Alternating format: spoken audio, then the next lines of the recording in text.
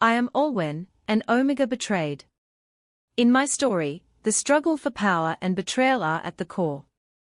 My former mate Aaron, the future Alpha, has betrayed me, having an affair with my friend Kylie. This is not just a personal betrayal, but a challenge to the entire Silver Arrow pack. Alpha Bradley even threatened me, saying that if I didn't accept the situation, I would be expelled from the pack. Welcome to the Alpha's Love channel. If you enjoy this story, don't forget to subscribe and give it a thumbs up. Prologue: This is my first time writing a story in this universe, so do bear with me. The story of how the packs in the Evergreen Wilds came to be is all too well known. When the first pack arrived in the wilds, they're alpha-wise, but old and exhausted from the trip passed after a few months. The leadership was meant to pass to his son. But the beater of the pack, convinced he was stronger and thus more suited to the role of alpha, swayed majority of the wolves to his side and was made leader instead. To secure his position, he wanted the former alpha's good-hearted but weak son executed. Fortunately, a small number of his pack were still loyal to the young wolf, and they escaped with their lives. As the years passed, the true alpha grew into a capable leader, supported and burgeoned by not only those who had remained by his side, but other wolves inspired to join him. After finding his Luna, he formally established his pack as the Silver Arrow Pack. Despite the unfortunate events that had occurred, the moon goddess appeared to be smiling upon both him and the wolves who followed him. And as for his former pack, while the false alpha was physically strong, he was otherwise a sniveling coward who used fear and manipulation to get his way. Under his command, what was once a great pack began to splinter, with many wolves choosing to desert him and begin their own lives in other parts of the wilds. Eventually, the false alpha, infuriated that the Silver Arrow pack was flourishing, challenged their leader to a one-on-one fight. In the end, the false alpha was slain, and what remained of his pack was scattered. This led to the creation of all the other packs across the vast Evergreen Wilds: the Moon River Pack, the Snowfang Pack, the Fireclaw Pack, and the Willow Creek Pack. But after all these years, the Silver Arrow Pack remains the strongest of them all. To this day, this tale remains a lesson that loyalty to the right wolf is what truly brings strength, as well as the moon goddess's blessing. Chapter 1: Liar. Olwen used a towel to wipe her sweat as Beta Caden approached her. Nice job today, Olwen. You're getting better. Just need to pay attention to your surroundings a little more, and dodge the attacks in time. He complimented her with an encouraging smile. Despite her exhaustion, Olwen managed to grin back. Thanks. You're a good trainer. Well, you've trained hard enough for today. Go and rest up. Tomorrow is the Olive Branch Festival, and as future Luna, you'll be overseeing preparations along with my daughter. Beta Caden waved her off before wiping his own sweat and heading off in another direction. Olwen left the training center, still catching her breath a little but fulfilled and bubbling from the praise. She brushed a hand through her pale brown curls as she admired the wind blowing through the trees around her on her way back to her home. Olwen Adams had been born an Omega, beautiful with her brown hair and gray eyes, but also considered weak and fragile. Her parents, who had cherished her the most regardless, had died when she was 14, when all the packs in the Evergreen Wilds were being plagued by rogues. Sometimes, Olwen still missed them, wishing she could hear their voices around their family home. But they had been well honored by her pack mates. Alpha Bradley had comforted her at their funeral, saying that they had died protecting both their precious daughter and the Silver Arrow pack, which was a great honor. Putting oneself on the line for their own pack was the ultimate show of loyalty and strength. Wherever they were now, Olwen hoped she was making them proud, especially since a few years ago she had found her fated mate. As she approached her home, she saw the man himself sitting on their front porch awaiting her arrival, and she smiled fondly. Her wolf Opal purred in her mind. Our mate came to see us. Alpha Bradley's son and future alpha of the Silver Arrow pack, Aaron Young. Hello, Olwen. The man greeted her with a warm smile. He got up and pulled her close as she walked near, tenderly pressing his lips to hers. Olwen sighed, her eyes fluttering shut as she kissed back, inhaling her mate's scent. "Aaron, what are you doing here? You told me you were busy with some administrative duties tonight." "I am," Aaron admitted with an embarrassed smile. "But I found an opening to come here and give you this." He extended a small box to her, opening it to show a beautiful necklace, with an arrow shooting through a heart as the charm. Olwen gazed at the necklace with wide eyes. "Oh my Aaron, you didn't have to." "Please." Aaron scoffed, taking the necklace from the box and gently placing it around her neck. "It's the least I could do for my mate and future Luna of the Silver Arrow Pack." Olwen couldn't help the fond expression she was wearing as she gazed down at the beautiful piece of jewelry that sat on her neck, a reminder and promise of what was to come. "My father and Beta Caden have told me that you're taking to your duties as Luna quite well, and your fighting skills have improved too," Aaron said, clasping her hand encouragingly. "I'm impressed." "Thank you, Aaron, for both the praise and the necklace," Olwen replied with a chuckle. "Don't mention it. Listen, I have to go now, but I'll see you tomorrow at the Olive Branch Festival, yeah?" "Of course." Aaron reached over and placed his arms around Olwen in an embrace, before whispering lowly into her ear. "I can't wait to formally mark and claim you as my Luna." Olwen shivered a little and had to stop herself. Yes, as fated mates she and Aaron had been intimate before, but had chosen to put off the marking until they were officially mated and Olwen became Luna. Heck, even now though they lived in the same home, they slept in separate bedrooms.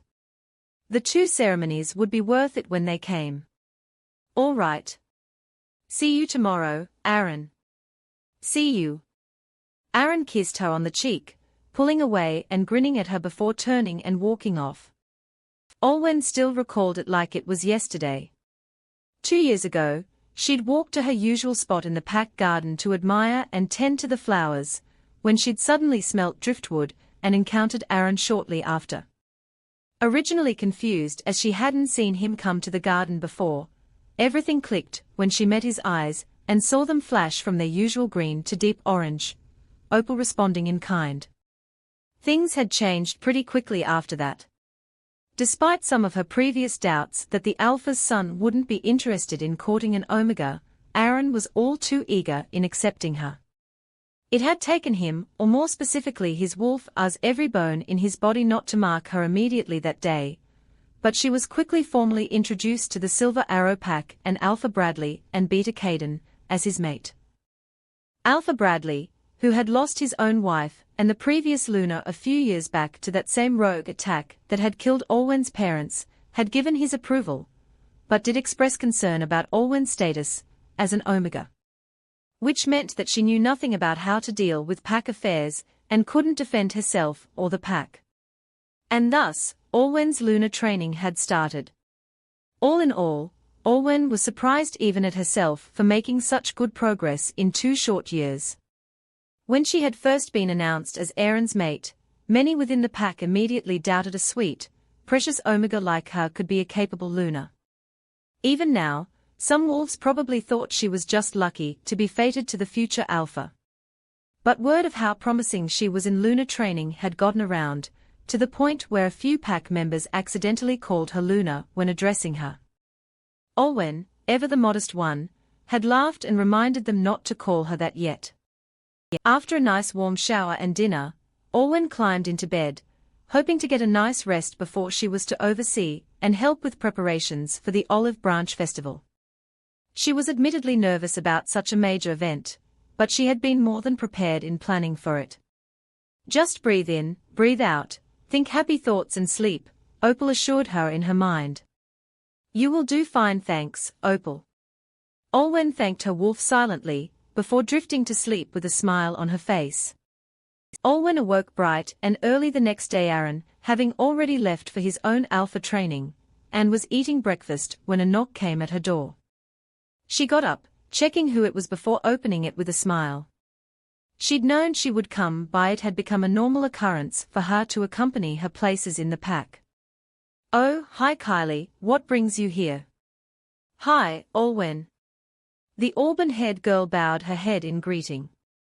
I just wanted to wish you happy Olive Branch Festival, and also to thank you for all you've done to make me feel at home in the Silver Arrow Pack again.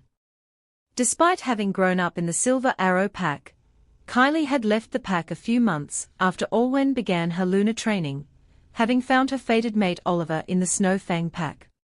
He seemed like such a nice man he'd even come to the Silver Arrow Pack himself to pick Kylie up. But earlier this year, Kylie had reappeared in tears, collapsing into a heap in front of Olwen with a tear-streaked face. Oliver he rejected me. Though she refused to speak of the circumstances surrounding this, it had come out of the blue for her, and so suddenly Kylie was quickly welcomed back into the pack. As future Luna, Olwen had taken it upon herself to look out for Kylie whenever necessary. She had been so shattered when she'd arrived back at the Silver Arrow Pack, and if Oliver had really hurt her like that, she needed support to heal.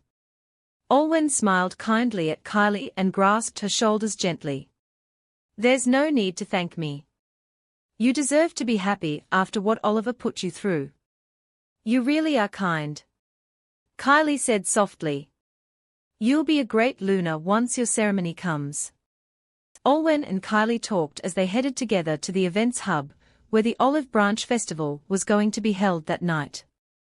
It was meant to commemorate the day the packs of the Evergreen Wilds had made peace all those years ago, and Olwen had been given the task of planning the decorations, music and food.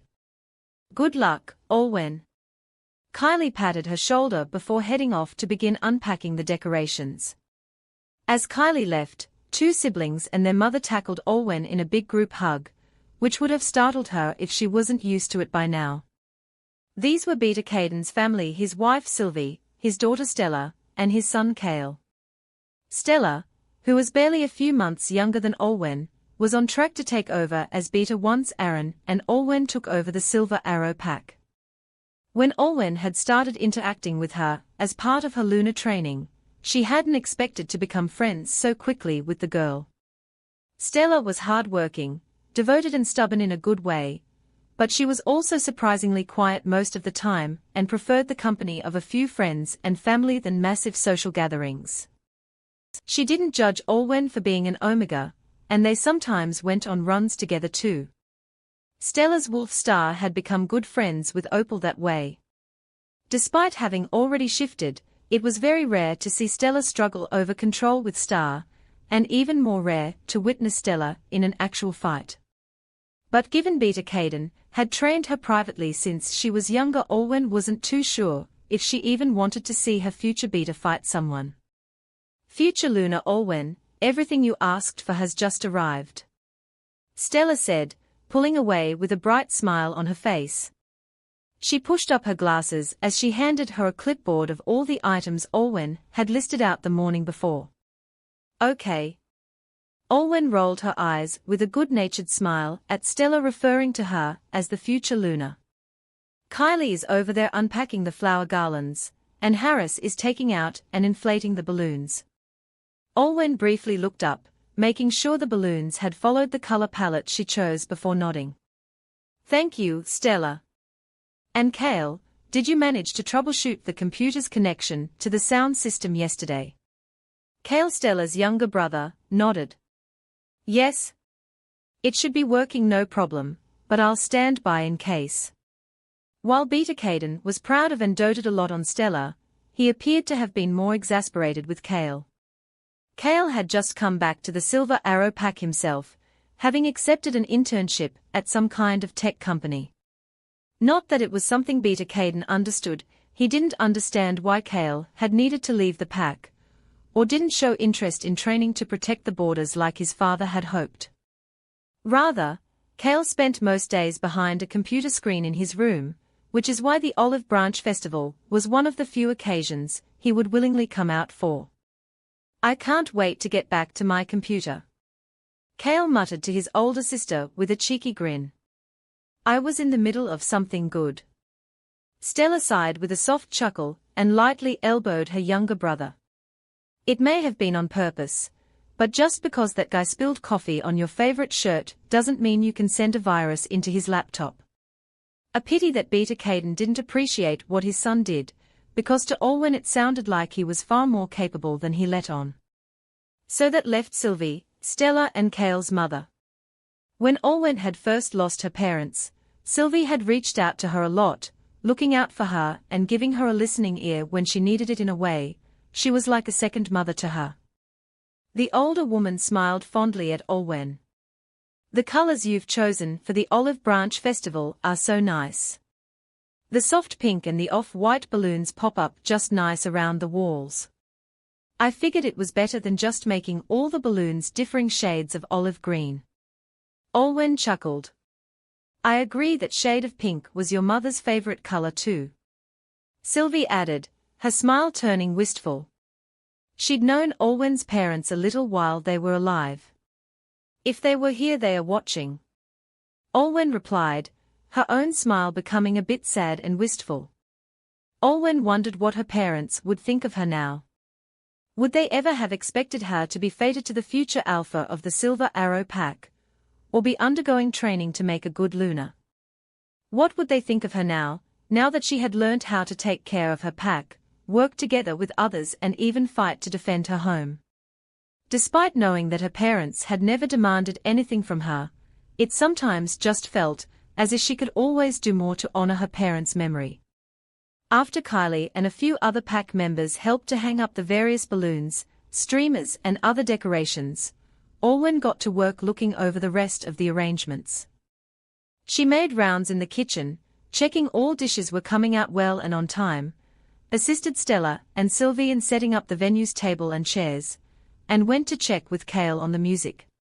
She'd been planning this festival for 2 months, and though most of the behind-the-scenes discussions were over, the fruit of her labor was just about to be realized as the first event she had planned thus far as part of her lunar training that was of this much importance. And so close to her mating and lunar ceremonies as well. Alpha Bradley was going to step down in some months' time, and leadership of the pack would formally be passed to Aaron and her. Calm down, her wolf's voice came to her mind, just as Stella and Sylvie approached her. Future Luna Olwen, most of the preparations are complete. Stella reported to her with a grin. The hall looks pretty damn good. Olwen took a moment and surveyed the scene around them with a smile. The decorations were all ready, the speakers were functioning with a playlist in place, and the kitchens were alive with activity as the food for tonight was being prepared, the delicious smells of chicken, spices and vegetables wafting from the doors. Stella's eyes flashed for a moment before she chuckled. Sorry, you know how much Star and I love the smell of rosemary chicken. I blame my mom for turning me into a foodie. Sylvie playfully nudged her daughter with another laugh, and Olwen joined in as well. Chicken. Opal chimed in agreement in her head. Opal, please. Olwen reminded her wolf jokingly. Stella cleared her throat. Anyways. Most of the preparations are done, pretty early thanks to your leadership if I do say so myself. Why don't you go spend some time with your mate? I know Aaron finished his training a short while ago. You can rest until the Olive Branch Festival formally starts in 2 hours' time. Olwen looked at them both in surprise. Really? You sure? Sylvie nodded kindly. Of course. We'll inform you if anything comes up. Go and spend some time with Aaron. I know how busy you've been these past weeks on the festival. Once Olwen was convinced, she hugged them both. Thank you, I'll be back half an hour before the festival. Stella nodded. Of course, we'll see you. Olwen waved to them both before leaving. As she walked down the familiar path approaching her and Aaron's shared home, Olwen was abuzz with happiness and excitement. She couldn't wait to just be with him like this after so long. Admittedly, since it was announced she would take care of this year's Olive Branch Festival, she'd been so preoccupied with trying to make things perfect and impress her packmates that outside of work she and Aaron hadn't had much alone time. She hoped this was a good surprise. The closer she got the house, however, did Opal start to growl. Wait, something's not right. Olwen frowned. What do you mean? There's another scent.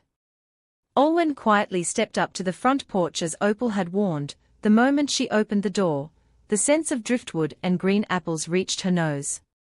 Kylie must have come to see Aaron after helping out with preparations. Aaron and her were good friends before she left for the Snowfang pack, and he was just as devastated as I was when her mate rejected her. Maybe he's just comforting her, right? Opal did not calm down. Olwen, you might not want to see this. Olwen immediately knew what both her and her wolf were thinking, and she resolutely shook her head. Opal reluctantly fell silent as Olwen slowly ascended the stairs towards Aaron's bedroom. Already, before reaching the door, the sounds of the bed creaking, accompanied by moans and grunts, were reaching her ears, her heart thudding faster. Each step across the floor only amplified her nerves, and as she opened the door, her heart finally shattered into pieces. Chapter 2: Ultimatum. With the sound of the door opening, Aaron immediately scrambled off of Kylie, both using different areas of the blanket in an attempt to cover their without clothes bodies. Olwen dash. Aaron said in alarm, his eyes darting from Kylie to his mate standing in the doorway. You weren't supposed to be back this early. For a moment, Olwen said nothing, gradually taking in the sight before her. Her mate in bed with a woman whom she had come to see as a friend. Kylie was covering herself as well, looking just as embarrassed as Aaron, but more relieved, if that made any sense. She stayed silent and avoided Olwen's gaze, however, as Aaron quickly scrambled for his boxers and tried to speak. Oh, Olwen, please, I can explain. Olwen didn't need to say anything as Opal surged forward, her grey eyes turning bright blue. Don't come near us. Opal growled, sounding just as hurt as Olwen was, before she took over Olwen's body and ran them both from the scene. When Olwen had been training as Luna, she'd been taught to look out for several landmarks that indicated they were close to the pack borders. One such mark was a large oak tree that had been present far before Olwen was born. An old-timer, who had seen more than they ever had, Aaron had once joked to her as they went on a walk together. Today, Olwen huddled herself beneath that large oak tree alone, sobbing quietly and her face streaked with tears. Perhaps knowing that Olwen was in no mood to see anyone now, Opal had led her down a path where she would not encounter any of her packmates, and she had been here for quite some time. How could Aaron have done this? Her mind flashed back through all the times they had spent together since finding out they were mates. He'd seemed so loving, so caring, and such a perfect mate, or perhaps that had been ours. She'd thought Aaron loved her, but it was also no secret that his wolf was hard for him to restrain when they were around her and Opal. Maybe that's why he didn't mark me, Olwen realized. So that I wouldn't know if he was with another she-wolf. And Kylie, Olwen hadn't known her that well before she returned to the Silver Arrow pack a few months back, but she had taken it upon herself to make her feel accepted and comfortable after her mate had rejected her. What had she done for Kylie to jump in bed with her fated behind her back? Olwen broke down into sobs again, not caring that the sun was already beginning to set overhead. Similarly, Opal had been howling in agony in her head. How could he? Why didn't Ars do anything? He should have stopped him, he should have controlled his stupid human. Olwen would have been comfortable sitting beneath the tree, just crying with her heart numb from anger and sadness, if not for a voice that came through the mind link. Olwen, please come to see me at my office. Someone would like to explain themselves to you. Olwen shakily inhaled as Opal snarled in her mind. We don't have to see that bastard. She was about to respond to her wolf when she finally noticed the sunset happening. The Olive Branch Festival was going to start in half an hour. She sighed. Regardless of what had just happened, the Olive Branch Festival was still today, and if she had to get through whatever was about to happen with her mate, she would have to endure it. Despite her wolf's protests, Olwen dried her tears and slowly made her way back into pack territory. As some of her pack mates greeted her on the way to Alpha Bradley's office, Olwen smiled and greeted them back, wishing them a happy olive branch festival before walking on. Once she reached the office door and knocked, Alpha Bradley's voice, calm and unreadable, came from behind. "Come in." Olwen entered the office, her heart stopping again, as she saw Aaron and Kylie already sitting in front of Alpha Bradley's desk. Not meeting their gazes, Olwen closed the door and sat in front of Alpha Bradley as well. Olwen Alpha Bradley inhaled. "My son would like to apologize for his actions." "Oh, does he?" Opal growled in her mind. Olwen ignored her and forced herself to meet Aaron's gaze as he turned to her. "I'm sorry, Olwen, I meant to tell you sooner, but I wasn't sure how." "You weren't sure how?" Opal hissed. "Is that meant to make us feel better?"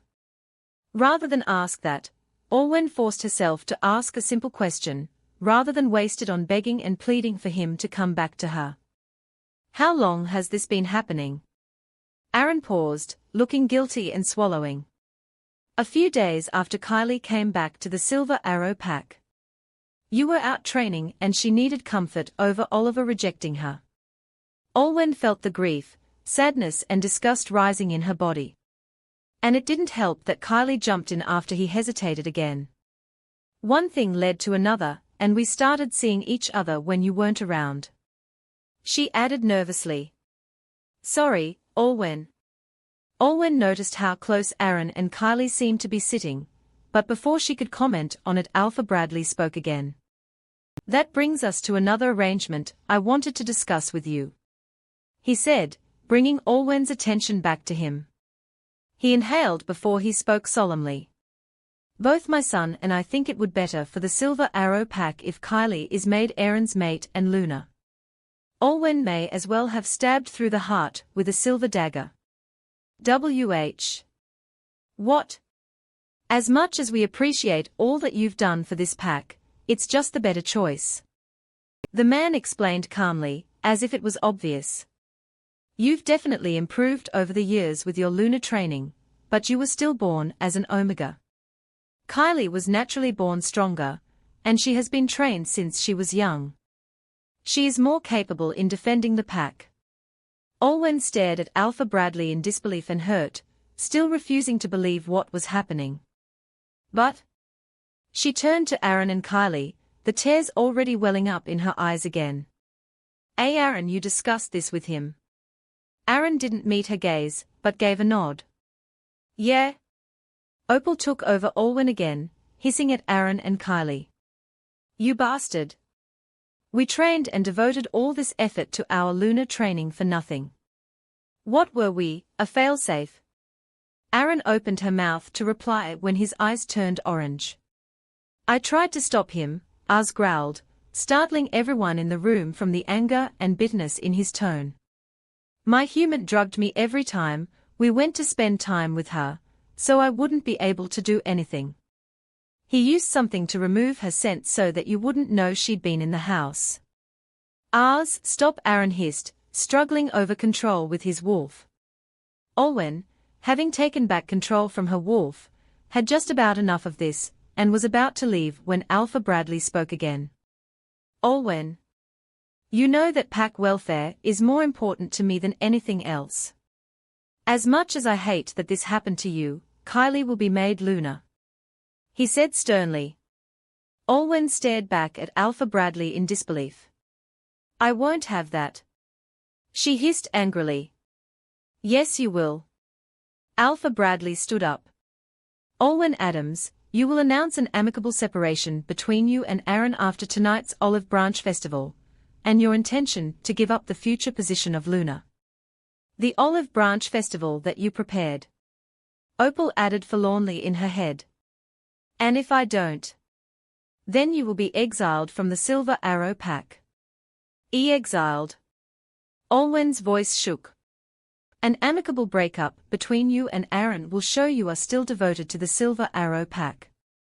Otherwise, what would your pack mates think if they know you won't approve of their future Luna?" Olwen stood up, her breath catching in her throat and her head pounding. She didn't need to look at the other two idiots in the room to know they wouldn't defend her. Go and enjoy yourself at the Olive Branch Festival, Olwen.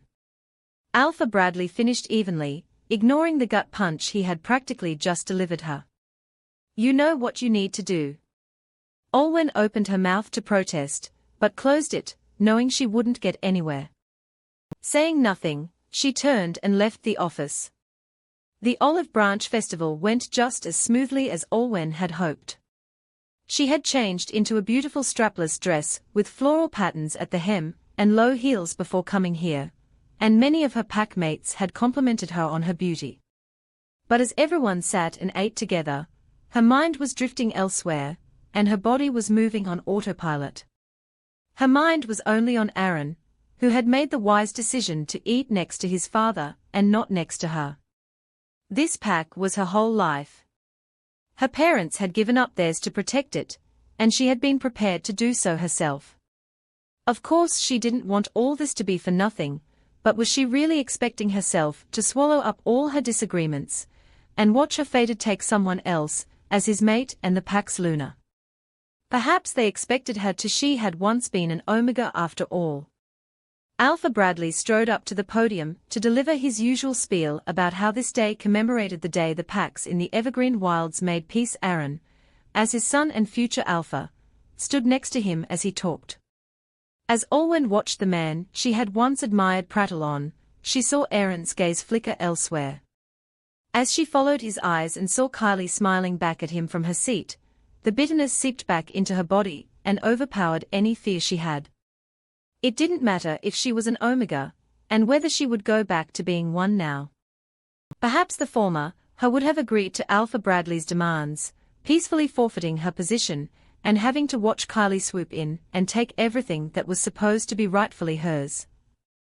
But she had the training to be a Luna, and regardless of the fact that Kylie would perhaps be a more capable Luna than she'd ever be in the eyes of the pack, she deserved a say in how things would end for her. Even Opal, who had once been soft-spoken and gentle as a wolf, had adopted a more abrasive side since training, not to mention she was still bitter about the betrayal. With that in mind, she stood up and marched up to where Alpha Bradley was still speaking, something to do with how the Silver Arrow pack was still flourishing after so many years. Aaron saw her getting up, his eyes widening in disbelief. He couldn't do much before Olwen spoke, Opal egging her on in her mind. I, Olwen Adams, hereby reject you, Aaron Young, as my mate. Gasps and rising voices of disbelief, shock and horror rose from the rest of the pack members as Aaron fell to his knees from the pain. Even Beta Caden, Sylvie, Stella and Kale were looking on, absolutely caught off guard. Olwen. What do you think you're doing? Alpha Bradley roared. Olwen briefly flinched at the Alpha's tone, her original instincts wanting her to kneel or bare her neck as some form of submission, but she pressed on. Despite the pain in her own chest making her struggle to keep standing, she glared hard at Aaron. Except. Aaron looked up at her with pain in his eyes as Kylie rushed over to his side and rubbed his back. I, Aaron Young, accept your rejection, Olwen Adams. He managed to get out. The pain slowly easing, Olwen turned away from the pair and back to Alpha Bradley, who was now approaching her with rage in his eyes. You little dash. He raised a hand as if to slap her, only for Olwen to see it coming and catch his hand, wrenching it away from her face. Her own hand was shaking, still in denial that she was doing this. I'm not finished, she said firmly, her voice echoing through the hall despite the noises of confusion from the rest of the pack. I, Olwen Adams, also reject the Silver Arrow pack as my home. Immediately, the noises rose in shock and protest as Olwen's mind link with them snapped. You can't just do that, Alpha Bradley exclaimed. I can, Olwen replied, stepping away with tears of hurt and disappointment in her eyes. That's what you told me, right? Except that my relationship with your son is well and truly over, or become a rogue. There were more gasps of disbelief around her and muttering. Well, I've made my choice. And I'm better off a rogue. Alpha Bradley glowered at her, almost sneering at the idea of Olwen surviving alone in the wilds. "You wouldn't dare." Olwen stepped away. "Watch me," she replied, turning and leaving the hall. Olwen finally took a breath and allowed the tears to roll down her cheeks when she was outside the event hall, before walking back to the shared house she and Aaron had once lived in. She didn't grab any of her clothes, only going for the few belongings before ditching her key and that damned arrow necklace, that she had almost forgotten, was still around her neck on the table and heading out. For a moment, she hesitated as she neared the large oak tree she was about to go over the pack border. "Olwen!" A familiar shout came from behind her, and it was to her surprise that Stella was running to catch up to her. "Stella!" Stella came to a halt in front of Olwen, her eyes wide. "You're really leaving? You don't have to do this if Alpha Bradley really gave you that ultimatum. That's unreasonable of him. I could get my dad to talk to him, maybe." "No. I've made my choice," Olwen said gently with a sad smile. Stella exhaled, running a hand through her dark hair. Her dark brown eyes flickered to the ground. "The pack is kind of in a mess back in the hall. Is what you said true? Are you and Aaron really over?" Olwen nodded. "Yes, I won't be his mate, or his Luna. Kylie will be." Incredulity flickered in Stella's gaze. Kylie. But she's barely been back in the Silver Arrow pack." "Perhaps, but you'll learn to be around her. Just like you did me," Olwen replied, gently placing a hand on her friend's shoulder. Stella stayed silent for a moment. "You're really leaving her?" "Well, I rejected the pack, so yes." Stella pulled her friend into a hug. She'd hugged her twice in the day, but this one was longer. She knew she wouldn't be seeing her, not for a long while. "No matter what happens, if you ever need help, my family and I will be here for you, Olwen. I promise." Olwen closed her eyes and hugged back, wiping another small tear from her cheek. "Goodbye, Stella." "Goodbye for now, Olwen." Stella pulled away and nodded, pressing her lips together before she spoke again. "For what it's worth, you would have been a great Luna." Olwen could only smile back at that. And with one final wave at her closest friend, she turned and crossed the pack border, disappearing into the forests. Chapter 3 Lavender. A year ago. The blonde-haired man watched the scene around him, swirling the wine in his glass and trying not to look bored or frustrated.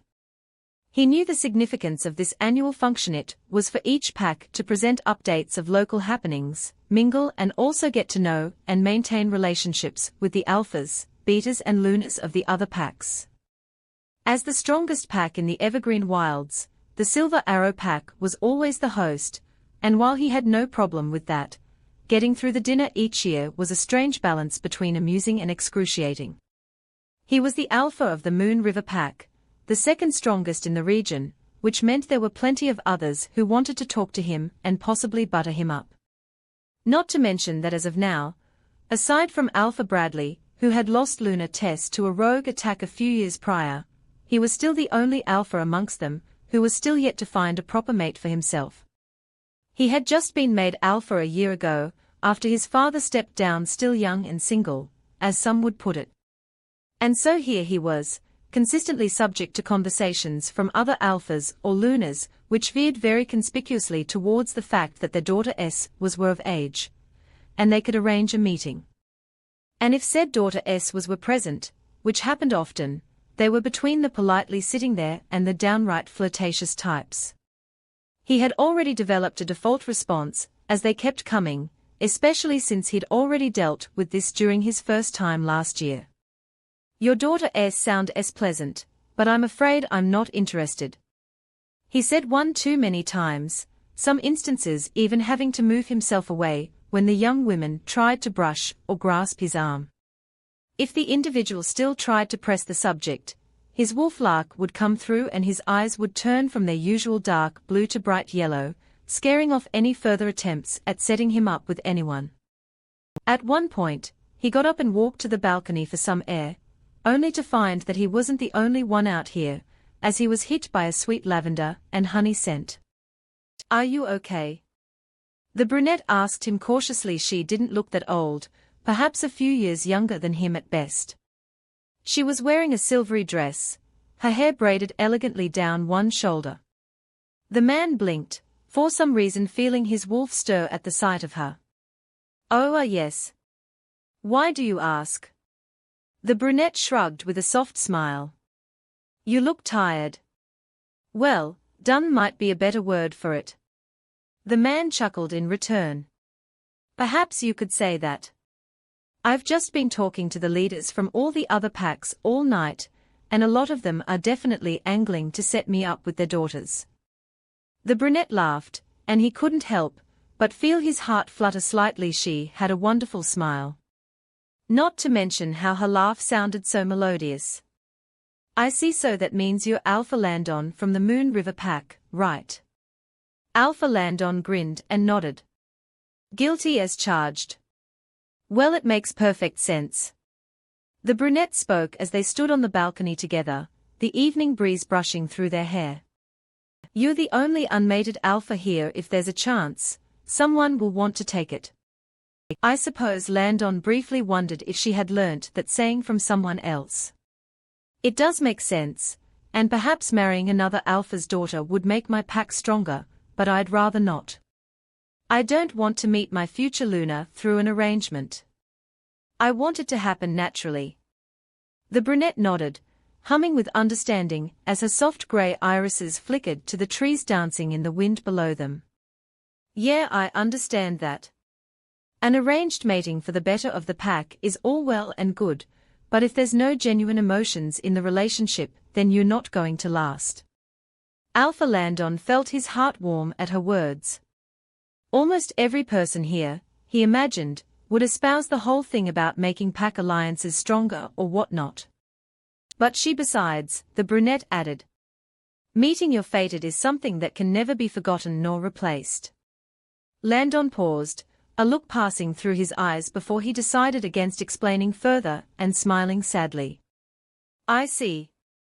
The two held each other still gazes before he spoke again. "So you know who I am. Who might you be? I've never seen you at one of these functions before." "Oh, me? Well, I'm Olwen, there you are." Another man hurried over to Olwen with relief and affection in his eyes. "I've been looking everywhere for you." Olwen smiled and dipped her head in embarrassment. "Sorry, Aaron, I just stepped out for some air." Aaron? Alpha Bradley's son. He'd talked to Alpha Bradley earlier, and while the man seemed cordial enough, Alpha Landon had the feeling he was being looked down upon by the leader of the Silver Arrow Pack. He did mention that his son had found his mate. Aaron looked around Olwen and smiled, nodding respectfully at him. "Alpha Landon. It's nice to meet you, and I see you've met my mate." Ignoring the slight dismay that rose up in his gut, Landon smiled back and raised his glass. He hadn't realized he was talking to the Silver Arrow Pack's future Luna, particularly since she had been missing a mark from her neck. He'd assumed she was another alpha's daughter or something. "You're a lucky man, Aaron." To Olwen, his tone grew warmer. "Enjoy the rest of your night, Miss Olwen." "Thank you." Olwen dipped her head before she and Aaron walked away together back into the dining room. Alpha Landon's eyes flickered to Aaron's hand around Olwen's waist and couldn't help the bitter smile that came to his face. Meeting your fated is something that can never be forgotten nor replaced. He hadn't wanted to pour out his life woes to a stranger, regardless of how attractive he found her, but the truth was, he had met his fated. A few years ago, he'd taken Lark out on a run when he'd found her. He'd never taken in such a heavenly scent before, and it belonged to Rianne. They'd taken to each other immediately, and a few days later, Landon had officially introduced her to his parents. She began her lunar training a week afterward, and all seemed well. Until 2 months later, when he'd awoken with a sudden pain in his chest, Lark howling in agony. He'd had no choice but to accept her rejection, and once he'd calmed down, he'd gotten up to search for her, only to find she had completely disappeared from the Moon River pack somehow, her scent ending at a tree beyond the pack borders. She left behind only one note, apologizing to Landon, but saying that she was not ready and didn't want to accept the responsibilities and the pressure that came with becoming the Luna. And that was the last time he'd ever heard from her. He tried his hardest to track her, find her somehow, finding his way through the rest of the pack territories in the evergreen wilds before he was eventually convinced by his parents to return home and properly complete his alpha training. To say he was crushed was an understatement. Once a rejection was made, it was all over. The concept of second chance mates was only a fairy tale, something that people would dream of to make rejecting someone or accepting a rejection easier.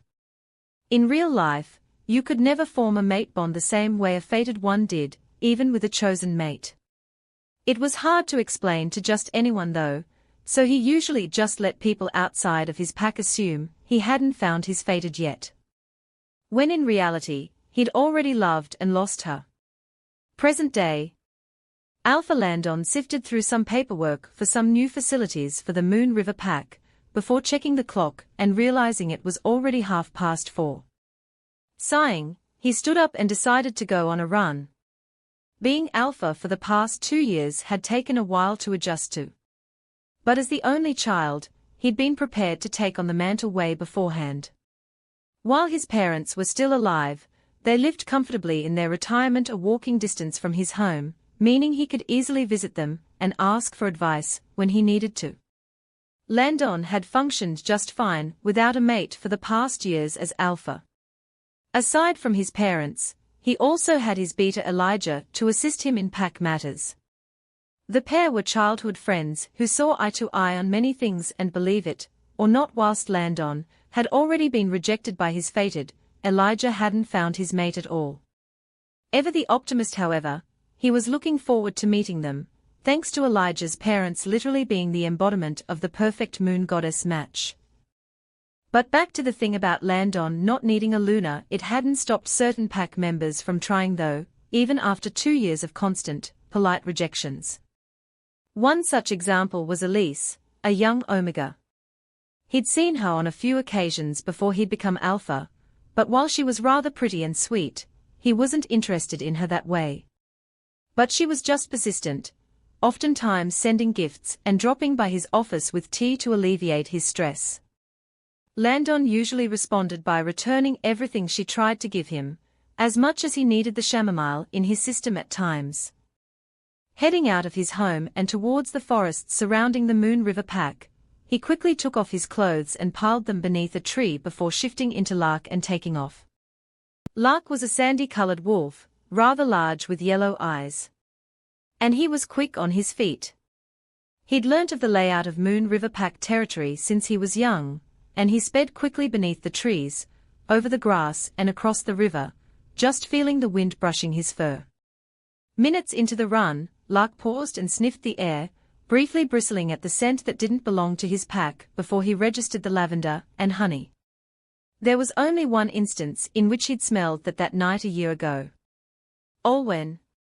Landon didn't know why he still remembered meeting her, considering he hadn't met her again after that function. This was especially after knowing she was mated to soon-to-be Alpha Aaron, and feeling embarrassed for himself. He'd have assumed she would have been preparing for her lunar ceremony right about now. Lark dropped into a low crouch, creeping across the grass as the scent got stronger and stronger. And then at last he saw her. The she-wolf was sitting beneath a tree beyond pack territory, using its leaves for shelter. Landon had never learned the name of Olwen's wolf, but even with the dirt covering her silvery grey fur, she was beautiful. But she seemed downcast. The wolf was lying on her paws, her blue eyes dull as she stared at the ground. Landon wondered why she wasn't back at the Silver Arrow pack, which was halfway across the evergreen wilds. From the glum expression on her wolf's face, however, he doubted it was anything good. Staying put where he was, Lark tilted his head to one side as he watched her, just inhaling her scent. Admittedly, perhaps because of the absence of a mate bond, her scent didn't make his head spin and drag his wolf towards her the way Rianne's had, but it was still pleasant and calming, a close second to the smell of chamomile he usually enjoyed from his tea after a long day. For a brief moment, he contemplated approaching her, but then he saw the wolf rise and sniff the air suspiciously, immediately becoming on guard and growling. He paused. Maybe he was mistaken, and had Olwen confused with a rogue. And if it was, it looked like she didn't exactly want any company at the moment. "Beta Elijah, please come to my office immediately." "Understood, Alpha." Alpha Landon stood up with a smile, as his beta came into his office a few minutes later. "Alpha Landon, you asked for me." The man nodded and gestured for Elijah to sit down. "Yes, I recall you saying that there were reports of rogue sightings nearby." "Yes." "What about it?" "I was on a run," Alpha Landon said, as Elijah settled in the seat opposite his desk. "And I saw a wolf just beyond the river. But I don't think she's just a regular rogue. I recognize her scent. It could be Miss Olwen." Elijah frowned as the gears in his head turned. "Miss Olo? You mean Miss Adams? The she-wolf you talked about meeting at the last Evergreen function?" he asked curiously. "But wasn't she mated to Alpha Bradley's son?" "I thought she was," Landon replied with a shrug, sipping his chamomile tea. Elijah sighed and massaged his nose bridge. "Look, Alpha. No offense, but are you sure you weren't imagining her scent? She was the first she-wolf that remotely caught your attention since Rianne, after all." "She was, but I stopped thinking about her once I realized she was mated," Landon pointed out, rubbing the back of his neck with some amount of awkwardness. "I'm surprised at myself for remembering her scent until now." "Mated with no mark?" Luck rumbled from Landon's head. Something felt off there. Usually there's a mark of some kind at that point, especially if you're bringing your mate to a prestigious function like that. "Look, whatever it is, we can't be sure if it really is Miss Olwen. I don't know how she got here if it is her, but could you monitor her for a while? As long as she's near the pack borders. I don't think she means any trouble, but if you can find out why she's here." Elijah was still casting his Alpha a funny look but nodded anyway. "All right, I'll see what I can do, Alpha Landon." He made to leave but paused. "Oh yeah. Elise found out I was on my way here, and wanted me to pass this to you." He awkwardly produced another packet of chocolates. Landon buried his face in his hands. She didn't want to take no for an answer. "Should I eat them instead?" "Sure." Landon droned. "You can eat them." Chapter 4 Exile. It had been 3 months since Olwen had left the Silver Arrow pack. During those months, she'd mostly allowed Opal to take over. It was hard to find meat aside from the odd bird or two in this time, and her diet was predominantly berries and other non-poisonous fruit. Both Olwen and Opal could survive on plants just fine, but the familiar taste and sustenance of meat was something they missed. Olwen had been perfectly careful in avoiding trespassing on other packs' territories after the rogue attacks years ago. All groups in the Evergreen Wilds were definitely still on guard against any future incidents. And even when she didn't step near the pack borders, she could sense that she was being monitored by whoever was patrolling the area, and usually left before more trouble could arise. And there was also the few encounters she'd had with other, more hostile rogues. Fortunately for her, the training she'd had under Beta Caden had kicked in, and she was able to emerge from these fights victorious, but not exactly unscathed. She'd had to find safe areas to rest, sometimes shifting back into her human form, and using what know-how she had to find herbs to treat her wounds. In a way, it was a harsh wake-up call. Even when she'd been taught about these things, she had never envisioned the experience would feel this difficult. With all the bravado and adrenaline from her final day at the pack having all but drained from her system after a few weeks, a part of Olwen wondered if she had indeed made the right decision. She would have lost her lunar position to Kylie one way or another, and at least if she was still in the pack, she would still be healthy and taken care of as an omega. She shook her head with a sigh, shifting back into Opal, clutching her small pouch in her teeth and setting off to find a nice place to spend the night, lightly wincing from the sting of the injury in one of her back legs and a gash on her flank. They would heal in time, but at a slower rate. After all, she was an omega by nature, and not in the best shape either. "We must be near Moon River Pack territory," Opal rumbled, as the wolf trotted over to a rushing river. They were in a beautiful clearing, the forest around smelling fresh after the rain that had fallen a few hours ago. The silvery grey she-wolf shook what rainwater she could from her fur before surveying the place. From what Olwen recalled, the Moon River Pack was all the way across to the other side of the evergreen wilds, and while she hadn't been exactly rushing to get here, or even thought of coming this far, it made her fully realize just how far she had ventured from the place she had once called home. There should be a dirt path that leads over the river. We just need to keep walking and find it. Upon finding that path, Opal crossed it without difficulty, inhaling the fresh forest air around her. She then decided to sit down beneath a tree to rest, at least to prevent her injuries from flaring up more than they already had. Despite not being the one in control now, Olwen's mind was still very much active, and her and Opal's feelings were similar.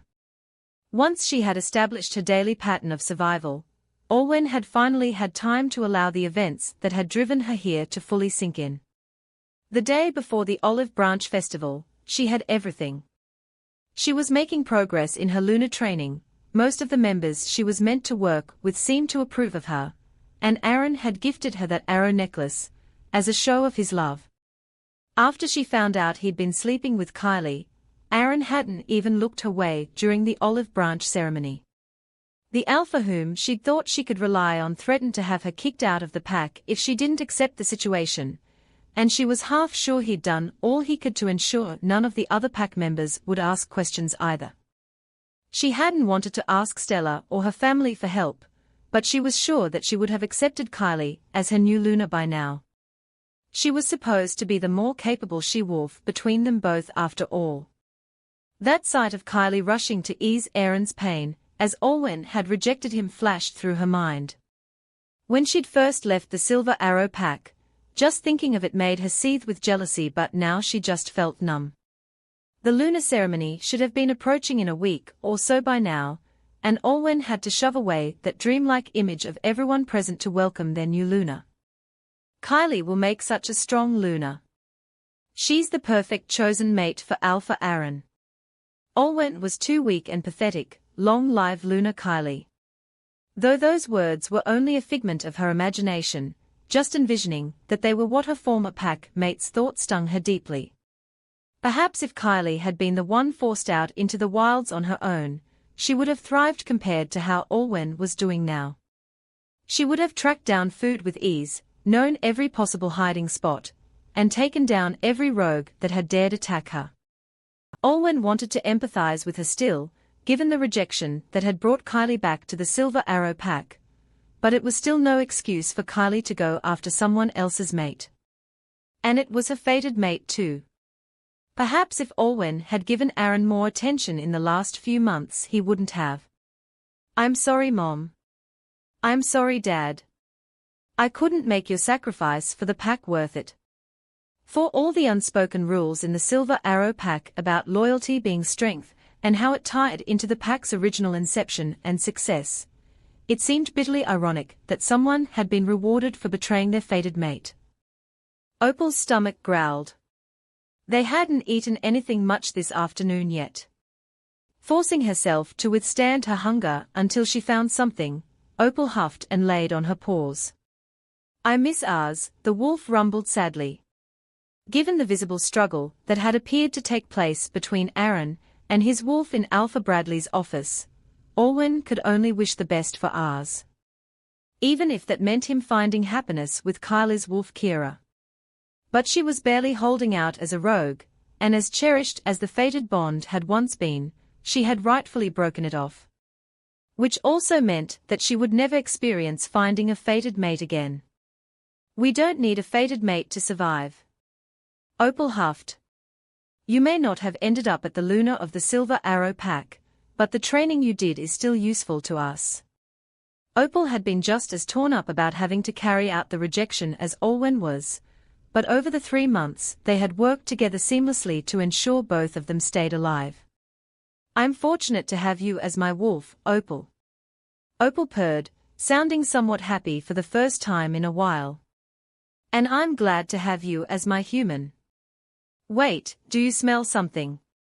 Opal raised her head, sniffing the air. There was a distinct scent.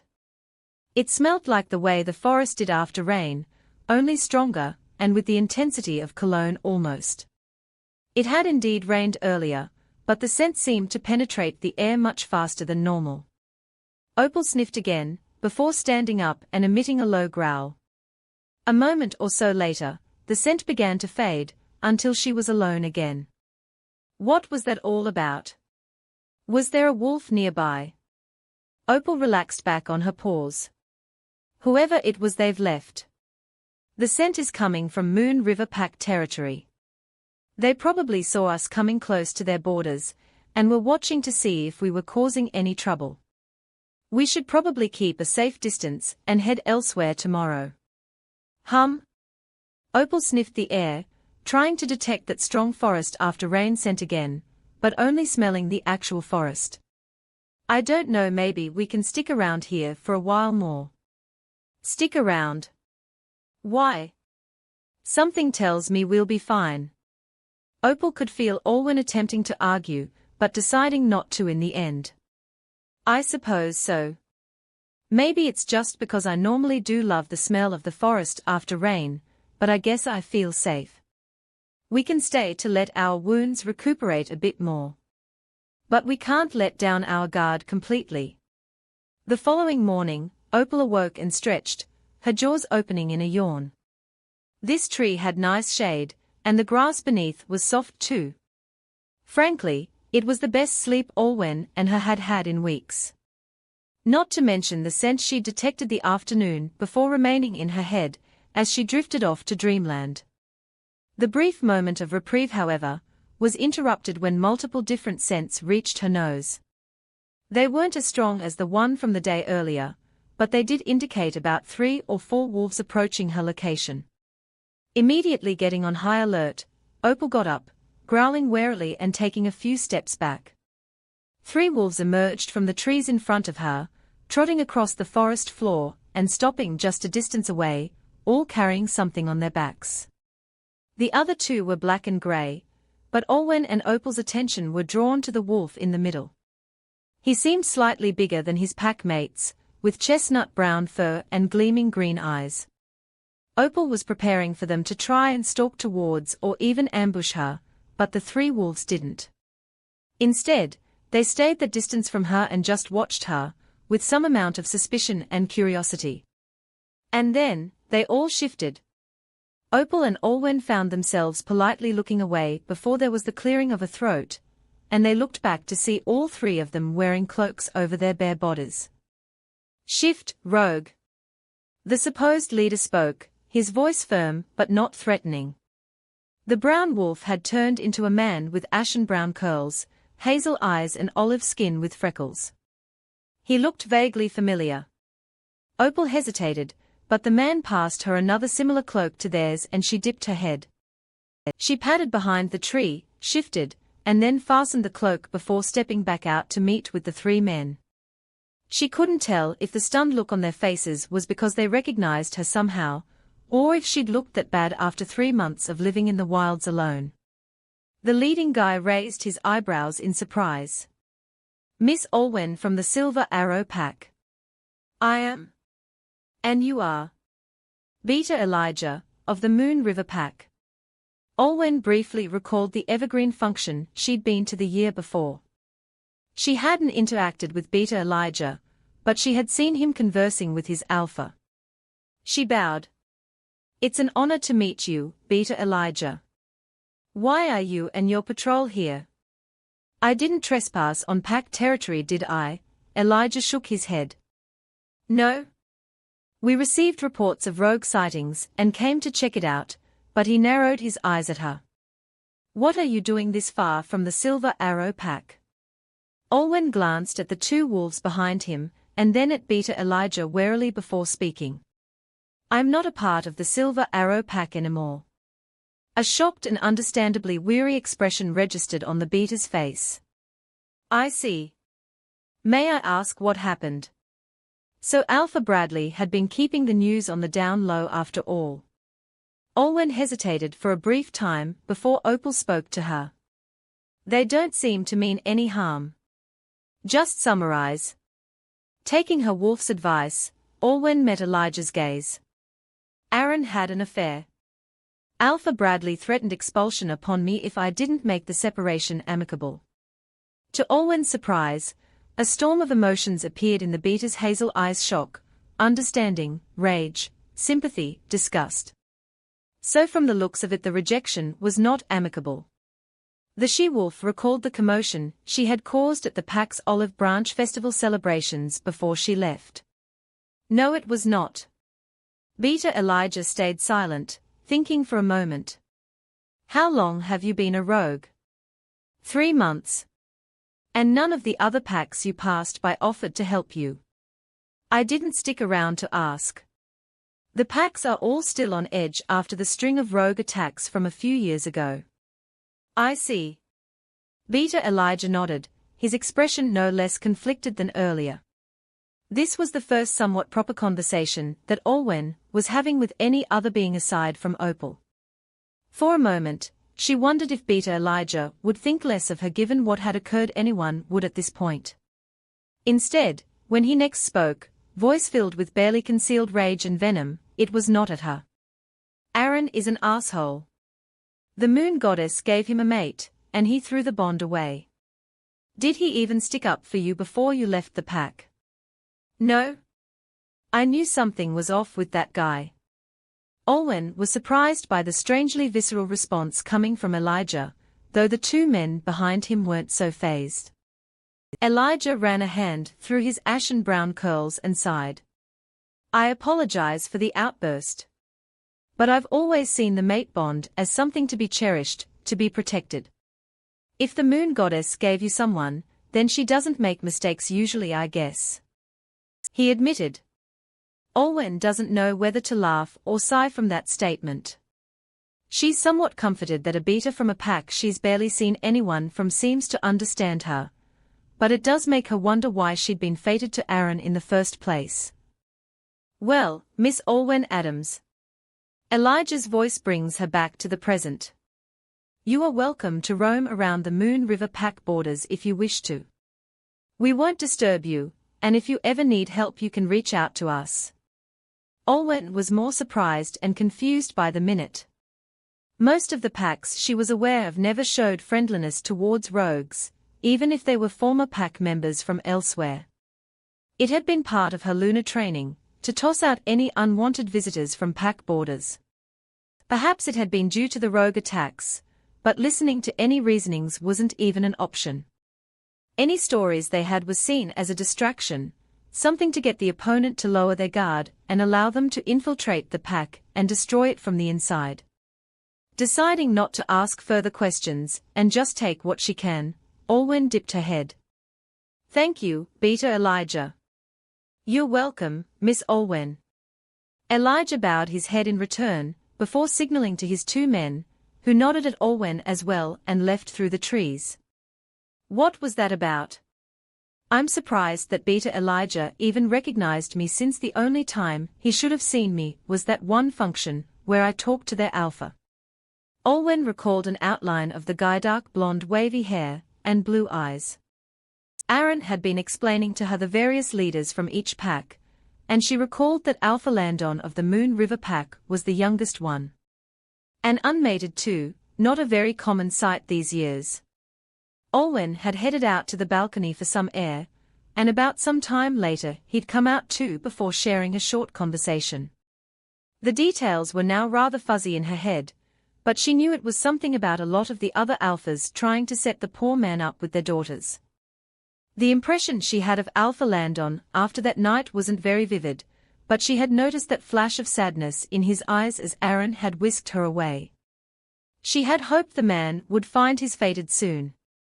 She briefly wondered if Landon would recognize her from that night, but it would be too much to request to stay in the Moon River pack. Beta Elijah had already given her permission to remain around pack borders, which just meant they wouldn't chase her away or have her interrogated for any motives, at least for now. Thank you for tuning in. If you enjoyed this episode of the story, please give it a like, and don't forget to subscribe to get notifications for updates.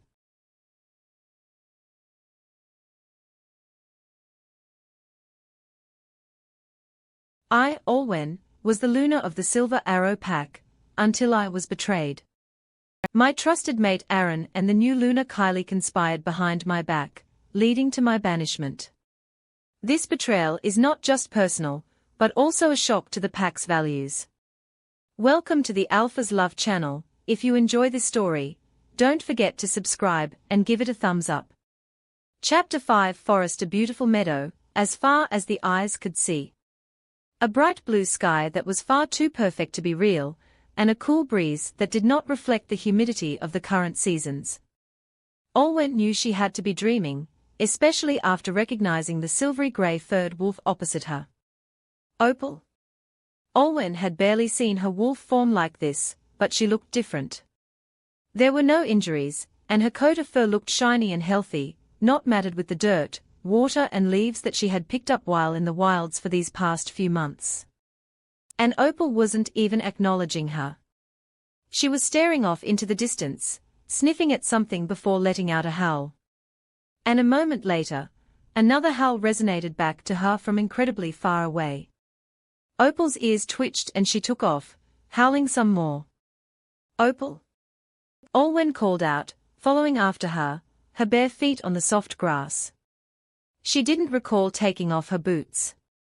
The wolf didn't seem to hear her, her speed picking up as she bounded towards the source of the howling from further away. Opal? Olwen had no choice but to begin to run, her wolf zipping through the grass ahead of her. At the other side of the meadow, the responding howl became louder and louder, and soon Olwen spotted the sandy shape that was running up to meet Opal. It was another wolf with sandy brown fur and yellow eyes, a complete polar opposite to Aaron's wolf Ars. The sandy wolf ran towards Opal, and the pair slowed and began to pad towards each other with apprehension on both sides, as if each was waiting and observing the other's action. And then the scent hit Olwen forest after rain. Her eyes snapped open, and she was back beneath the shelter of a large rock near to the Moon River pack. As Opal, the she-wolf, got up and sniffed the air. That forest after rain scent was getting stronger again, and this time she knew it was something approaching. It had not rained the past few days. Opal got up on her legs, standing guard. And then he appeared, the exact same sand-colored wolf that Olwen had seen in her dream. His yellow eyes were focused on her intently as he came close. Though she wasn't in control of her form at the moment, Olwen could feel herself swallowing lightly. The wolf was a lot bigger than she'd anticipated as well, his form almost looming over Opal's the closer he got. His forest and rain aroma engulfed Opal and Olwen's senses. It didn't have the same effect as Aaron's scent had on Olwen the day they discovered they were fated mates, no head spinning and no immediate urge to launch herself into the stranger and kiss them senseless. But it was pleasant, comforting and somewhat refreshing, even though she'd already smelled it a few weeks ago. Wait, did that mean that he'd seen her here? The wolf tilted his head at Opal and lightly sniffed the air once, before drawing back. He then trotted calmly behind a large tree, and after the sound of bones cracking and shifting, stepped back out fully clothed and in human form. In Olwen's mind, it didn't take very long to recognize him. With Landon glancing at her expectantly before looking away to give her some space, Opal headed behind the rock, shifted back into Olwen, and got herself properly dressed before walking back out and bowing. Landon, I wasn't expecting to see you. She tried to dust herself off a little to look somewhat more presentable, feeling the Alpha's eyes on her. The simple t-shirt and jeans she'd changed into after leaving the Silver Arrow pack were definitely showing their wear after constant use. Miss Adams, it's been a while. He spoke. His voice exuded authority, and yet he didn't sound overly harsh or threatening. Now that he'd talked, Olwen was starting to recall their interaction a little better. I suppose your beta informed you that I was here, Olwen said, keeping a respectable distance from him. Landon blinked, chuckled perhaps in an attempt to put her at ease, and then shook his head. On the contrary, I sent him to speak with you. Olwen stared in surprise, but then again, she shouldn't have been. Really? I doubted any wolves from the other packs would remember me, since I've barely been to events outside of the Silver Arrow pack. In hindsight, I should have seen this as a sign that I wasn't going to be taken seriously as the Luna. She thought to herself. An expression passed through Landon's face before he nodded slowly. I suppose you could say you made quite the impression on me, even though we only talked for a brief moment. Flattered, Olwen dipped her head. Thank you. A period of awkward silence ensued before she broke it. I take it that Beta Elijah told you what happened to me, and how I ended up here as a rogue. He did. Landon took a single step towards her. In his human form, he was still a head taller than her, but the expression on his face was sympathetic. I am sorry for what transpired within the Silver Arrow pack. What Aaron and his father did to you was not right. I've come to terms with it, in my own way. Olwen assured him, managing a small shrug. I should have known that they would never accept an Omega as the Luna. Landon frowned at this. If she didn't know any better, he looked almost defensive. Being an Omega shouldn't define your lifelong abilities. Olwen smiled sadly. Tell that to the stronger and more capable she-wolf that Aaron and Alpha Bradley replaced me with. Kylie Paxton. The she-wolf who broke up with her mate in the Snowfang pack. Landon asked, tilting his head. I've heard word of the incident. Yes, I felt bad for her after she was rejected by her mate, so I looked out for her, and reached out to her like a sister, when I was still in the Silver Arrow pack. Olwen shook her head. I just never thought that she would hold on. The man interrupted, his eyebrows furrowing in confusion. Did you just say that Kylie was rejected by her mate? Yes. I met with the Alpha from the Snowfang pack a few weeks ago. He said that Kylie was the one who carried out the rejection. Olwen suddenly felt as if a cold bucket of water had been dumped on her. What? Alpha Maxwell is good friends with her former mate, Oliver.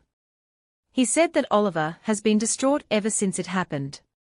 Apparently, he was awoken one night to find that Kylie had packed her things. She gave him no warning and no explanation, just rejected him and left. Upon hearing this, Olwen had to sit down on the nearby rock to absorb this information. If she had been told this 4 months ago, she would have defended Kylie without question, but now knowing what Kylie had done with Aaron behind her back. Olwen recalled how the woman had collapsed in front of her in tears when she'd first arrived back in the Silver Arrow pack, telling everyone how Oliver had rejected her. Did she lie to get everyone to sympathize with her, including me? Landon wisely chose to end the speculation right there. Perhaps we won't know for sure, but enough about Kylie for now. Beta Elijah told me you've been out in the Evergreen Wilds as a rogue for 3 months. I've had reports of more and more wild wolves showing up around these areas. Would you consider staying in the Moon River pack, at least for a while? It's not safe for you to be out here alone. Olwen's first instinct was to bristle. I can handle myself. I know you can, but Landon stopped short. He seemed hesitant and briefly wondered if it was the right time to say what he was doing to say next, and then he exhaled quietly. If something happened to you when I know I could do something, I don't think I could forgive myself. Olwen looked at him with a confused and stunned expression, which he returned with some amount of embarrassment. It is probably too soon to say this, and I'll explain myself a bit more later, but I wasn't just flattering you earlier, when I said I remembered you from the function last year. His blue eyes darted away from hers as he scratched the back of his neck. I didn't know you were Aaron's mate because you didn't bear his mark, so I thought you were maybe one of the Alpha's daughters. Before Aaron came over and interrupted our conversation, I was considering trying to court you. You were what? Olwen's throat ran dry as even within her, Opal stood up in surprise and some amount of interest. What? Yes, you were the first she-wolf I had come across in years to catch my eye. But you were someone else's mate, so I was prepared to just let it be. And I thought I did, up until I came across you near the pack borders a few weeks ago, and I immediately recognized your scent.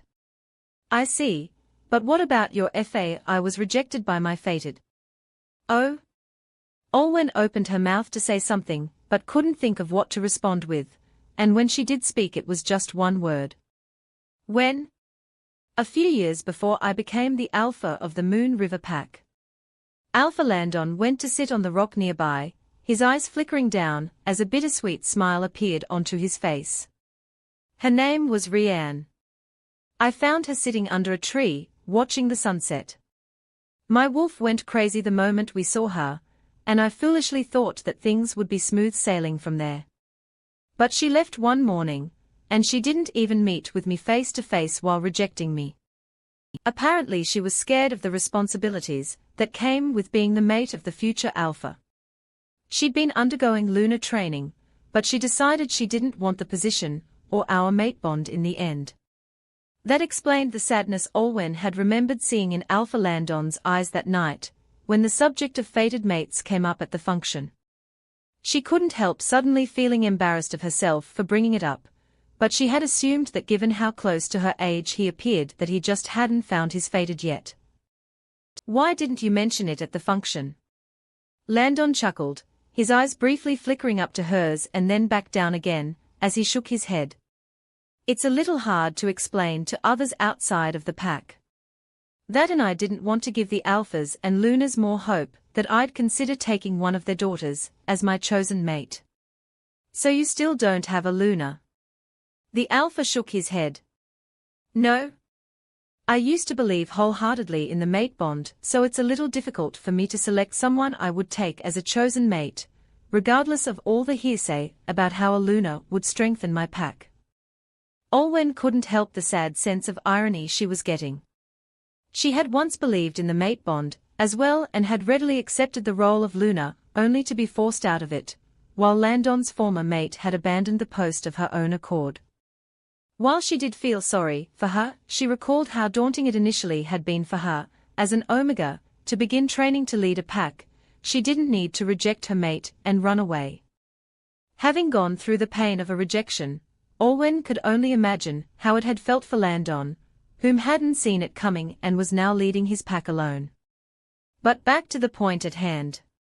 It's admirable that you've managed to survive 3 months out in the wilds as a rogue considering your circumstances. But it will only get more unsafe for you here on out.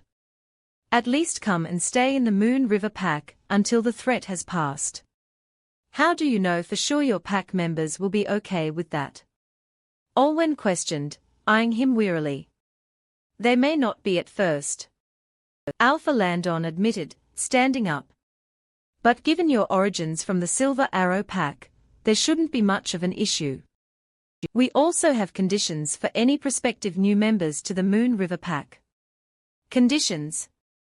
You will be monitored closely for a few weeks at maximum. If you have no reason to make other wolves suspicious or cause any trouble, we will hold a ceremony and make you formally a member of the Moon River Pack. It sounded reasonable, but Olwen hesitated. She'd given her all to the Silver Arrow Pack. She'd been born in the pack. Her parents had given their lives protecting the pack. And if not for what had happened, she would have willingly devoted the rest of her own life serving them as Lunar. In comparison, she'd never been to the Moon River Pack, only hearing that they were the second strongest pack in the Evergreen Wilds. Other than the fact that it was led by Landon, with Beta Elijah as his second in command, she only knew that the Moon River Pack had been named that way due to the river surrounding the pack territory, and that the pack prided itself on producing naturally adept swimmers.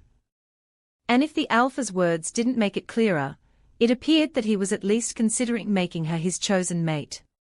Perhaps Alpha Landon could immediately sense what she was concerned with and spoke. "Miss Adams, I can assure you that whether I myself have an interest in you or not, my offer would remain the same," he said calmly, his gaze intent. "Even if you do not want me to act on this interest, you can still be part of the pack if you wish." Olwen raised an eyebrow at him. "You promise on your position as Alpha?" It was a risky thing to say given this was their second interaction, but how else could she figure if Landon was serious about this? The Alpha in question dipped his head. "We could sign a contract in writing if it makes you more certain." Olwen eyed the Alpha with equal amounts wariness and also surprise. "I'll give you some time to think about it," Landon said after another period of silence ensued. "When you've made your decision, approach any of the wolves standing on guard. I'll inform them to keep an eye out for you." "All right, thank you, Alpha Landon." Landon dipped his head before he turned and disappeared back into the trees. As he left, that forest-wise scent slowly vanished with him, leaving Olwen feeling cold and alone once more. "You already told her that you were interested in her?"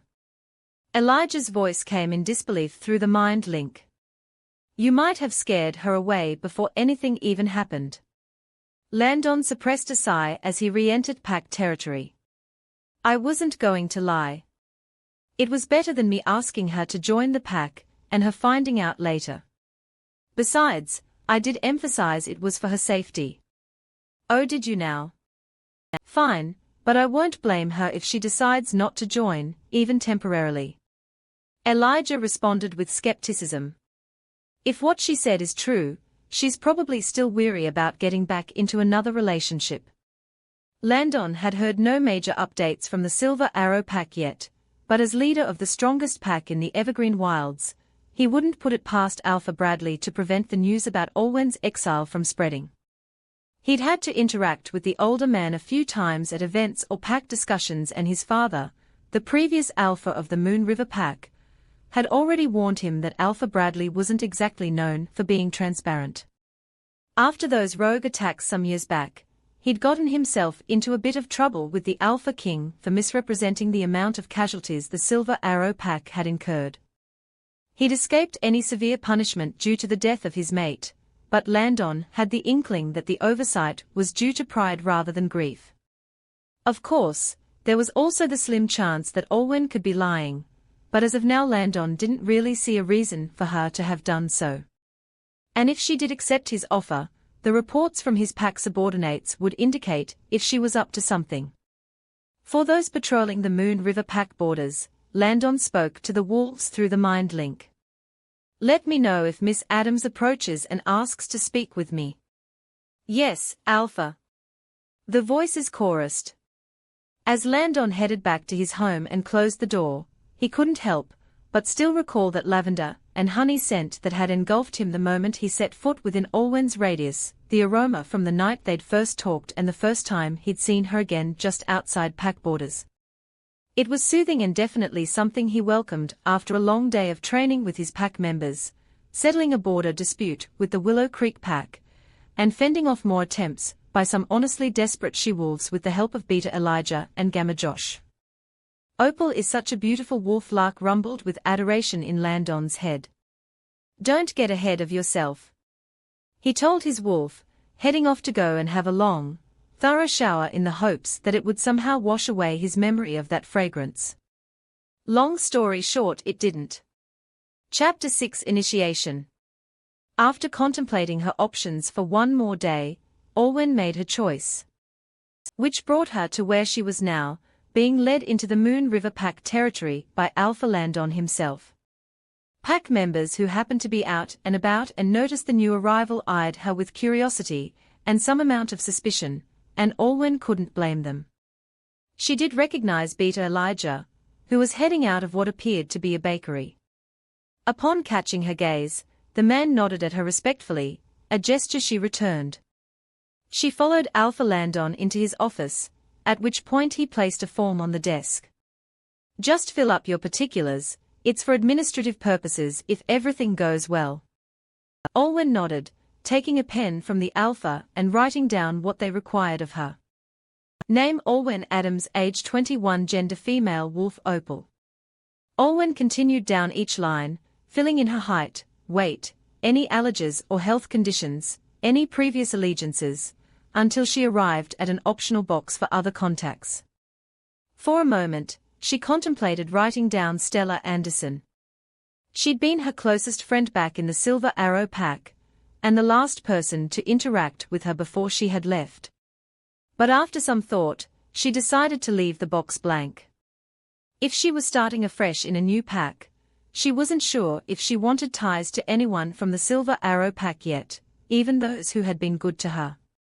Given her choice of exile, she didn't wish for Stella, Kale or their mother to get repercussions from Alpha Bradley or heck, Beta Caden even for contacting her, and she didn't want to raise suspicions from Landon or his subordinates.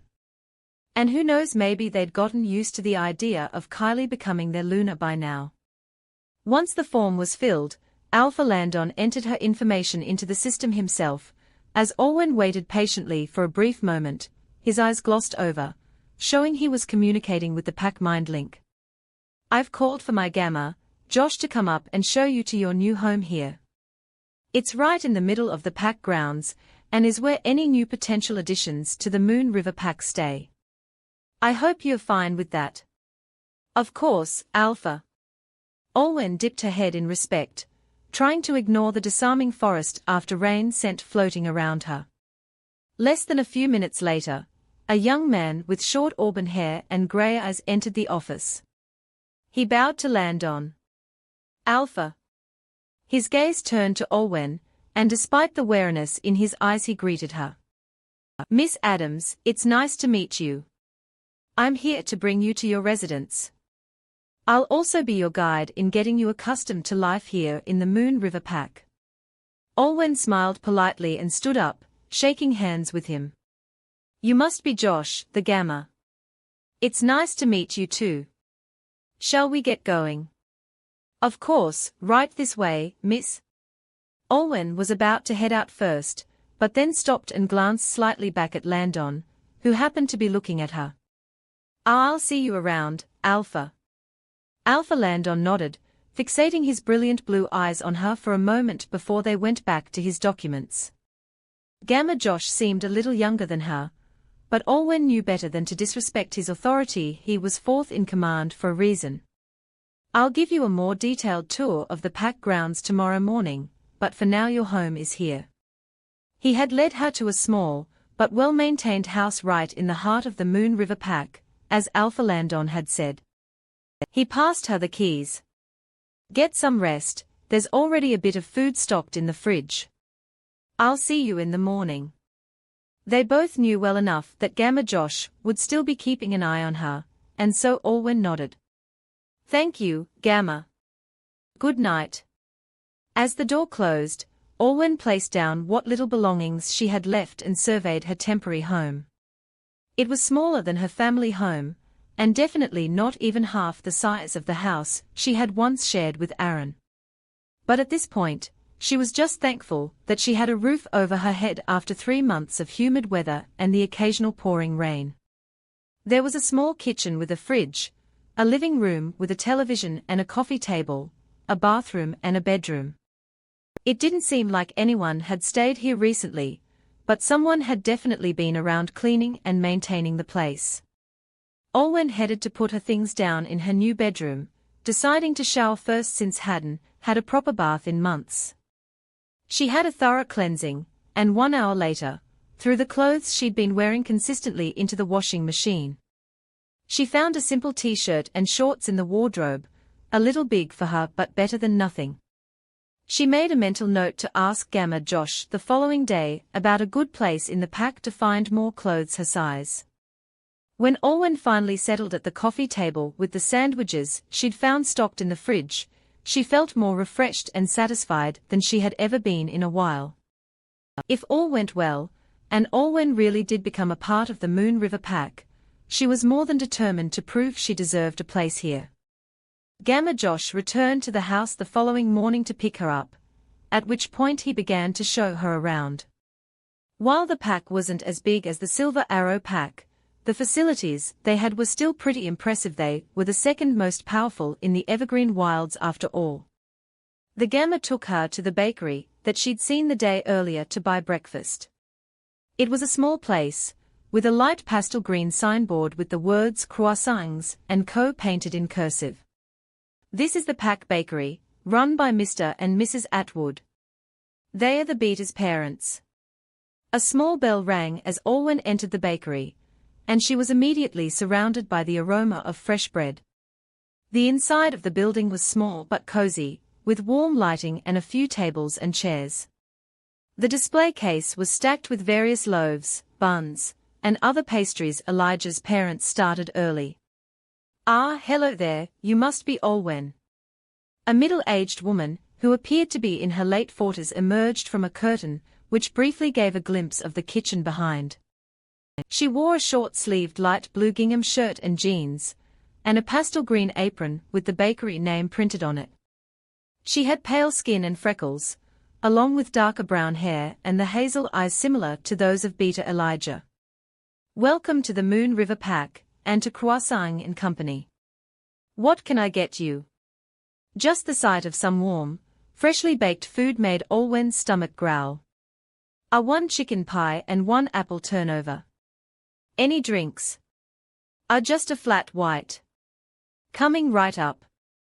Mrs. Atwood smiled brightly and began to take the pastries she'd mentioned out from the display case, depositing them both into a paper bag. As she calculated the cost at the register, the older woman spoke. "Jasper, honey, come out and greet the newcomer." A moment later, a man with the Beater's olive skin tone, but black hair and kind green eyes emerged from the kitchen, wearing a matching apron and covered in flour. He nods warmly at Olwen. "Hello, Miss Olwen." Probably not what you'd expect a former Beater to be doing in his retirement. Her. Olwen chuckled as the older man tried to dust the flour from his apron. She attempted to imagine Beater Caden doing the same thing, and he would look ridiculous. That man could fight off a horde of rogues, but leave him to bake a cake and the entire kitchen would catch on fire. "I don't judge. Have you been running this bakery long?" "I opened Croissants and Company when my husband was still Beater, and when Alpha Landon's father was in charge," Mrs. Atwood explained, as Mr. Atwood went to go find a cloth to clean his hands. "I've always loved baking. I didn't want to stop, not even after our son was appointed. And, instead of retiring like he rightfully should have after having to support Alpha Wendell for years," she quirked a teasing grin at her husband as she poured the flat white for Olwen. "He decided to join me in running the place. Please, I'm not sitting at home binging classic, who when my lovely wife is here running things herself." Mr. Atwood planted a brief, but affectionate peck on Mrs. Atwood's cheek, as he passed by her to stack some more loaves on top of the display case. Clearly this older couple didn't mind a bit of PDA. Olwen's heart warmed at the sight, even though her own failed mate bond still pinged at the back of her mind. She understood why Beta Elijah seemed to take the mate bond very seriously. His parents were the perfect picture of two wolves that the moon goddess had placed together. Olwen paid for her things, took the pastries and coffee, before dipping her head. "Thank you, Mr. and Mrs. Atwood." The couple looked at her with welcoming smiles. "Jasper and Nicole," Mr. Atwood assured her, shaking her hand. "No need to be so formal. Down the street here, that's our local flower shop. Alpha Landon helped develop a new irrigation system when he began leading the Moon River Pack. So aside from crops, we grow and develop various species of flowers too." Gamma Josh continued, arriving outside another shop. The flower shop was called Nature's Bliss, with a wooden sign hanging on the door. The place wasn't open yet, however. "It's run by Jackson over there. If I'm being honest, sometimes he seems more comfortable with plants than his other pack members." Through the display window of the building, a man with raven hair and thin-rimmed glasses was watering some of the plants. He briefly broke concentration to wave at Josh and Olwen, before disappearing into the back of the shop. He's mated to Cassidy, the pack Delta. You'll see her in a bit, she's at the training center. Josh said, walking on. Training center. Olwen thought back to her countless training sessions with Beta Caden in the Silver Arrow pack. Before she'd been revealed to be Aaron's fated mate, she'd never been allowed to use the equipment or facilities there. According to Alpha Bradley, Omegas weren't required to know how to fight due to their natural ineptitude for it, but he'd made an exception for her since she was his son's partner. She'd been flattered then, but thinking of it now, she realized what Alpha Bradley had actually been implying. Am I allowed to use the training facilities here if I wish? Josh glanced back at her as they walked, seemingly confused and taken aback by that question. Of course. As long as you book the equipment or room in advance, you're good to go. Olwen felt her shoulders relax slightly at that. Olwen's first meeting with Delta Cassidy started with the punching bag literally exploding into sand in front of her. The Omega stared open-mouthed as the muscled woman with ginger hair and light blue eyes wiped her sweat with a towel, turning to face Josh and Olwen. In a simple blue t-shirt and shorts, it was clear the Delta was not one to be messed with. Joshua, what's up? Cassidy walked over to them both, drinking a bottle of water. Cass?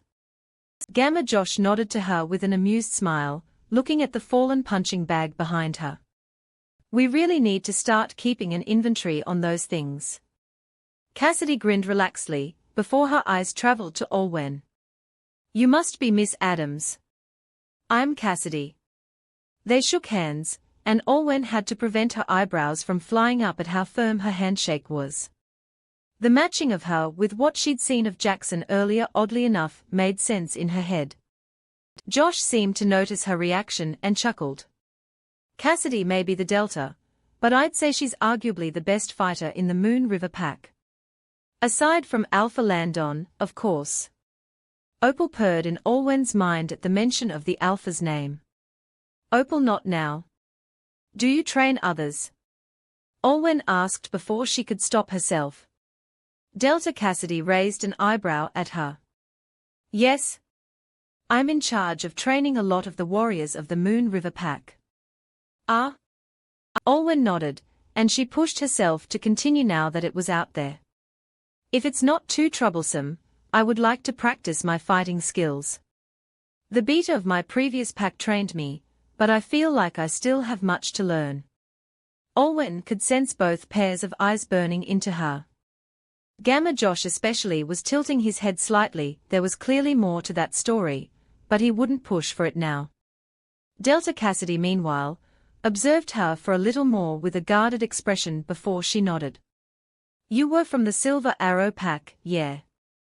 I'm curious as to what the beta has taught you. If you pass through the initiation phase and become an official member of the Moon River pack, I'll see if I can make room for you. Olwen smiled. That answer sufficient for now. Thank you. If I can make room for you. Cassidy stressed, slinging up another punching bag over her shoulders and walking back to her spot. By sundown, Olwen had pretty much seen all the notable spots in the Moon River pack. The library, while not as vast as the one from her old pack, still had many books she would be keen to pore over in her spare time. The market, where Olwen could get fruits, vegetables, meat and whatever other foods to stock up the fridge. And a number of clothes stores, where Olwen was able to buy more outfits that fit her size.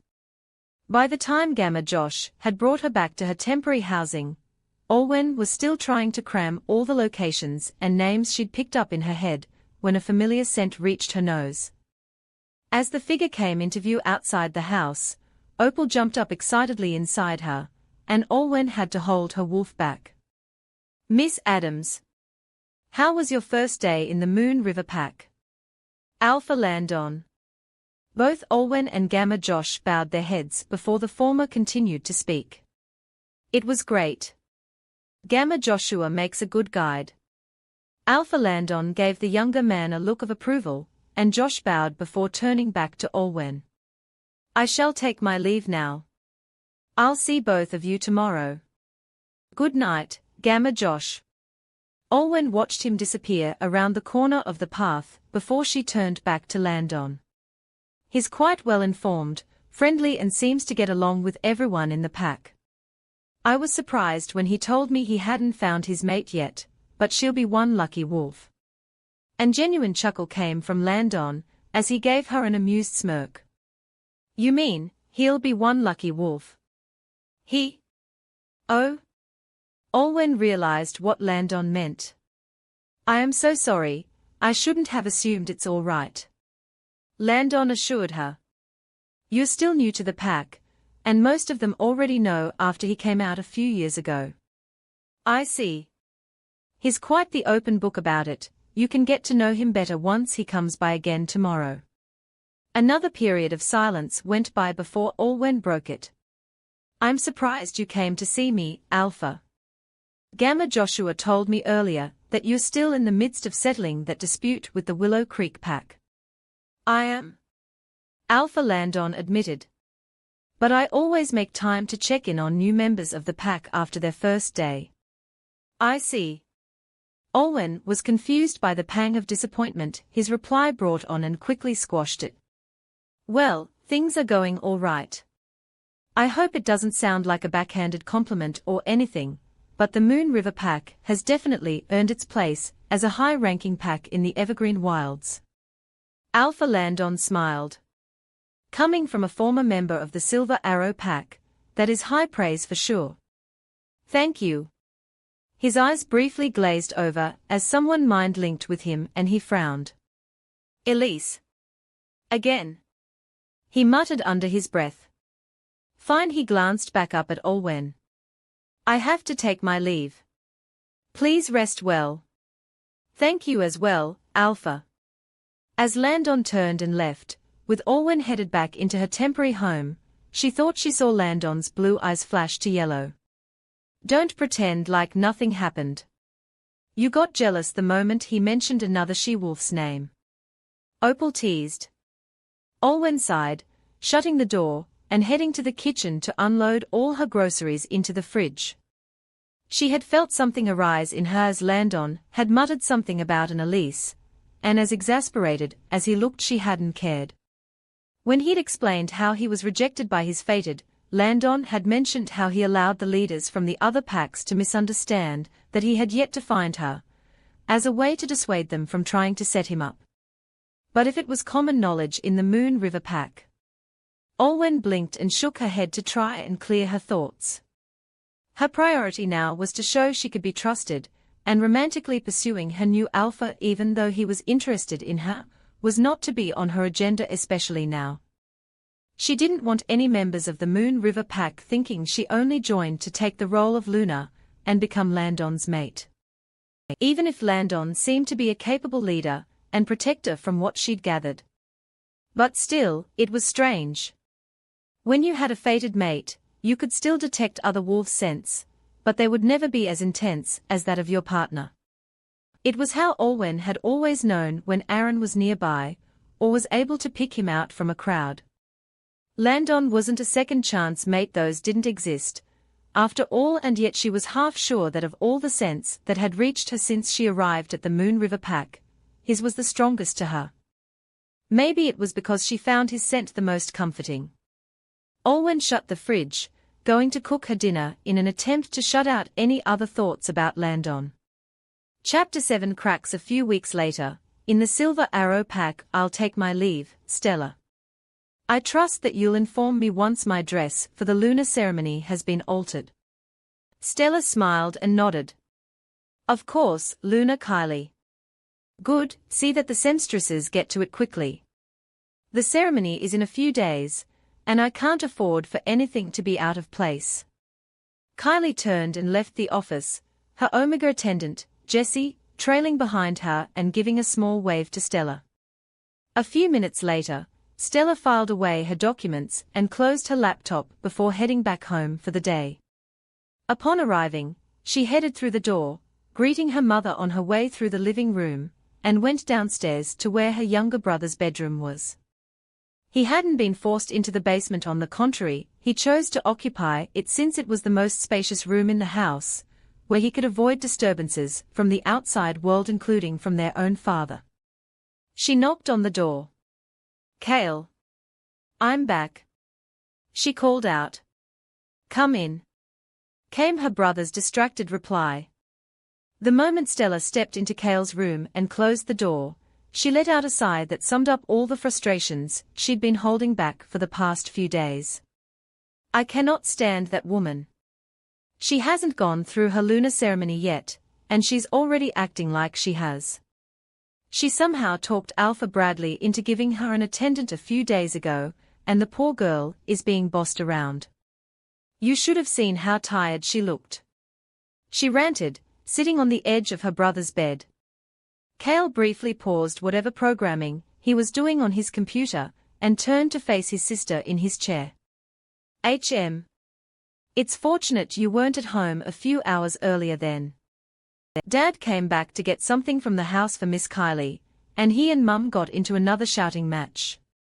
Stella sighed, taking off her glasses and massaging her nose bridge. If there was one thing Stella was, she was stubborn and stuck to her own beliefs. So when Olwen had left the Silver Arrow pack and Kylie had taken her place, Stella had started out thinking it was her own fault that she wasn't warming up to the new future Luna. But as hard as she had tried to find some good in Kylie Paxton, she only ended up feeling more unsettled that she would have to work with her for a significant amount of her life moving forward. During the first few weeks, Kylie had been in tears, consistently racked with guilt over what she had done to Olwen and spouting a whole lot of things about how she'd made the mistake of becoming intimate with Aaron after she was rejected, and that she didn't deserve to be Luna. It had made other pack members soften towards her, at least in public. Stella herself had almost felt bad for Kylie, but then a good question had presented itself to her. If Kylie felt so bad about betraying Olwen with her fated mate, then why had she done it in the first place? When Aaron and Kylie were together, she seemed all smiles in comparison, without a hint of regret. And then a month after Olwen's departure, things began their gradual shift. Claiming he was trying to safeguard the welfare of the next Luna, Alpha Bradley had made a warning against mentioning Olwen in public, and especially within earshot of Kylie. He'd already been very intent on clamping down on speculations regarding what had happened in the first place, only announcing that he and his son had decided that Miss Paxton would make a better Luna than Miss Adams, while Kylie had blabbed about their affair starting after she'd returned to the pack on her own. That same day, Kylie had then moved in with Aaron, occupying the very space Olwen had left behind. And that silver arrow necklace Stella recalled seeing Olwen wear the day of the Olive Branch Festival. It was now sitting around Kylie's neck instead. What a shameless she-wolf. Despite Stella being the quiet and diligent type, when it came to interacting with most of her pack members, just having to be civil around the other she-wolf was really testing her and Star's patience. Kylie proved to be a natural fighter, but her attitude towards other pack matters could be considered flippant at best. She showed little patience in interacting with others aside from important figures, and didn't bother with any other daily activities carried out in the Silver Arrow pack, from patrols to helping to settle minor disputes amongst members. Other than social events that showed she was now Aaron's chosen mate and future Luna, Kylie had pretty much tossed everything else into the laps of Stella, Delta Jace and Gamma Edric. Earlier that day, surely she can't be serious. Jace spoke, peering over Stella's shoulder, as she was processing a receipt from the boutique. She wants all the flowers on the dress to be changed from lilies to wisterias. This late? Indeed. Stella tried her best to draw her face into a smile, as she typed the details into a spreadsheet. She was tracking all the expenses made by the members of the Silver Arrow pack, and especially with her Luna and marking ceremony drawing near, Kylie was accumulating quite the costs. She was perfectly happy with Lily's. What happened? Apparently one of the warriors made a passing remark that Miss Adams had liked Lily's too, and she flew into a rage. Gamma Edric recounted. He and Stella shared a pained expression, as they recalled hearing how that same warrior had been sent to the pack clinic with a twisted ankle some minutes later.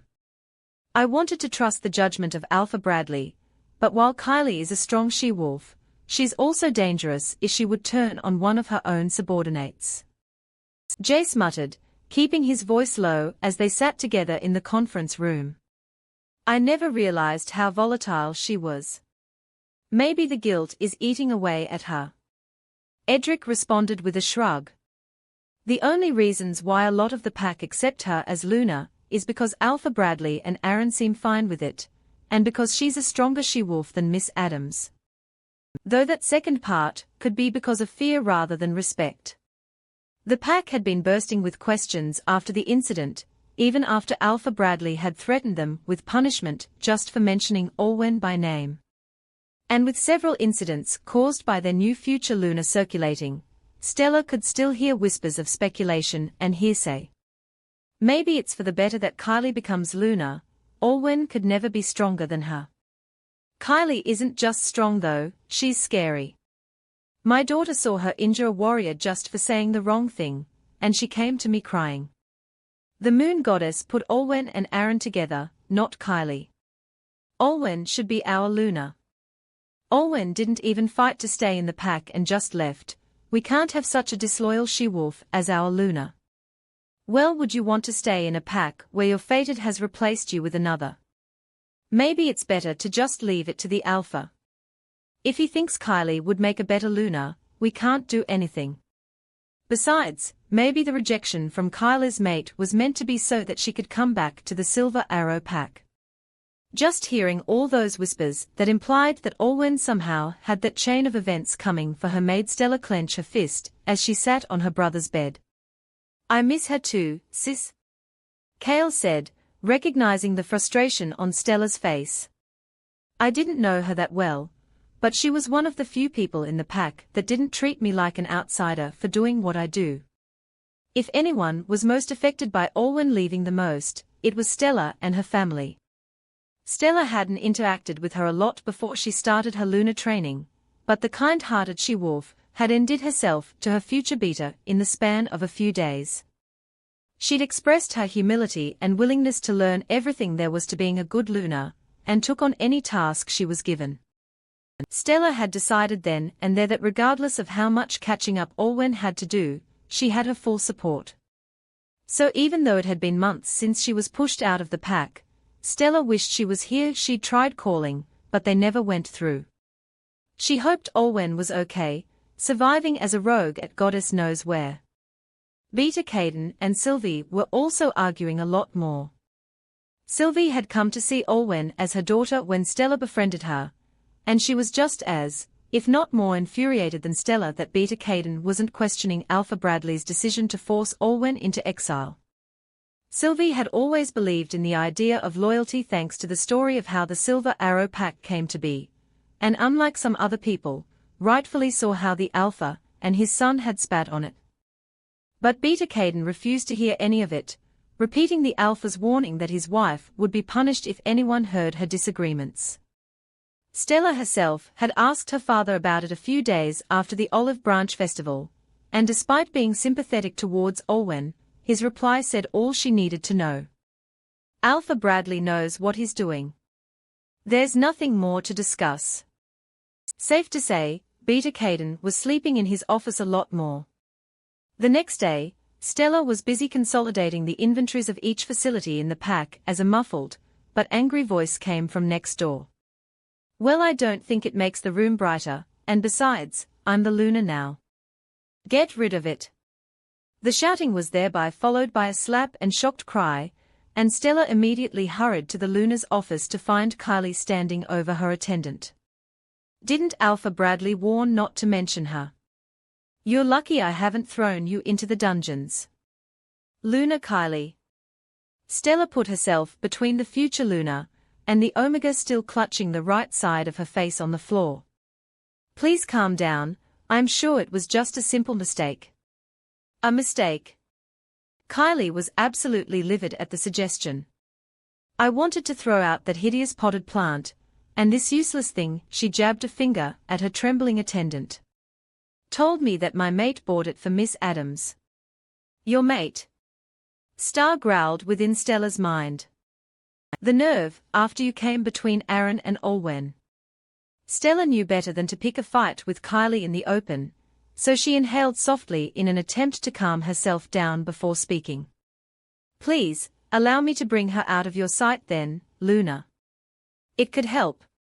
Kylie narrowed her eyes at Stella, her eyes flashing to the golden eyes of her wolf Kira before she crossed her arms and looked away like a petulant child. Fine. Stella had been very careful not to cross the woman to avoid more unnecessary violence, but the moon goddess be damned if she didn't want to shift and tear Kylie's throat out right now.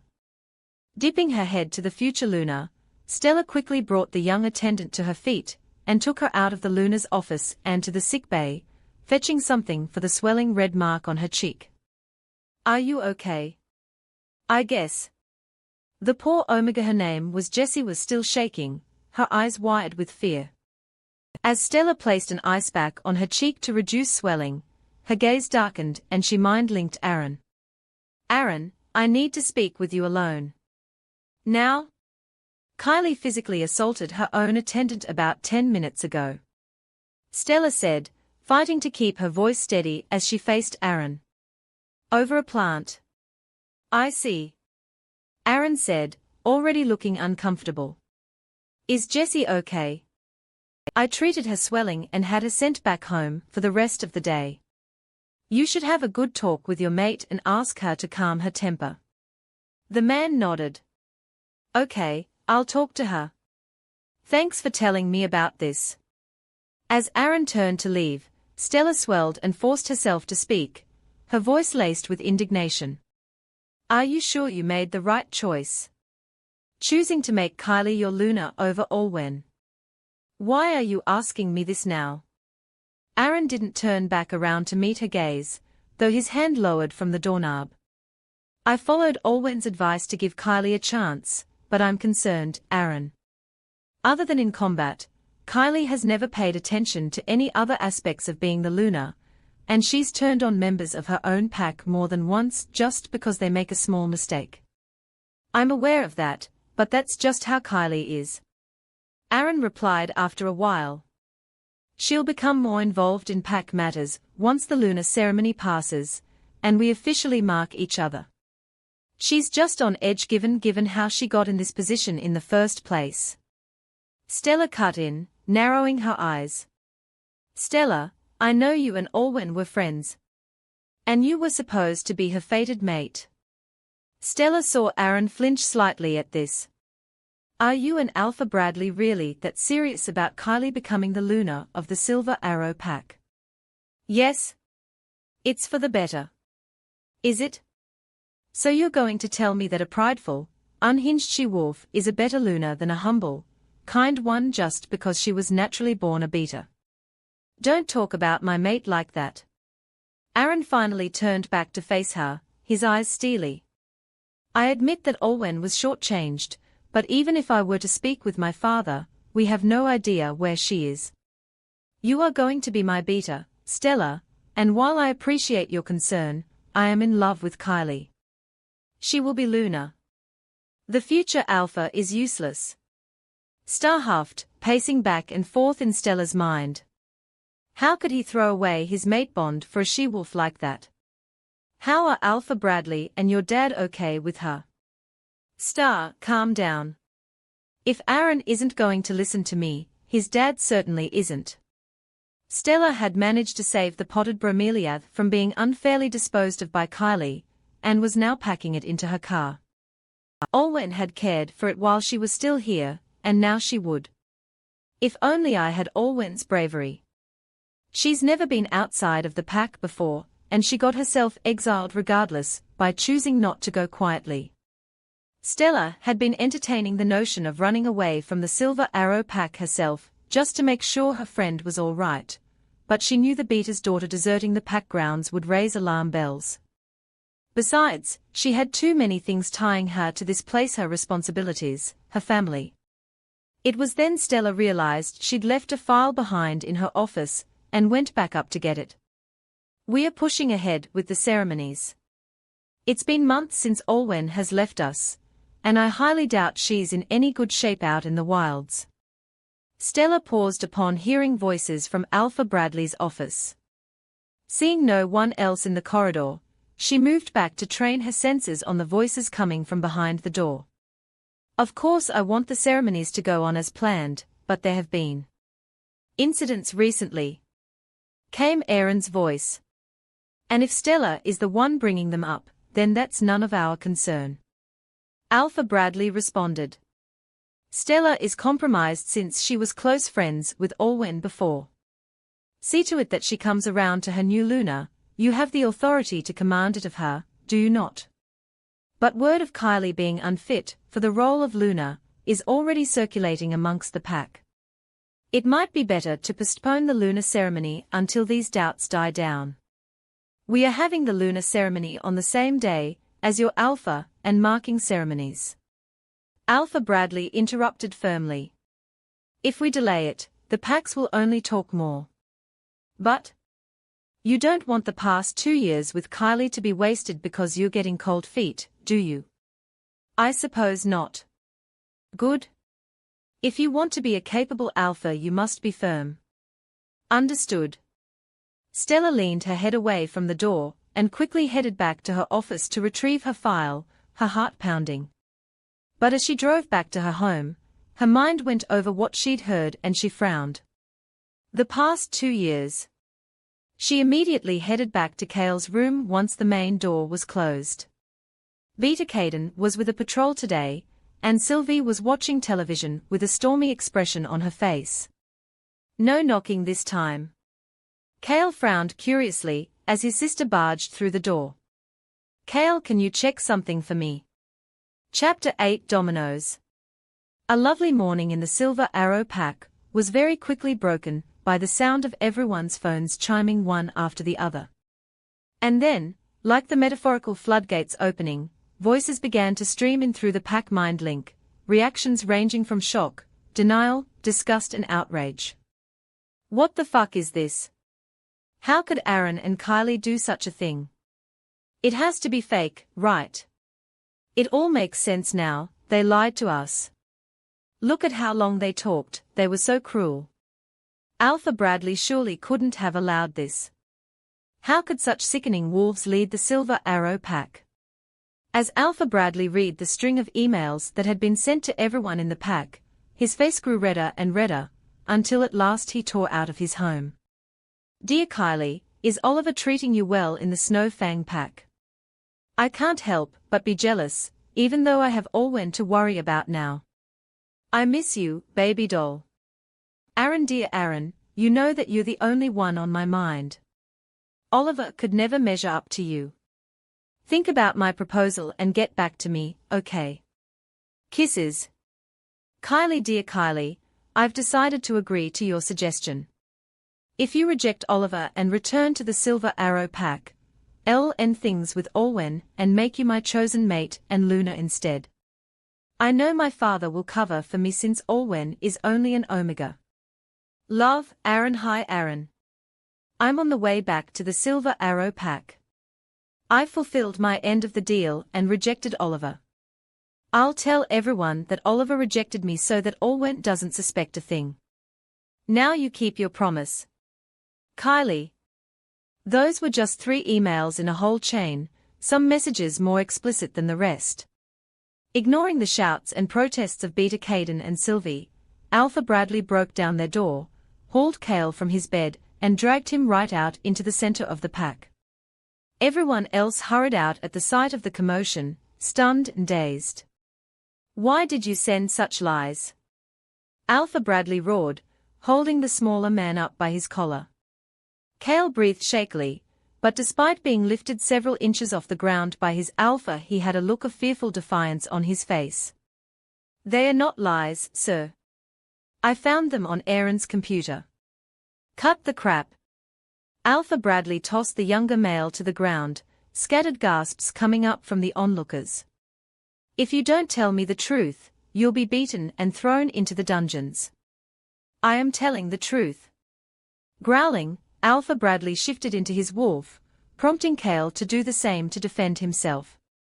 The watching pack members let out cries of shock as Bastion lunged at Cobalt, quickly grabbing the smaller grey wolf by the scruff and tossing him away.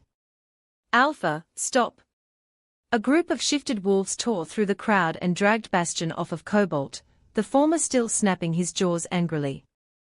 Bastion shifted back into Alpha Bradley, who glared at Kale as he resumed his human form as well. He begrudgingly restrained himself, as he felt a cloak being thrown over him and realized that the main wolf withholding him had been Aaron's. The other wolves shifted and covered themselves swiftly as well. Beta Caden, Sylvie, Delta Jace and Gamma Edric. The final wolf to shift was a jet black wolf with indigo eyes. Star. Take your grievances up with me, Alpha. Stella spoke firmly, throwing the cloak around her body as she shifted back. Kale acted on my behalf. All eyes on sight shot straight to the Beta's daughter, including her father. Stella. Of course it was you. Alpha Bradley growled, standing up. Only you would remain loyal to that exiled Omega. Your family is one to talk about loyalty. Stella allowed her voice to ring out through the air. Olwen would have willingly given her life to this pack, and you know it. Stella, you've done enough. Just calm down and we'll talk this out. Aaron, still restraining his father in case, tried to use his authority on her. What is there to talk about that isn't already out in the open? Stella raised her voice some more. Kale knows what he saw when he tapped into your email account. Your affair with Kylie didn't start after she came back from the Snowfang pack, it started before she left. Despite the emails having been put out there for the entire pack to view, Aaron's face paled upon it actually being addressed out loud. Both you and Kylie lied to Olwen. You lied to the pack. Stella's eyes blazed with anger, catching everyone off guard. She'd never gotten upset to this degree in front of others. You led her on, made her believe you truly loved and cared for her, only to throw it all in her face because you didn't have the balls to admit you were fucking another she-wolf a few months into your relationship. Murmurs of disapproval and disbelief swept over the pack members as Aaron's face reddened. Seeing she wasn't going to get a reply, Stella kept talking.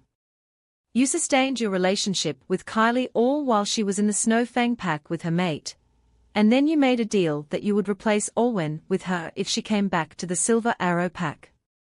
You upheld her lie that she was rejected to evoke sympathy, so no one would do shit when she became your mate and the Luna. I would love to see you explain all that. It's not my fault the moon goddess mated me to an Omega. Aaron burst out angrily. I knew straight away she was too weak for me. I tried with her, but she didn't get me the way Kylie does. Then you should have told her the truth and rejected her. Or did you not do it because you thought she would be too weak to handle it? Stella sneered, her brown eyes turning bitter. Must have been a real humbling experience when she rejected you instead. Enough. Alpha Bradley growled, stalking towards Stella. You are to be the beta of this pack once Aaron is made alpha. But it appears all you know how to do is stir up trouble. Me? Stella threw back her head and laughed, her emotions running high. Everyone watching was sure the alpha could kill her right there and then, but his son, Delta and Gamma were holding him back with wary expressions. If you didn't actually entertain Aaron and Kylie's bullshit, there would be no trouble for me to stir up and you know it. I was thinking of what was best for the pack. And what's best for the pack is kicking out a she-wolf who had been loyal up until then. You punished her for her dedication. Stella Beta Caden placed a cautious hand on his daughter's shoulder. Alpha Bradley was in a tough spot, just back down a little. I will not back down. You can't seriously tell me you're still supporting him after the emails. Stella stopped short when she saw the guilt flash in Beta Caden's eyes, and her heart dropped. You knew. More gasps rippled through the pack members, including from Sylvie, who was holding on to Kale. Beta Caden couldn't meet his daughter's gaze and only nodded. Alpha Bradley and his son told me everything a few days after Olwen left. Why didn't you say anything? Sylvie's voice came, trembling as she stared at her husband, not recognizing who he was anymore. My loyalty to the Alpha comes first. Betrayal said, shame seeping into his tone as he looked at the floor. Stella jerked away from her father, as if he had scorched her just by being in proximity. Her heart was pounding, tears threatening to form in her eyes, but she refused to let them out. She turned back to Alpha Bradley and Aaron, her red water boiling with rage and betrayal at what she had discovered. Loyalty. That word again. Is this what loyalty means to the Silver Arrow Pack? As Stella spoke, Kale edged away. The girl's eyes glowed indigo, as Star briefly rose to the surface. You both are a far cry from the first Alpha of the Silver Arrow Pack. If the future Alpha can't be loyal to his fated mate, and the current Alpha can't stand by a pack member just because she's supposed to be weak, then what's to say that you both won't bat an eyelid when Kylie inevitably runs the pack into the ground? There was deathly silence as that last question left Stella's mouth. You dare insult your Luna? Alpha Bradley growled, his eyes shifting to that of his wolf. The distant sound of an engine starting made those nearby quickly move out of the way as the car belonging to the Anderson family tore into the clearing, Kale at the wheel. Kylie is not my Luna, Stella announced. Refusing to spare her husband a glance, Sylvie joined her children, and they all leveled their gazes at Alpha Bradley and Aaron as they spoke. We, Stella, Kale and Sylvie Anderson, reject the Silver Arrow Pack. With an agitated roar, Alpha Bradley shifted again and made a mad dash for the vehicle, but all three of them had already locked themselves in. Kale hit the accelerator and swerved out of the Alpha's path, tearing through the pack grounds as all others scattered. Betrayal shifted and tried to give chase, his wolf howling and pleading with his wife and children not to leave, but being unable to reach them via the mind link. The vehicle sped down the path leading out of the Silver Arrow Pack, and soon vanished amongst the trees, leaving dust in its wake. Betrayal's wolf collapsed just at the pack border, howling with agony as the distance between him and his family grew. The car was silent for a few hours. Kale was still at the wheel, his eyes fixed on the road. In the back seats, Stella comforted her mother as she cried into her shoulder. She knew that regardless of how far they were from the Silver Arrow Pack, Sylvie and her wolf could feel the agony and grief that Betrayal and his wolf were going through. Separation between two fated mates was never easy, and while Stella knew Sylvie still loved her husband, he'd made his choice by allying himself with Alpha Bradley and his son. How could he? Sylvie whispered brokenly, tears streaming down her face. He knew and he did nothing. Poor Olwen. Stella shook her head, closing her eyes and sighing. Just rest, Mum. It took a few more hours of driving before Kale grew tired and swapped places with Stella. As Stella continued to drive with no true destination in mind, her eyes traveled to the stars that were shining down on them from above. She could see her younger brother and mother fast asleep in the back, the tracks of her tears still visible on Sylvie's cheeks. Stella sighed, briefly wondering if her mother would be all right. Sylvie and Betrayal had shared a loving relationship before recent events had pulled them apart. Her mother had come to know of Stella and Kale's plan to expose Aaron and Kylie a few hours after they'd hatched it, and to their surprise, she'd agreed to leave with them if it came down to the fact. Perhaps a part of her had hoped that the revelation would finally bring Betrayal around, only to feel betrayed that he'd already known. We had to leave. Star rumbled quietly in her head. The pack culture has become too much. They tried to hush up so many things, and we didn't know how bad it was until now. The Alpha could have killed our brother for all we know. Stella's mind showed her the image of Bastion throwing Cobalt across the ground, prompting an unnaturally low growl to come from the she-wolf's throat. Alpha Bradley had known that neither Kale nor his wolf were much of fighters, and he'd used that fact to his advantage. If he hadn't been stopped.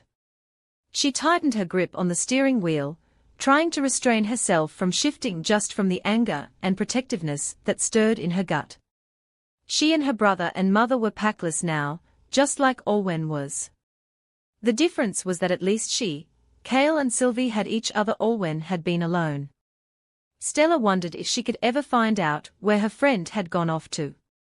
She had tried to call her again when Kale was still driving them, but once more the connection didn't go through. When Stella's eyelids grew heavy, she stopped the car by the side of the road, cutting the engine and leaving the windows rolled down, as she herself drifted off to sleep alongside her mother and brother. Stella. When Stella's eyes opened again, it was much to her confusion that she was now in an open field. No trees, no flowers, just grass stretching as far as the human gaze could see, and the night sky with stars still twinkling overhead like a galaxy. There was a soft howl from somewhere behind Stella, and she turned to see Star trotting across the clearing towards her. Her indigo eyes were almost glowing and her black fur glittered in the moonlight. Star. Stella never got to see her wolf in this manner, but she could see where her namesake had come from. She bent down as Star approached, gently rubbing her behind the ears as the wolf purred happily. Stella. Stella jumped at the new voice, turning to face a glowing woman in white who appeared behind her. Star noticed her too, wagging her tail excitedly. This was definitely a dream. Who are you? The woman smiled calmly at Stella, bending down to pat Star as well. She had soft grey eyes, her pale blonde hair glowing. My name is Selene and I am the moon goddess. Stella's mouth dropped, and she immediately got onto her knees.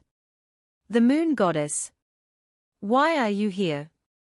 The woman chuckled softly and gestured for Stella to get back up, Star sitting obediently beside her, and wagging her tail still. You and your family are a long way from home. Stella smiled sadly and nodded. Yes, she paused. You're not going to tell me to go back there, are you? Again, the moon goddess laughed and shook her head. No. But I am here to give you another direction, to head towards the location of your friend, Olwen Adams. Stella's eyes widened as Star got up excitedly. She wanted to see Opal again. You know where Olwen is? She burst out on impulse, before she smacked her forehead in embarrassment. Of course you do, you're the moon goddess, for goodness sakes. Selene fortunately overlooked Stella's verbal slip-up, and nodded with a peaceful smile on her face. Yes indeed. Olwen's life as a rogue brought her all the way to the other side of the Evergreen Wilds, where she has just been inducted into the Moon River Pack. Stella raised an eyebrow in surprise. The second strongest pack in the wilds. So you want me to head there and find her? Yes. Your friend doesn't know it yet, but she's the central character to something that will change the fate of the packs in the Evergreen Wilds. Selene said, her eyes glancing up to the night sky above them. And she will need you and your family's support. At this, Stella's eyes brightened, her heart filling with hope. Of course. I hope she's doing okay. I believe she's more than okay, and once you reach the Moon River Pack, you will be too. A flash of mischief appeared in Selene's gaze, confusing Stella. What do you mean by that? You'll find out once you arrive. Selene responded gently. But for now, this is all I can tell you. Very well, Moon Goddess. Stella bowed one more time. I'll start on the trail towards the Moon River Pack in the morning. And Stella? Yes? The Moon Goddess looked a bit more serious as she next spoke. Promise me that you will not tell Olwen of my help when you arrive at the Moon River Pack. Once the time is right, I will let her know myself of her role in this. It is too early for her now. Stella hesitated briefly, but then nodded, resolve flooding her expression. I promise. She then woke with a start, hearing her brother and mother yawn and stretch in the back seats. Kale, Mum, take some time outside the car to stretch yourselves and let your wolves out for a bit. Stella spoke, unlocking the car. Sylvie blinked owlishly, as Kale climbed outside into the fields first. What's the hurry, dear? I had a dream where the moon goddess came to me, Stella said, as both her family members looked at her in astonishment. We need to head to the Moon River Pack to find Olwen. Thank you for tuning in. If you enjoyed this episode of the story, please give it a like, and don't forget to subscribe to get notifications for updates.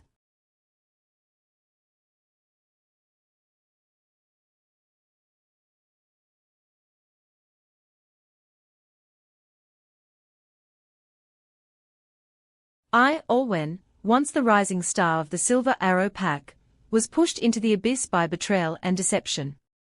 But fate gave me a second chance as I joined the Moon River Pack, starting a new life.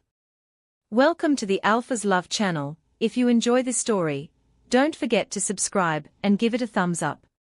Chapter 9: Integration. If there was a word to sum up the reports on Olwen Adams that Alpha Landon received from Gamma Josh, it would be spotless. Other than familiarizing herself with the Moon River Pack's various amenities and atmosphere, there was nothing Olwen had done to make others wary of her. When Cassidy and Josh had started spending time with her in an attempt to get to know their new pack mate and worm out any possible secrets the she-wolf could have, they found none. The young lady was practically an open book, and once they asked about the events that had brought her to the pack, Olwen straightforwardly laid out the full story, stating she had accepted what had occurred and was okay with others knowing. She became a frequent visitor to the bakery, but not to extract secrets from the parents of the beater. She initiated easy and enjoyable small talk with the older couple as she waited for her orders, hearing their stories of their younger days while she told them of her best friend and younger brother, the former of whom had almost become her second-in-command. Jasper and Nicole were now quite fond of Olwen, and curious indeed to be introduced to the almost beater she spoke endearingly of. All this conversation about Stella made Olwen a little wistful. She considered finally giving her friend a call, but decided to leave her phone off. Aside from still being unsure about what was happening in the Silver Arrow Pack now, she didn't want to appear as if she was spying on their behalf. Beater Elijah, who'd already sympathized with her story, had established a friendship of sorts with Olwen. They both liked to read, though Olwen spent more time reading up on the history of wolves and their packs, while Elijah, having been taught these all his life, preferred adventure, fantasy, and the odd romance novel. He insisted on hiding that final detail from Alpha Landon, given that love up until recently was a bit of a sore spot for his friend. On day 3 of her stay here, Olwen had seen a notification from the Evergreen Wilds Forum. The Silver Arrow Pack was having their Alpha, Lunar, and marking ceremonies, all that day. Delta Cassidy had held her close, a reassuring arm on her shoulder, as Olwen finally and truly came to terms with the fact that Kylie had taken her place. Don't think about it anymore. Your place will be with us, Cassidy assured her, as Olwen looked up and gave her a small, sad smile for what could have been. And Cassidy was right. Olwen's place was now with the Moon River Pack. The official integration ceremony was a more well-attended affair than Olwen had thought. The Silver Arrow Pack rarely accepted new pack members, with Kylie being an exception since she'd been from the pack beforehand, but as Olwen entered the field where the ceremony was to take place, she was sure there wouldn't be so many other people here to see her if they'd done a similar event back there.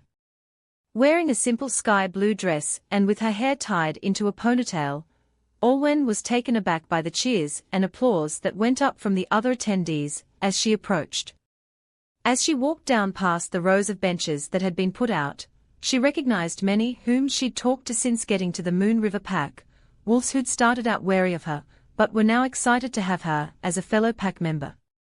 She also saw Beta Elijah, Delta Cassidy and Gamma Josh all seated near the main platform with their families, all of them smiling at her warmly and encouragingly. And Alpha Landon, who stood at the platform with his hands clasped. He was trying to keep his expression neutral, but as Olwen neared and stepped onto the platform to face him, she saw the hint of a smile and a flash of adoration in his blue eyes that made her heart flutter slightly and Opal swoon. As soon as the noise died down, Landon spoke, his voice ringing out through the night air. "Olwen Adams, do you swear to devote yourself to the happiness prosperity and peace of the Moon River Pack. I swear. Do you swear to look out for your pack mates no matter the situation, even with your previous ties? I swear. Do you swear to protect the Moon River Pack with all you have? I swear. Then I congratulate you officially, as Olwen Adams of the Moon River Pack. More applause and cheering erupted as Alpha Landon tied a blue ribbon around Olwen's wrist, and she looked up at her new Alpha with a warm, grateful smile. Thank you, Alpha Landon. The man nodded at her, and Olwen felt her cheeks start to flush before she had to break their gazes and head back off the platform. As a now official member of the Moon River Pack, Olwen spent the next hour, also talking with others before Delta Cassidy approached her with a clearing of the throat. So Olwen, is your wolf ready for her integration? Olwen could feel Opal jumping around excitedly inside her and nodded. She's more than ready. Great, come on. The site is ready. Olwen followed Delta Cassidy to a patch of forest just outside, a number of attendees to her integration ceremony following behind and alongside, chattering with excitement. Beta Elijah had explained to her that the integration process for a wolf would involve more activity, where she would have to wait for all the other participating wolves to hide before setting out to look for them. It was almost like hide and seek, except this was also an opportunity for Olwen's wolf to become used to detecting the scents of her new pack mates. Delta Cassidy wished her good luck, and Olwen sat calmly down and waited as everyone shifted and disappeared amongst the trees. She closed her eyes, breathed in and out, and then once the bell rang, she shifted. With the blue ribbon still tied securely around one of her paws, Opal bounded into the forest in front of her. While Opal had never been the strongest or fastest wolf, her best skill even before her lunar training had been her sense of smell. Even if a wolf were to roll themselves in mud or something far more pungent to mask their scent, Olwen and Opal could still identify who it was under all that. When Opal and Star ran together, no matter how hard Star and Stella tried to conceal themselves, the latter's blackberry and lemon scent was something Opal could always pick up on. Opal found most of the regular pack members with no issue. A couple of the younger wolves were crouching in bushes and on the lower branch of trees, and the silvery grey wolf went closer and lightly booped each one as a means of elimination. Opal crouched to help some of the more adventurous ones down from the trees, and turned to make sure they were all right, as the crowd of found pack members grew. The more mature wolves were located one after the other, most of them having tried something to conceal their scent, but not really succeeding in Opal's view. Most of the participants have been found, we are just missing the higher-ups. Olwen assured Opal. A familiar wildflower scent reached Opal's nose, and after some sniffing, she looked up to see a reddish-brown shape in the trees above and howled to signify her find. Cassidy's wolf Cerise huffed, seeming a little disgruntled she'd been found, but impressed nevertheless, as she leapt down from the branches and landed on the forest floor delicately, trotting away to join the rest. The scent of lemongrass and citrus took her to find Josh's wolf Janus, having concealed himself behind a rock with a heap of dead leaves. The rust-colored wolf took the opportunity to bat lightly at Opal's snout before he conceded and left his hiding place. Elijah's wolf Ellis had chosen to hide in a hollowed tree, attempting to use his pelt and some mud to camouflage into the bark. He bowed out more graciously than Cerise and Janus, dipping his head before moving out of the way. And as he did, Opal almost jumped as Elijah's voice spoke to her. Olwen and Opal's new mind link to the Moon River Pack was working. Your new alpha isn't far from here.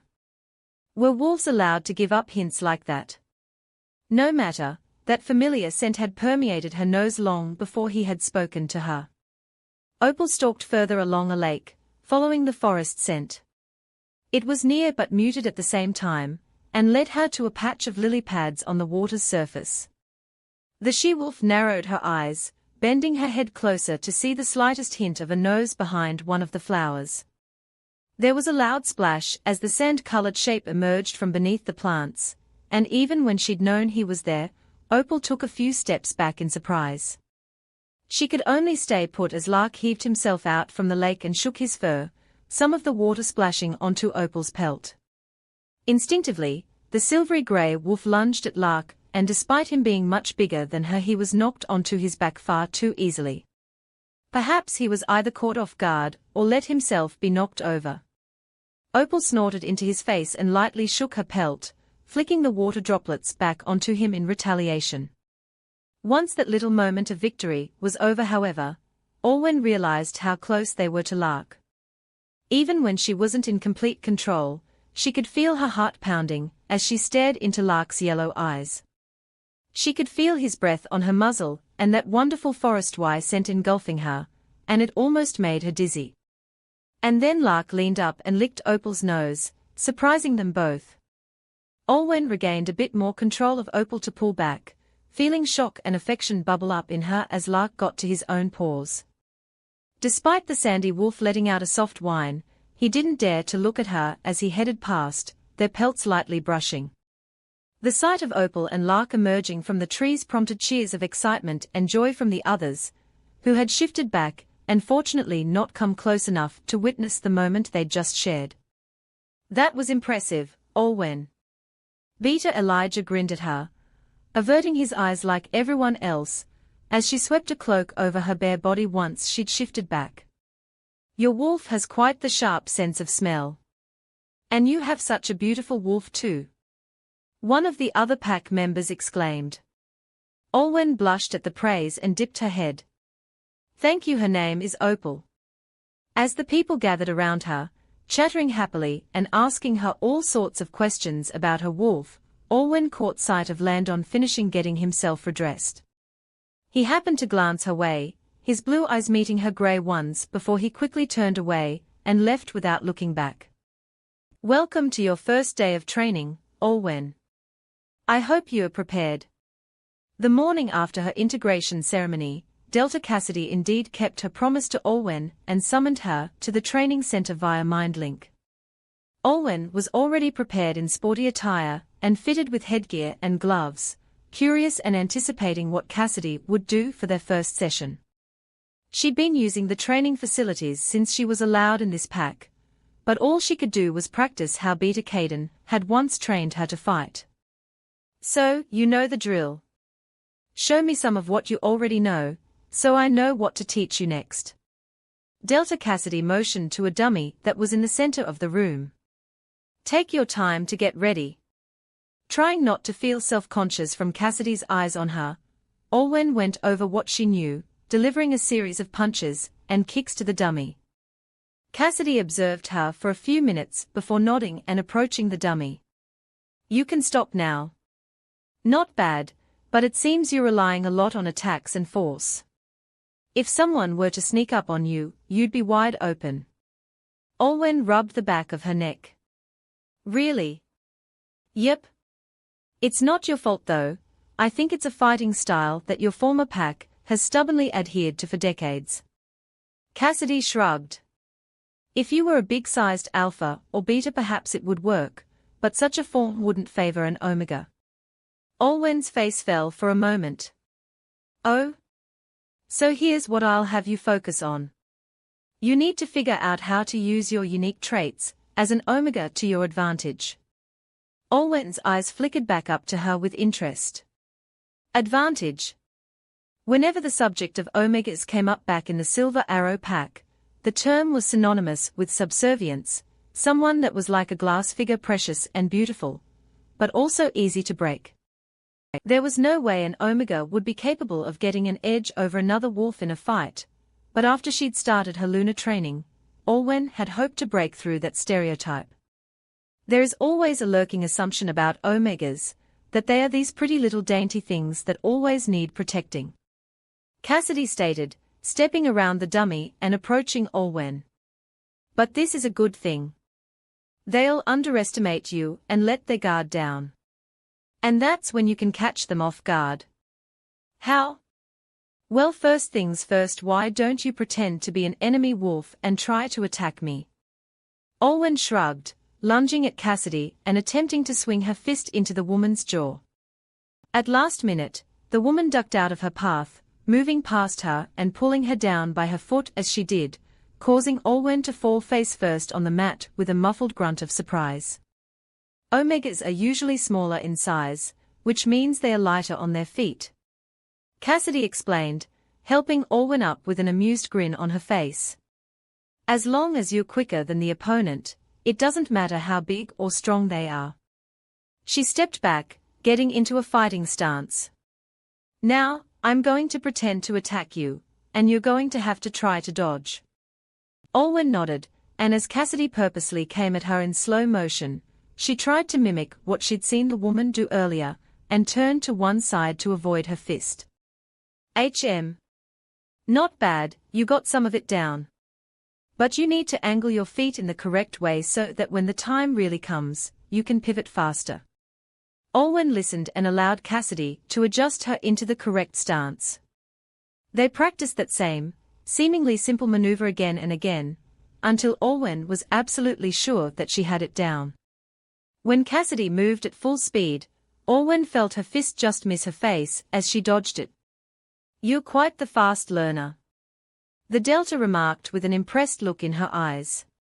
Keep this up, and you'll become an expert fighter in no time. But don't think that I'll only be teaching you how to fight in your human form. You'll learn how to shift in between your wolf and human self as you fight. Okay. Olwen nodded, wiping the sweat from her forehead. She'd spent the entire first session perfecting her dodge, but she felt no less accomplished.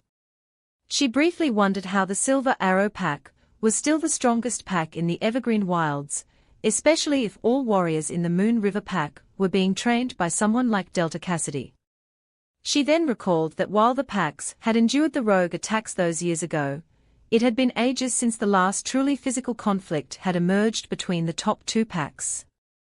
It was a reason the Olive Branch Festival had been in place every year. They had it was one more year without fighting amongst the packs of the Evergreen Wilds.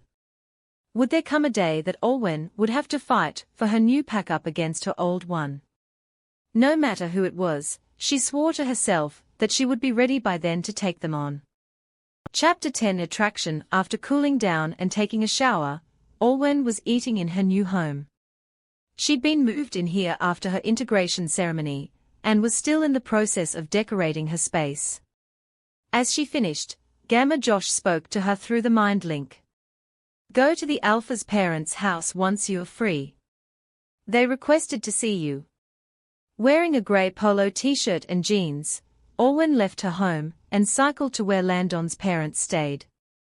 Josh had pointed it out to her during one of her first few days in the pack, but she hadn't really seen or talked to Mr. and Mrs. Cartwright yet. As she knocked on the door of the house, she briefly prayed to the moon goddess, and hoped she hadn't done something to tick off the Alpha's parents. The woman that answered the door had dark hair with small wisps of grey, but kind blue eyes like Landon's. Hello, Mrs. Cartwright, you and your husband wanted to see me? Olwen asked cautiously. Why yes, we wanted to finally meet the newest member of our son's pack.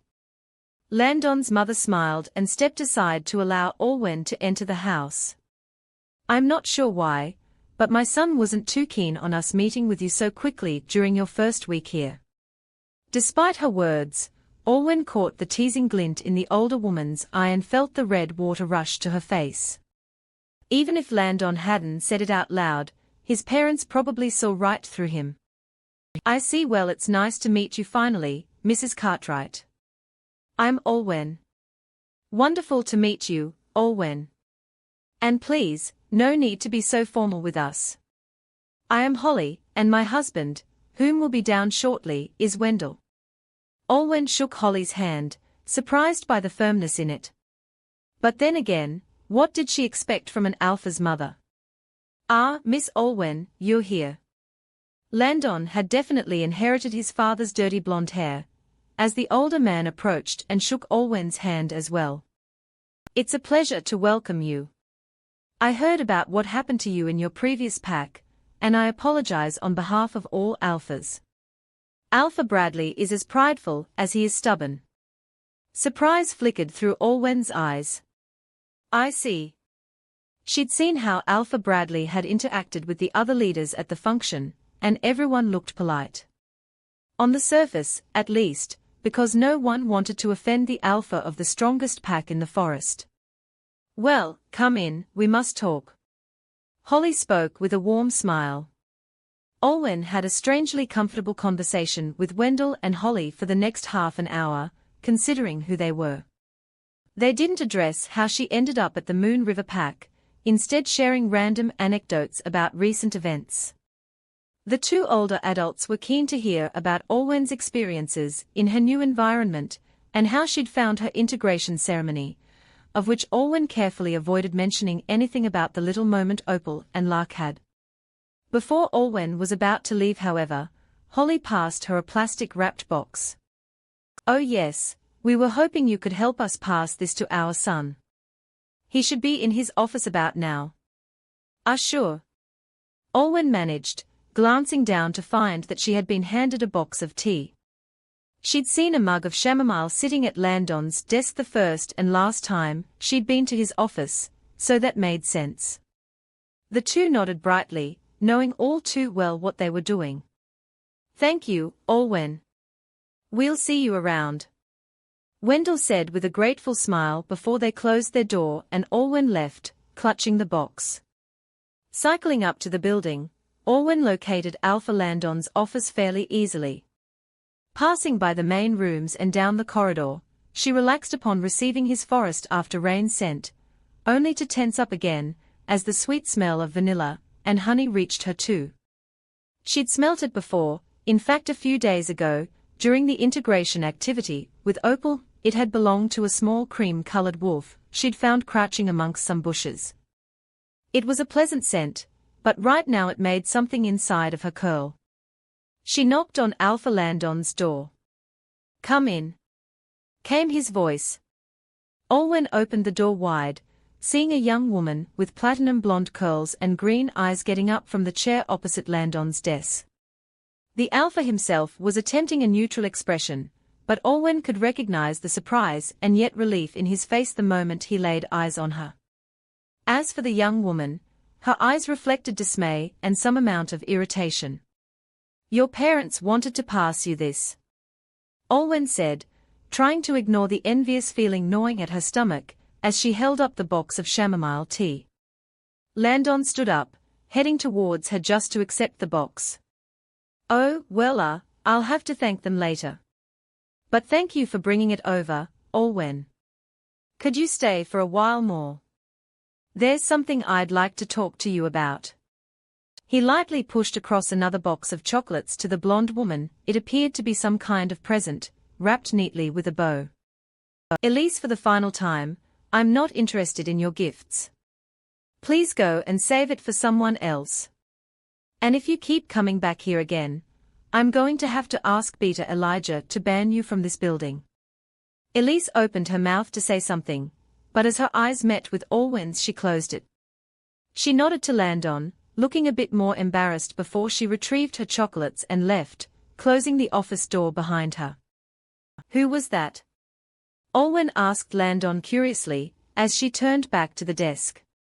"I mentioned a lot of she-wolves in my own pack have been trying to win me over," Landon replied, unwrapping the tea box and placing it in a drawer. "Elise is by far the most persistent.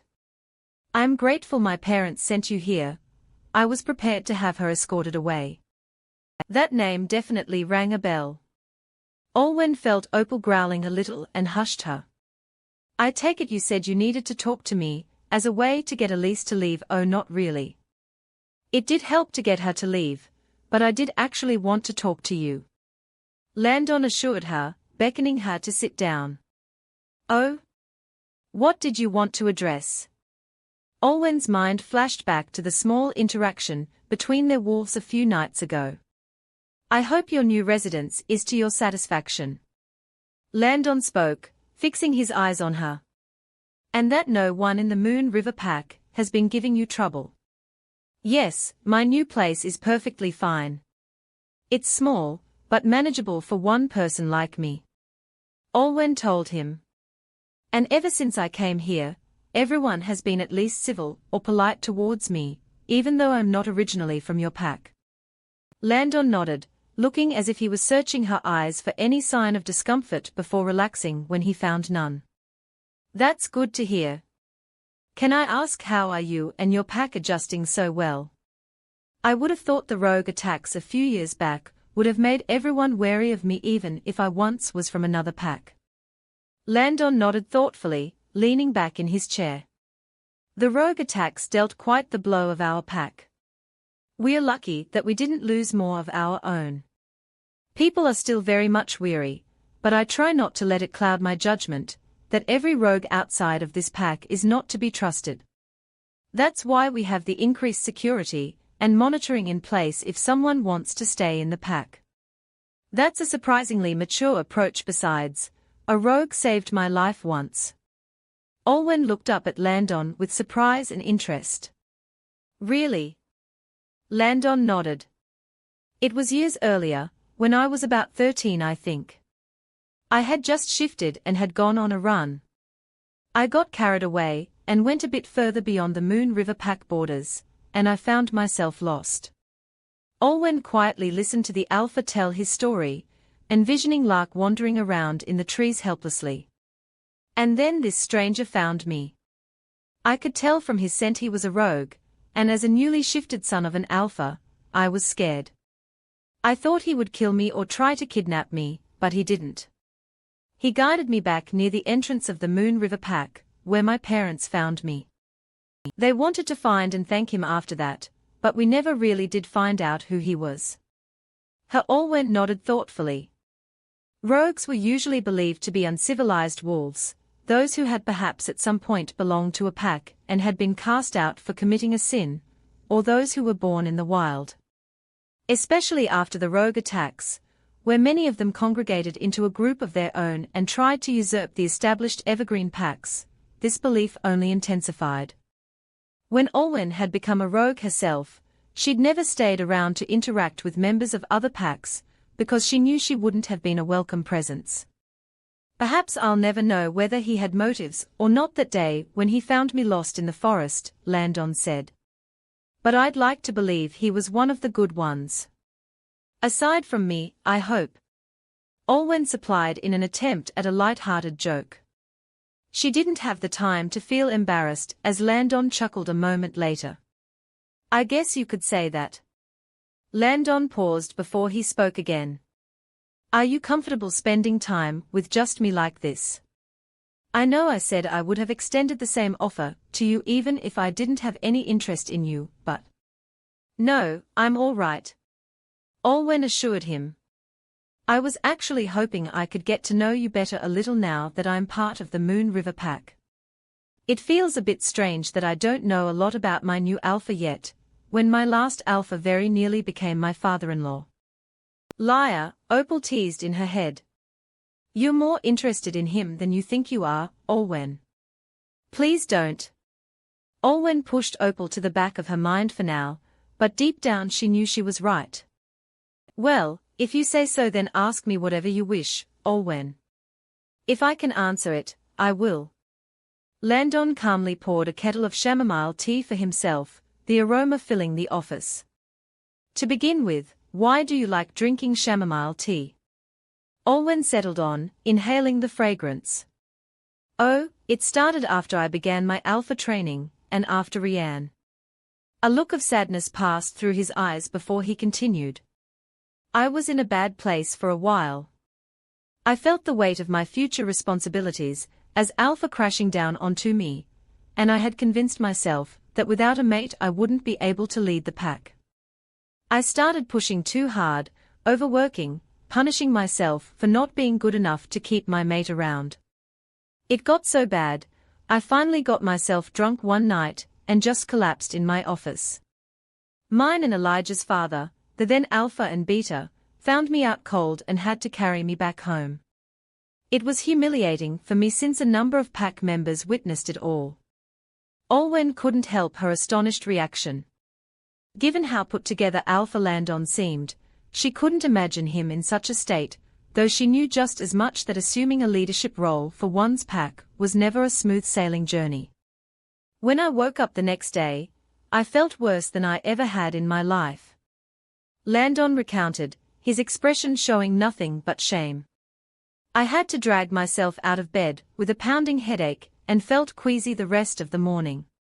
I finally realized after talking to my parents and Elijah, who was my childhood friend and still training to be beater back then, that what I was doing was only making things worse for myself. With their support and encouragement, I started to give myself room to breathe, to take a step back and look at everything. The man inhaled gently and continued to speak, his tone affirming as if he was still addressing himself. Rianne rejecting me and leaving the Moon River pack was not my fault. It was her choice, and even if I had tried, she might not have changed her mind. And regardless of whether I had a fated mate or not, it wouldn't impact how I would do as an alpha. He smiled softly, and there was no regret or wistfulness in his face this time. It took a while, but I moved past it. I became the alpha of the Moon River pack, and I have been for the past few years. My mother stayed as Luna for a while, but eventually I got used to doing everything myself. She deserved to have a comfortable retirement after years of supporting my dad. Olwen felt a rush of admiration and fondness for Landon, more so than previously. Oh, and also I've never really drank alcohol that heavily since, he admitted. At most 1 or 2 glasses, but not beyond that. I started out drinking chamomile as a way to calm myself down, but I guess I got used to the taste. So now I just drink it for fun. Olwen cracked a smile at his choice of words. That's a surprisingly heartfelt backstory for something like your choice of tea. It is what it is. Landon shrugged. Next question. Do you have any hobbies aside from drinking tea and warding off admirers? Landon smirked, amused by her choice of words. Heh. In fact, I do. Several, actually. I play several types of sports. Elijah and I were part of a soccer team when we were kids, he stated, his eyes gleaming with pride at the memory. We also used to race with our other friends in the river near the pack borders, so in some ways my wolf and I are just as used to the water as the land. But, you don't need to tell me that. Olwen recalled the way Opal had found Lark hiding in the water at the end of her initiation, and quickly shoved away the memory before her thoughts could drift further. Fortunately, the alpha didn't seem to notice. Did you get the opportunity to swim a lot back in your old pack? Olwen truthfully shook her head. No. Not for long periods of time, at least. If you want, I could help you out. The alpha offered with a warm and somewhat shy smile. You've got to become more used to water if you're part of our pack. Our pack? Olwen was sure that wasn't the first time she was hearing that phrase, but she couldn't help the soft fluttering inside her from the way Landon said it. And the implication that he wanted to bring her swimming himself, not delegate the task to one of his subordinates. She felt the slight blush on her face. That would be great. Thank you, Alpha Landon. What about you? What hobbies do you have, Olwen? Landon was now watching her with an expectant, but patient look on his face.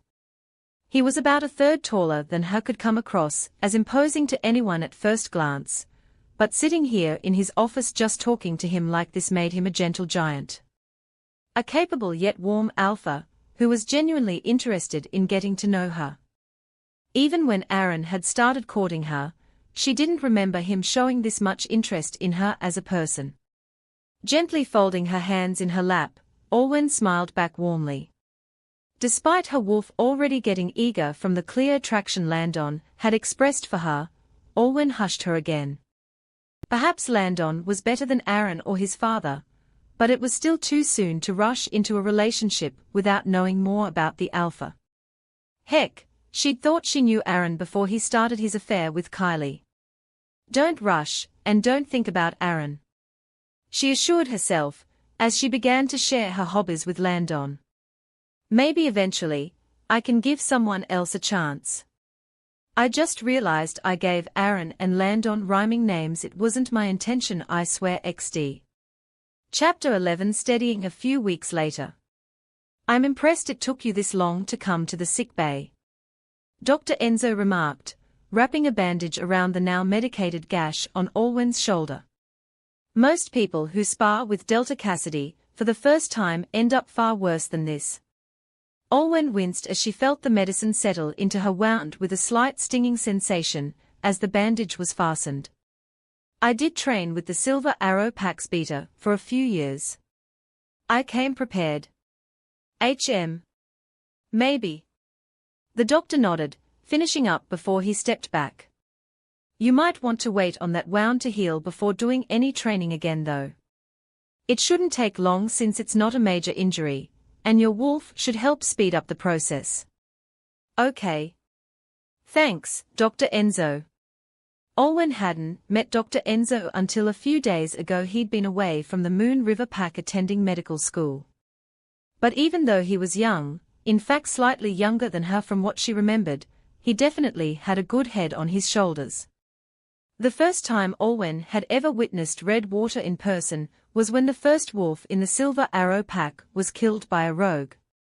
She couldn't remember who it was, an older woman she supposed, but she'd remembered the way her then 9-year-old self had reacted upon seeing the body.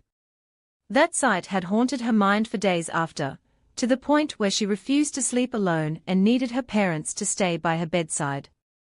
She hoped that Dr. Enzo would not have to face such things, and if he did, that he would take it far better than she had.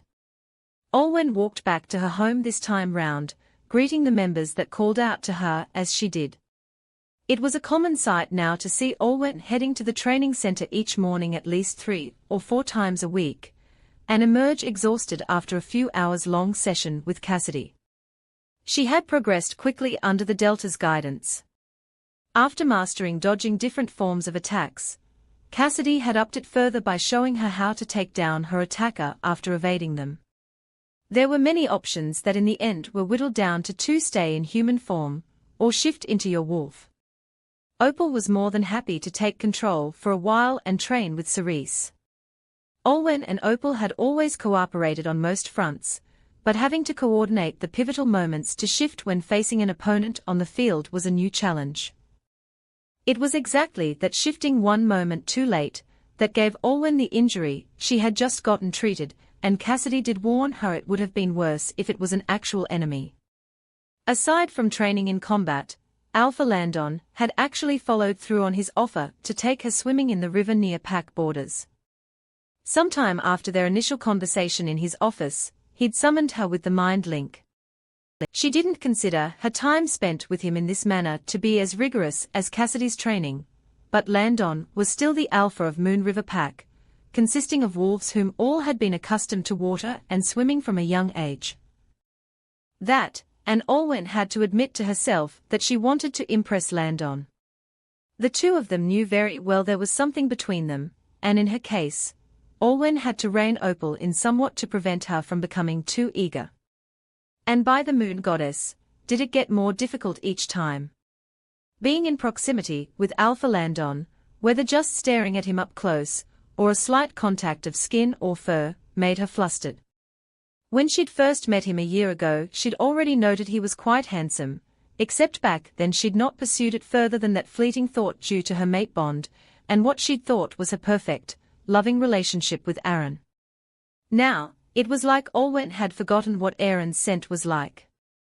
Even just catching a whiff of Landon's scent made Olwen's head spin. It was still just as comforting as it had been the first time she'd scented him, but now it evoked a reaction from her that felt dangerously close to the way she'd felt the first time she'd realized Aaron was her fated mate. But it couldn't be. It feels like the mate bond, but at the same time it's not quite. What does it feel like to you? I'd describe it like that. Opal responded, just as confused. His scent makes me alert and excited, but I don't recognize him as our mate yet. Yet? Olwen frowned to herself at this. He can't be our fated mate. Wolves only get one fated mate in their lifetime, and ours was Aaron until he betrayed both us and his wolf. Even if this thing with Alpha Landon progresses into something more, he won't be a fated one. I know, but it's like, Opal wondered aloud. It's like the more time we spend with him, and like the stronger our ties to him are. The conversation she'd shared with Landon that day, and the brief small talk since had only increased her respect, admiration, and yes, interest towards the Alpha. He'd formed a natural camaraderie with a lot of his pack mates growing up, explaining why even after his mate's rejection and the low point he'd hit, he was still able to lead them so well. Olwen had seen enough of Alpha Bradley and Aaron to know they didn't spend time with their pack mates that way. They carried themselves as if the rest of the pack were beneath them. But Landon wasn't feared the same way she realized Alpha Bradley had been. He was feared in a way, but his pack members also looked up to him. She'd come to know of the many things Landon had done for his family, friends and pack over the past few weeks, and it only strengthened her impression of him. She'd also seen Landon training if they were in the center at the same time, and his physical strength and skill were both impressive. The day she'd seen him, he'd knocked over several dummies within a span of 20 seconds. And he doesn't look too bad like this either. Opal had said aloud as Olwen's eyes had landed on Landon's muscles at some point, sending her some very inviting and not quite family-friendly images. Olwen had turned beet red and immediately hurried away to find some water, secretly shoving those images away for another time. And that day in his office, when Landon had asked her about her hobbies, Olwen had responded honestly. She had enjoyed flower arranging and cross-stitching, but had gradually given them up once she began her lunar training since she was informed they were distractions. She couldn't be this open around Aaron, as he'd remind her to focus on what was important. Landon had immediately frowned at this, even more so when she told him it had been a year since she'd last touched a stitching needle. So after their last swim, he had immediately steered her to a small craft store, and informed her that giving herself to the pack did not constitute giving up things that she loved. I can't imagine the kind of Alpha Aaron is the kind of pack environment he and his father are encouraging if what you tell me is true. I swear by the moon goddess that I wouldn't have asked the same thing of you if you were to become the. Landon had immediately stopped short and scratched the back of his neck. Apologies, I'll leave you to it. He had grunted in a hurry before turning and leaving, robbing Olwen of the chance to ask him to stick around so they could talk more. So part of Olwen's daily routine also now constituted of a plethora of things she'd left behind when she was training to be lunar flower arranging, cross-stitching, crocheting, baking. The only hobbies she still retained that hadn't supposedly impeded on her lunar duties were reading and dancing. Honestly, Olwen hadn't realized how stifled she actually was back in the Silver Arrow pack until now. She had felt accomplished with each training session she completed, each pack matter she helped address, but she missed the feeling of peace and happiness that just came from arranging a nice bouquet of flowers for her dining table. Soft pink, pale blue and yellow roses, with a few sticks of lavender. All courtesy of Jackson. He'd been a bit quiet the first week she was here, but once she'd gotten back into flowers and started buying from the shop, he slowly opened up to her the same way a flower would. They'd bonded over their shared hobby, though the moment Olwen brought up his mate, she saw the smile on Jackson's face and instantly knew that even his love for gardening and flowers paled in comparison to that which he held for Delta Cassidy. And the mini projects didn't stop there. She made her favorite macadamia and white chocolate chip cookies, crocheted a blanket, and was now in the midst of working on a cross-stitch pattern of opal, which now also had to be put on hold due to her injury, but no harm done. Olwen supposed she deserved a rest. Opal snorted as Olwen checked on the half-done cross-stitch when they'd arrived home. I'm not that fluffy, she huffed. Olwen snorted, tracing her fingers over the half-done image with a smirk on her face. Shut up. Haven't you looked in a mirror or lake recently? In the Moon River pack, Olwen felt free, as if she'd grown wings, and had the very essence of life injected back into her veins after a long time. All thanks to Alpha Landon. Turning on some quiet music, Olwen headed to her bedroom. Sitting on the dresser, untouched since the night she'd left the Silver Arrow pack, was her phone. She hadn't wanted to burden or be in contact with anyone from her old pack when the pain of Aaron and Alpha Bradley's betrayal was still fresh, but she couldn't deny even after so long that a part of her mind was burning with curiosity. She unlocked the phone before she could stop herself, and instantly a trillion notifications appeared. Most were negligible, except for one thing from her call log. 30 missed calls from Stella, 10 voicemails. Olwen's mouth dropped at the sight of it. Stella's calls had been sporadic throughout the past almost 5 months based on the records, and the last had come in just a few days ago. Settling down on her bed in her pajamas, Olwen hesitated for a moment before deciding to check the latest voicemail. With bated breath, she hit play. Olwen. I hope you're safe, even though you're unreachable. Stella's worried yet hopeful voice came through the phone. All at once, Olwen felt small tears prick her eyes at the emotions in her friend's tone. Stella. She believed Stella would have moved on and remained under now Alpha Aaron and Luna Kylie, but the fact that she'd still tried to reach out to her after so long was proof that Stella did care for her, she hoped. How do I say this? I tried to give Kylie a chance, I did, but things in the Silver Arrow pack just got worse and worse after you left. Stella spoke in the message, sounding defeated and yet scornful. I didn't stick around to see her Luna ceremony, but the sort of leader Kylie is going to become is definitely not a good one. Olwen frowned, and even Opal poked up in interest. We left before we could talk smack about Kylie with Stella, Opal snorted. If she's going to roast that woman in a recorded message, I wanna hear it. Olwen rolled her eyes. Opal, that's not the point. I'm sorry if this is too sudden for you, if you ever hear this message. Stella spoke apologetically. But Aaron and Kylie didn't tell you everything. I overheard Aaron and Alpha Bradley talking, and I got Kale to hack into Aaron's email account. He has emails to and from Kylie dating from 2 years ago. Olwen's heart sank, immediately knowing what that meant. I don't know when exactly it started, but Aaron was already cheating on you with Kylie before she left for the Snowfang pack. Stella was clearly fighting to keep her voice level on the call. They struck a deal that she'd break up with Oliver and come back to the Silver Arrow pack if Aaron broke up with you and made Kylie his Luna. Olwen had no idea how it happened, but suddenly her knuckles were clenched in the bedsheets. She'd already known that Kylie was the one who'd rejected Oliver thanks to the word circulating amongst the other packs, but Aaron. But don't worry.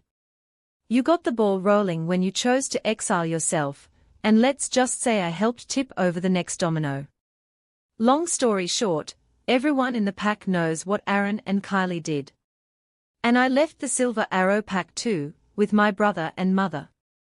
Olwen sat up, her eyes wide in disbelief. As if anticipating her reaction, Stella's voice came again, with a soft chuckle. Don't blame yourself, Olwen. After what I found out, I can't bring myself to stay and become the pack's beater anymore. For a pack built on loyalty, it seems to enjoy rewarding traitors. That and when Alpha Bradley found out where the emails had been sent from, he attacked Kale. Stella's voice darkened at this, and Olwen could picture her normally brown eyes flashing to stars galactic indigo. If no one had stopped him, my brother might have, but anyways, she inhaled, pondering her next words before speaking. My family and I are on our way to the Moon River Pack.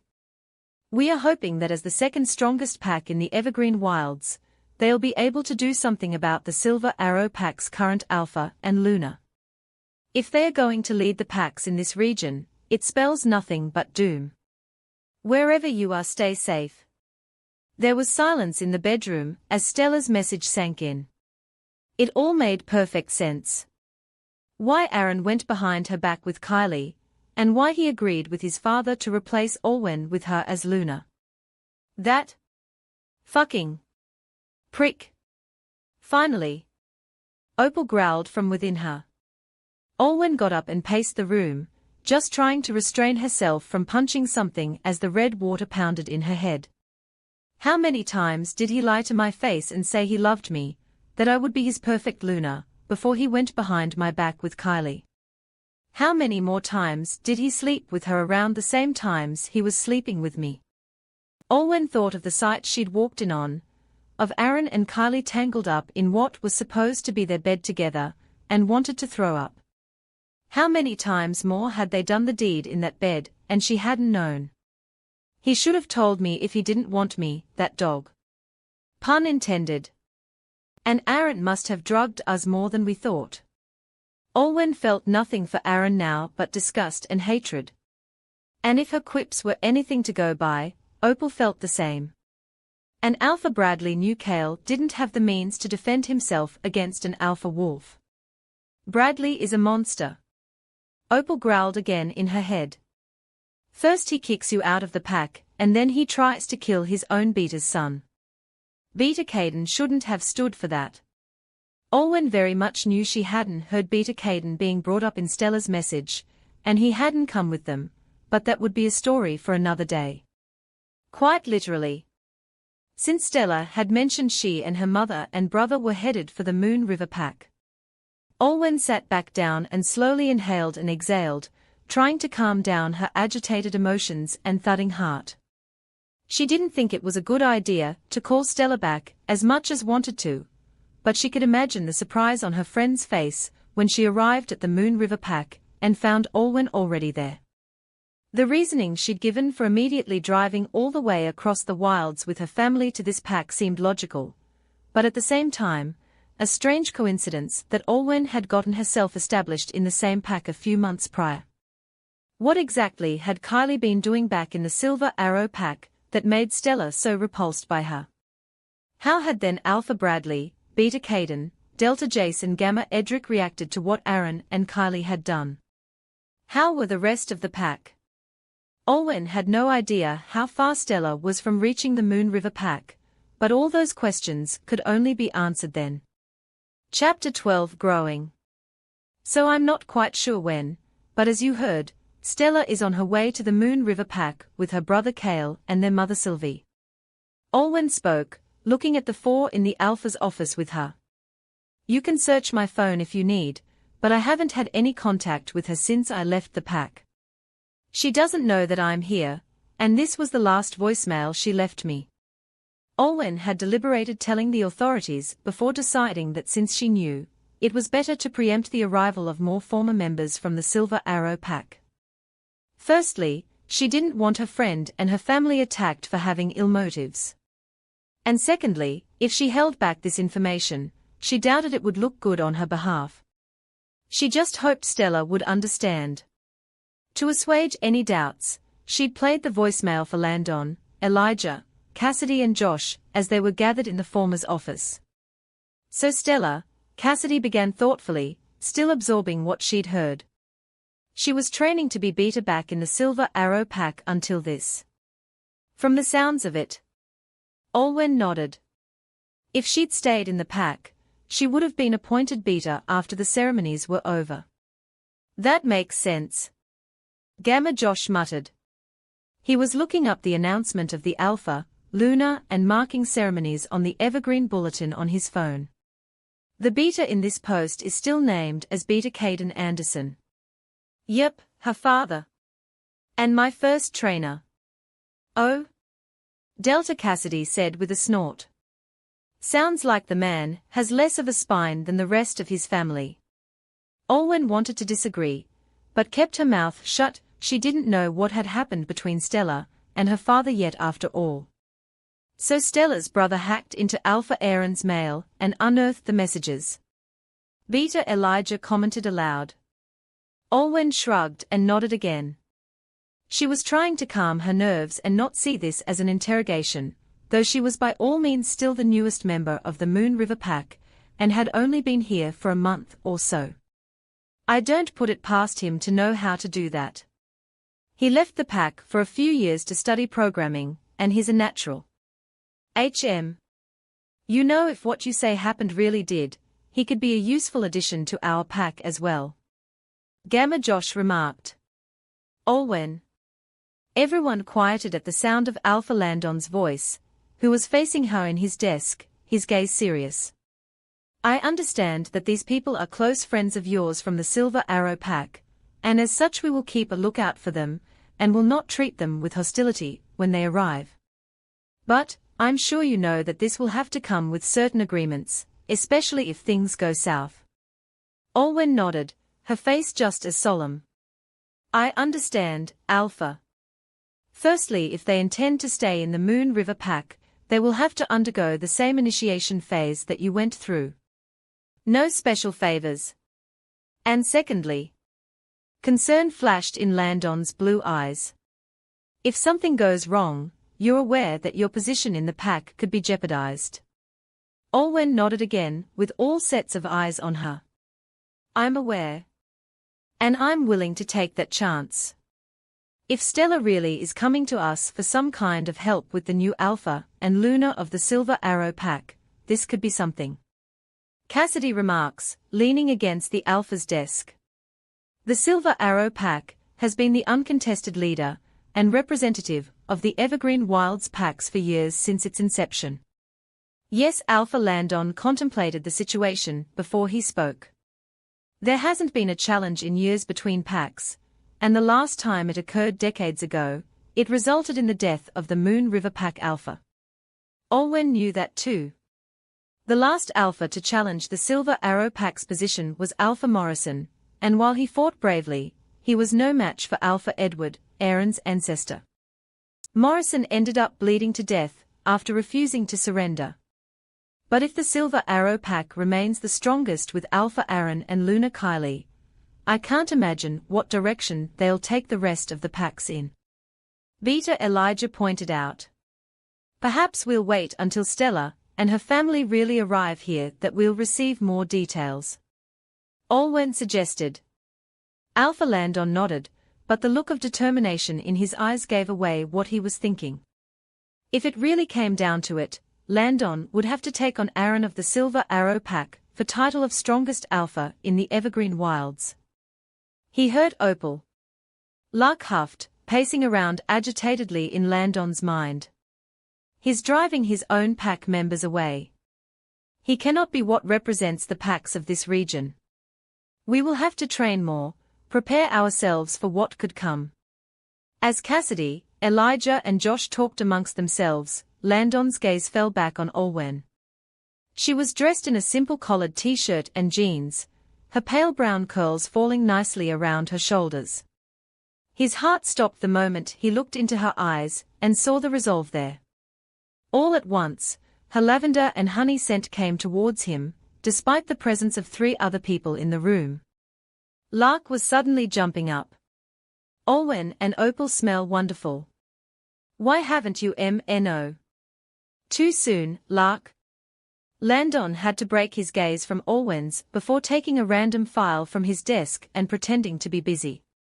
I get it's been years since Raina and Rianne, but we can't just jump and mark the next she-wolf we have an interest in. But she clearly likes us. Lark whined, his sandy tail wagging. Landon sipped his chamomile tea again and sighed, leaning back in his chair and massaging his eyes. She's still new to the Moon River Pack, and I'm not going to push her. Plus now we have all this coming our way. I swear to the moon goddess Lark, if you can't control yourself I'm going to have to. Finn. Lark snorted, trotting to the back of Landon's mind and sitting there. But do not let this she-wolf go. Landon sighed inwardly. Ever since Olwen had joined the Moon River Pack a month ago, Lark had become increasingly difficult to rein in around her. When they'd gone swimming together, even just light brushes sent tingles through his skin and sent his wolf into a frenzy. He'd have to submerge himself in the water just to clear his head for a moment. Olwen Adams had definitely made the Moon River Pack a better place since she'd arrived, even if she didn't know it. A lot of the pack members enjoyed talking to her thanks to her easygoing and humble nature. It was common knowledge now that she had originally been intended to assume the Luna position of the Silver Arrow Pack, and one could see the effects of that training on her. She'd played with the younger children more than once, settled minor disagreements between people, and adapted quickly to her new training under Delta Cassidy. The Delta herself had reported on Olwen's progress to him. She was still having trouble picking up some more complicated techniques, but her willingness and desire to learn more than made up for it. Jasper and Nicole saw her at the bakery almost daily and spoke fondly of her, as did his own parents, who clearly knew their son had his heart set on the new girl. It had been much to his embarrassment that he'd heard how his parents had invited Olwen over to their home more than once to discuss random topics with her, though she didn't appear to mind. Not to mention, since the day Olwen had come upon he and Elise in his office, the latter had finally stopped bothering him. It had taken him showing an interest in another woman for Elise to back off. And once Olwen had gotten back into her old hobbies, it was watching the color return to her face and the energy to her body. He'd admittedly noticed her cycling to and fro with various flowers, art supplies and baking needs in her basket, and saw the bright enthusiastic smile on that lovely face. It wasn't just that she was recuperating to full health again now, that she was no longer a rogue, she was genuinely happy. If she really did become the Luna of this pack. Landon's mind was suddenly flooded with a series of dreamy images. Him and Olwen standing on the porch of his home, watching the sunrise with his arm around her. Lark and Opal running together in the forest, their pelts brushing. Him and Olwen lying in their shared bed, their legs resting on top of one another after not again. Landon groaned and buried his head in his hands before pushing that final image away. See? We both haven't seen any action in 4 years. Lark huffed. You want Olwen and Opal too. Olwen and the rest weren't in his office anymore after he'd dismissed them minutes ago, and yet that sweet floral smell was still wafting in the air like a cloud and making his mouth almost water. He didn't recall Olwen's scent affecting him like this when she'd first come here. And for sure, he couldn't concentrate on anything else now. And so, Alpha Landon headed off to the training center to prepare for a potential confrontation in the distant future. He trusted Olwen, hoping for both their sakes that she was right about the motives of her friend. It's been a month since you got here. You need to find an elegant, nice dress to wear for special events. Olwen didn't have time to protest or argue before Josh dragged her towards the Pack boutique the moment they set foot out of the office. She would have thought the wolves would start being wary around her again after she'd informed them of some of her old Pack mates coming here, but on the surface it didn't look like anything had changed. There's definitely something in here that you should like. Josh pointed to the racks of dresses. Olwen's mouth dropped at the sight. These dresses looked so expensive, for lack of a better word. Beautiful, but costly from the materials put together to make the piece of clothing. She glanced at the name of the boutique and then at Josh. Isn't this a bit too?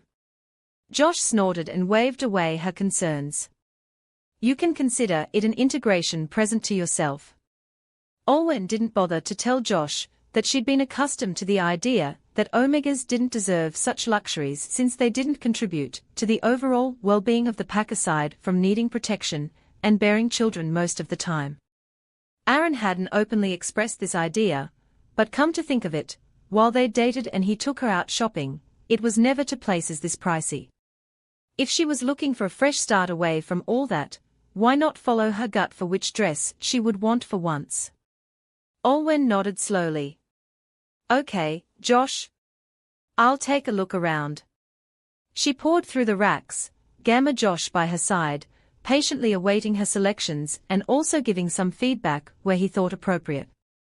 They had just passed by the third rack of dresses when Olwen turned the corner first and found herself face to face with Elise. Miss Olwen. The other woman managed, nodding with her eyes diverted elsewhere. Olwen hadn't observed Elise enough during their last meeting, but now that she saw the young woman's posture, gentle speech, and her sweet scent, Olwen realized that Elise was an Omega much like herself. But right now, any possible camaraderie between them was squashed by the memory that this was the same she-wolf who was pursuing Alpha Landon. Elise, right. Fancy seeing you here. Olwen managed a polite, warm smile. Another portion of her lunar training had to be to learn how to socialize and present oneself in public settings, including when you were faced with someone you weren't particularly fond of. Yes, you must be Olwen. Given the look Elise had shot her back in Landon's office a few weeks ago, she seemed to be doing a pretty good job herself at hiding her dislike for the newcomer. I'm surprised it took you this long to come to this place. Are you trying to impress Alpha Landon by any chance? Knowing that Elise was attempting to get a rise out of her, Olwen kept the smile on her face and her tone level and calm. Well, no. I spent the past month getting settled, and now that I decided to check out this store. Besides, given what I've heard, shouldn't I be asking you that question? She saw the way Elise swelled a little from the embarrassment, but to the girl's credit she didn't retaliate with hostility. Actually, no. The annual Evergreen PAX function is coming up in a number of months, and I'm looking for a suitable dress that Beta Elijah would like. She replied with a proud smile on her face. Olwen did not remind her that the Evergreen function was normally only attended by the current and/or future alphas, lunars and betas of each pack, not to mention her very slim chances of Elijah somehow picking her as his +1. I see. Best of luck to you. Olwen didn't know if that was polite or sarcastic coming from her.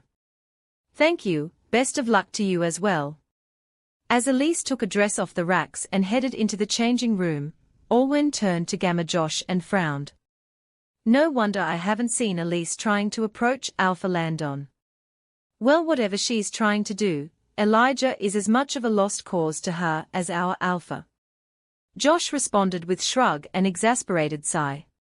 You know him, he only wants his fated mate. He never bats an eyelid at other she-wolves. That much Olwen knew. Given the mate bond had worked out so well for his parents, and with what had happened to Landon and his own fated, it seemed to only make Elijah more determined to get it right when his own mate finally came along.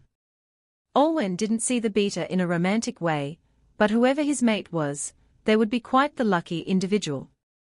So, Josh cleared his throat. Any dresses you're interested in? Olwen surveyed the area, quickly picking out a few dresses that had caught her eye. These all look beautiful, but there's just something missing. What about that one? Olwen and Josh both turned at Elise's quiet voice.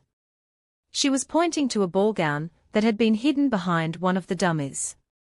Olwen's eyes flickered to Elise before she went over to fish the dress in question out into her full view. The ball gown was silver, with sheer puff sleeves and bodice.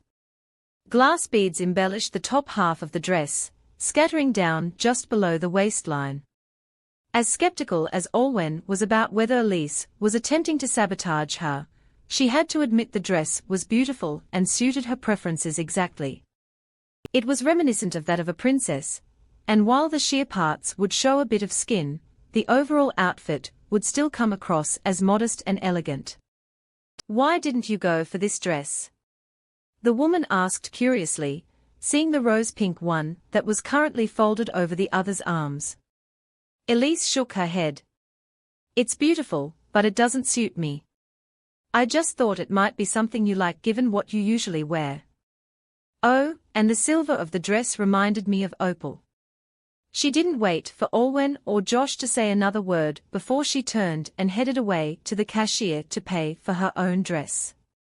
They both watched her pay for the rose-pink dress and leave the store before looking down at the silver dress in Olwen's hands. Whatever she's up to, the girl's got a good eye. Josh said, taking a step closer and looking over the dress more carefully. I think it would fit you too. Looking at the beads that were embellished into the top of the dress, Olwen knew she had to handle this one carefully. I'll go try it on, I guess.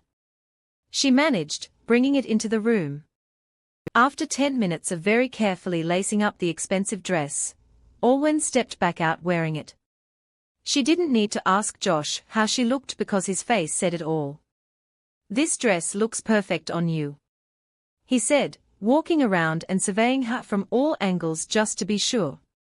You could throw on a simple chain necklace, or some diamond earrings, and you'd be good to go. Olwen couldn't help the shy smile that came onto her face as she lightly swished the dress around.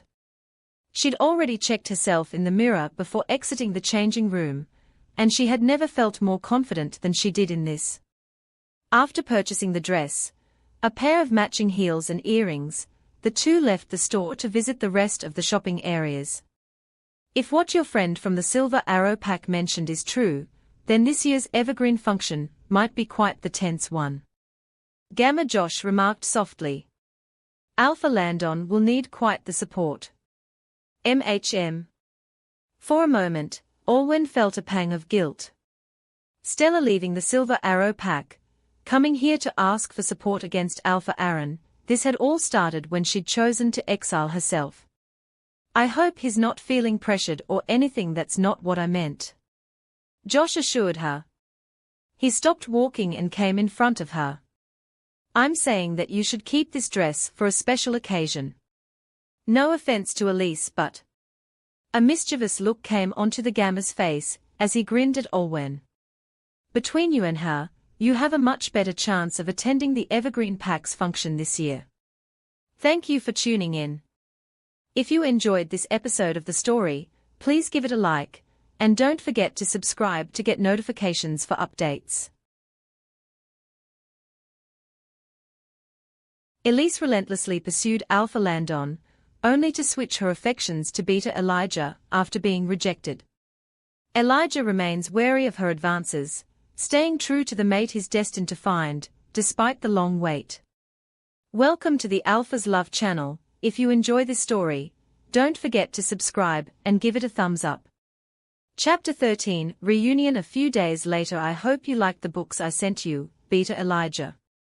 The beta in question closed his eyes and sighed as Elise approached him with a dazzling smile.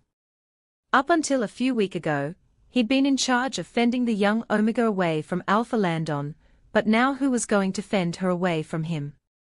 He was glad that Landon and Olwen had found another chance at romance in each other, as slow as they were taking things, but now that the Alpha was off limits, it appeared that Elise had made him her next unwilling target.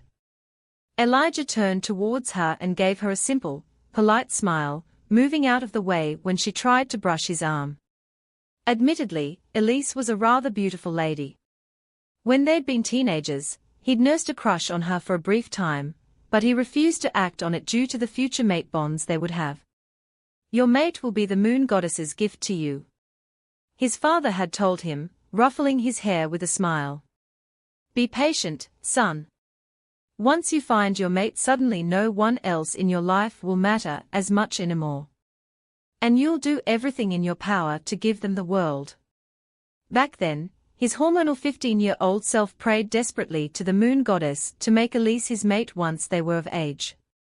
But that want faded months later, after Elijah realized that Elise seemed to have her eye on the future Alpha. Once his 18th birthday had passed and he didn't find his mate within the Moon River pack, he was indifferent to the realization that Elise was not fated to him. I appreciate the thought, Elise, but I'm sure you know as well as anyone else in the Moon River pack that I am waiting on my fated mate. Just as much as you should be waiting for yours, he stated to her matter-of-factly. Now, he could safely say he was relieved that Elise Ainsworth was not his mate. From what he'd seen of her in recent years, shamelessly pursuing Landon after he was rejected and then just switching to Elijah, after treating him like chopped liver for almost a decade, the Omega didn't have any respect for the mate bond. Considering how quickly she'd appeared to have moved on from her infatuation with the Alpha, she hadn't had any genuine feelings for him either. But Beta Elijah. He corrected her swiftly. He'd allowed her to call him Eli back in their teenage days, but now her clearly intentional use of that nickname made him cringe.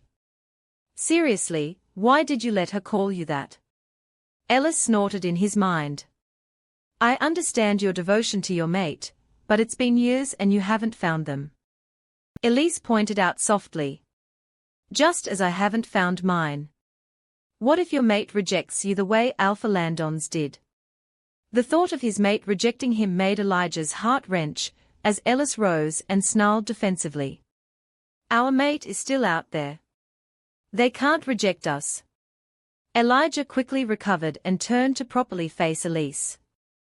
It was true his faith in the moon goddess had been shaken after witnessing the pain it caused his best friend, but he wasn't going to be the one to betray his fated even before they'd shown up. I won't be sure until I meet them. Now please. Do something more useful. I've sent the books back to your home, so maybe you should read them instead. Now if you excuse me, Elise, I'm busy. He then averted his gaze from her and walked quickly away. Elise frowned, slowing to a stop as Beta Elijah strode out of sight. Growing up as an Omega, she'd been coddled and pampered by her parents, and she hadn't had any issues bending people to her will just by using her innocent wide eyes and soft, gentle voice. So what was it about the Alpha and Beta of the Moon River Pack that they weren't at all fazed by her attempts? When she began to mature, her parents were certain that a beautiful Omega like her would become mates with the future Alpha. She may not have been the strongest or smartest she-wolf in the Moon River Pack, but she didn't need to be. All she needed to do was get with Landon and bear his pups. Landon didn't show the slightest interest in her when they were friends in high school, and when his 18th birthday passed and he found Rianne, her parents' hopes for her withered away. But then Rianne bolted after 2 months, rejecting Landon in the process. Convinced she would become Landon's chosen mate, she'd become more bold in pursuing him, sending him gifts and dropping by his office unannounced. Perhaps after being around her long enough, he would be swayed, except again, he didn't. The moment Olwen Adams entered his office, Elise saw the way Landon's eyes lit up. She had lost to another Omega. And not any regular Omega. Word was that Olwen had almost become the Lunar back in the Silver Arrow Pack, but was practically kicked out after her mate had an affair. Elise wanted to feel sorry for her, but all she could experience was shame and humiliation that Landon hadn't looked at her like that when they'd known each other for years, while Olwen had barely been here in comparison. So this was her way of salvaging her pride. If she couldn't become the Alpha's mate, she would become the Beta's instead. It might have been easier, she tried to convince herself. She knew that Beta Elijah had once liked her, and surely she could unearth those feelings again. So even though it had already been a few days since she'd started her pursuit of the Beta, and he hadn't budged, it was too soon to give up. What would our mate think of you? Ember huffed quietly in her head. Elise sighed, turning and heading back to her cottage where she was bound to get another motivational speech from her father about being rebuffed. Nothing. Maybe we won't ever find our mate. Maybe they'll reject me. You don't know that. I do. I've been chasing after Landon for so long, everyone in the pack knows that. I will make Elijah mine.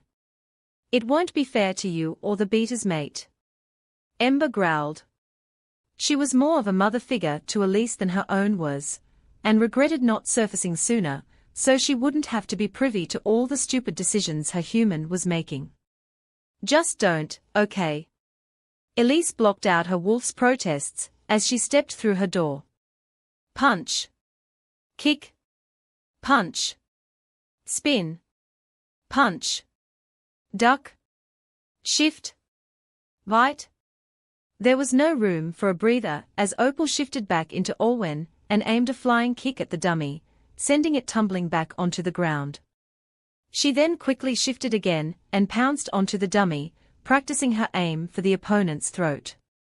This was not one of Delta Cassidy's sessions. In fact, Olwen was sure she'd seen her having a picnic with Jackson on her way to the training center. Olwen shifted herself back into her human form and redressed herself quickly before she headed over to dry her sweat with a towel and drink some water. Shifting so quickly back and forth in a short time had taken a bit more out of her than she would have liked. But she would have to use this to accustom herself to both human and wolf fighting. It also provided some satisfaction and catharsis for her to picture the dummy as either Kylie or Aaron. What they'd done to her was unforgivable, and while she was no longer hurting from it, it didn't mean she would let it go. At this thought, Olwen got up and returned the dummy to its original place, getting into her stance and preparing to attack it once again. Still hard at work, I see. Olwen stopped and turned towards the direction of the voice, unable to stop her heart from fluttering as she saw the Alpha entering the gym. Alpha. She bowed her head to him. How long have you been here? Landon asked, glancing at the dummy and at her towel and water bottle by the side. A few hours. Olwen shrugged, glancing up at the clock. Well, if you're not tired, I could use a sparring partner. Landon set down his own towel and water bottle before donning a pair of boxing gloves and headgear like those that Olwen was wearing. She looked at him, feeling anticipation and nerves settle in her stomach. Me? I'm sure any strength I have doesn't measure up to yours. I've been keeping tabs on your training progress, and I beg to differ. Landon assured her with a challenging glint in his eyes.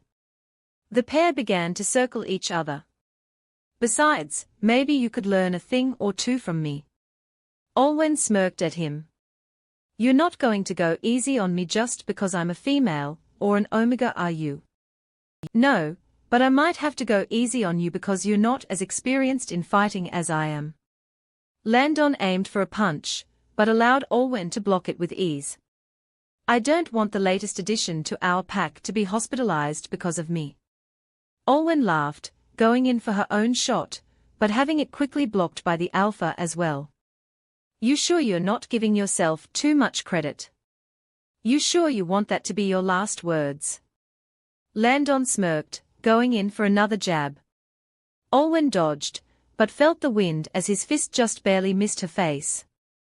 She pressed her lips together, not willing to eat her words just yet as she ducked another attack from the Alpha, and drew from some of Opal's strength to knock the man over. Landon let out a grunt of astonishment as his back hit the mat. Huh? Not bad, Olwen.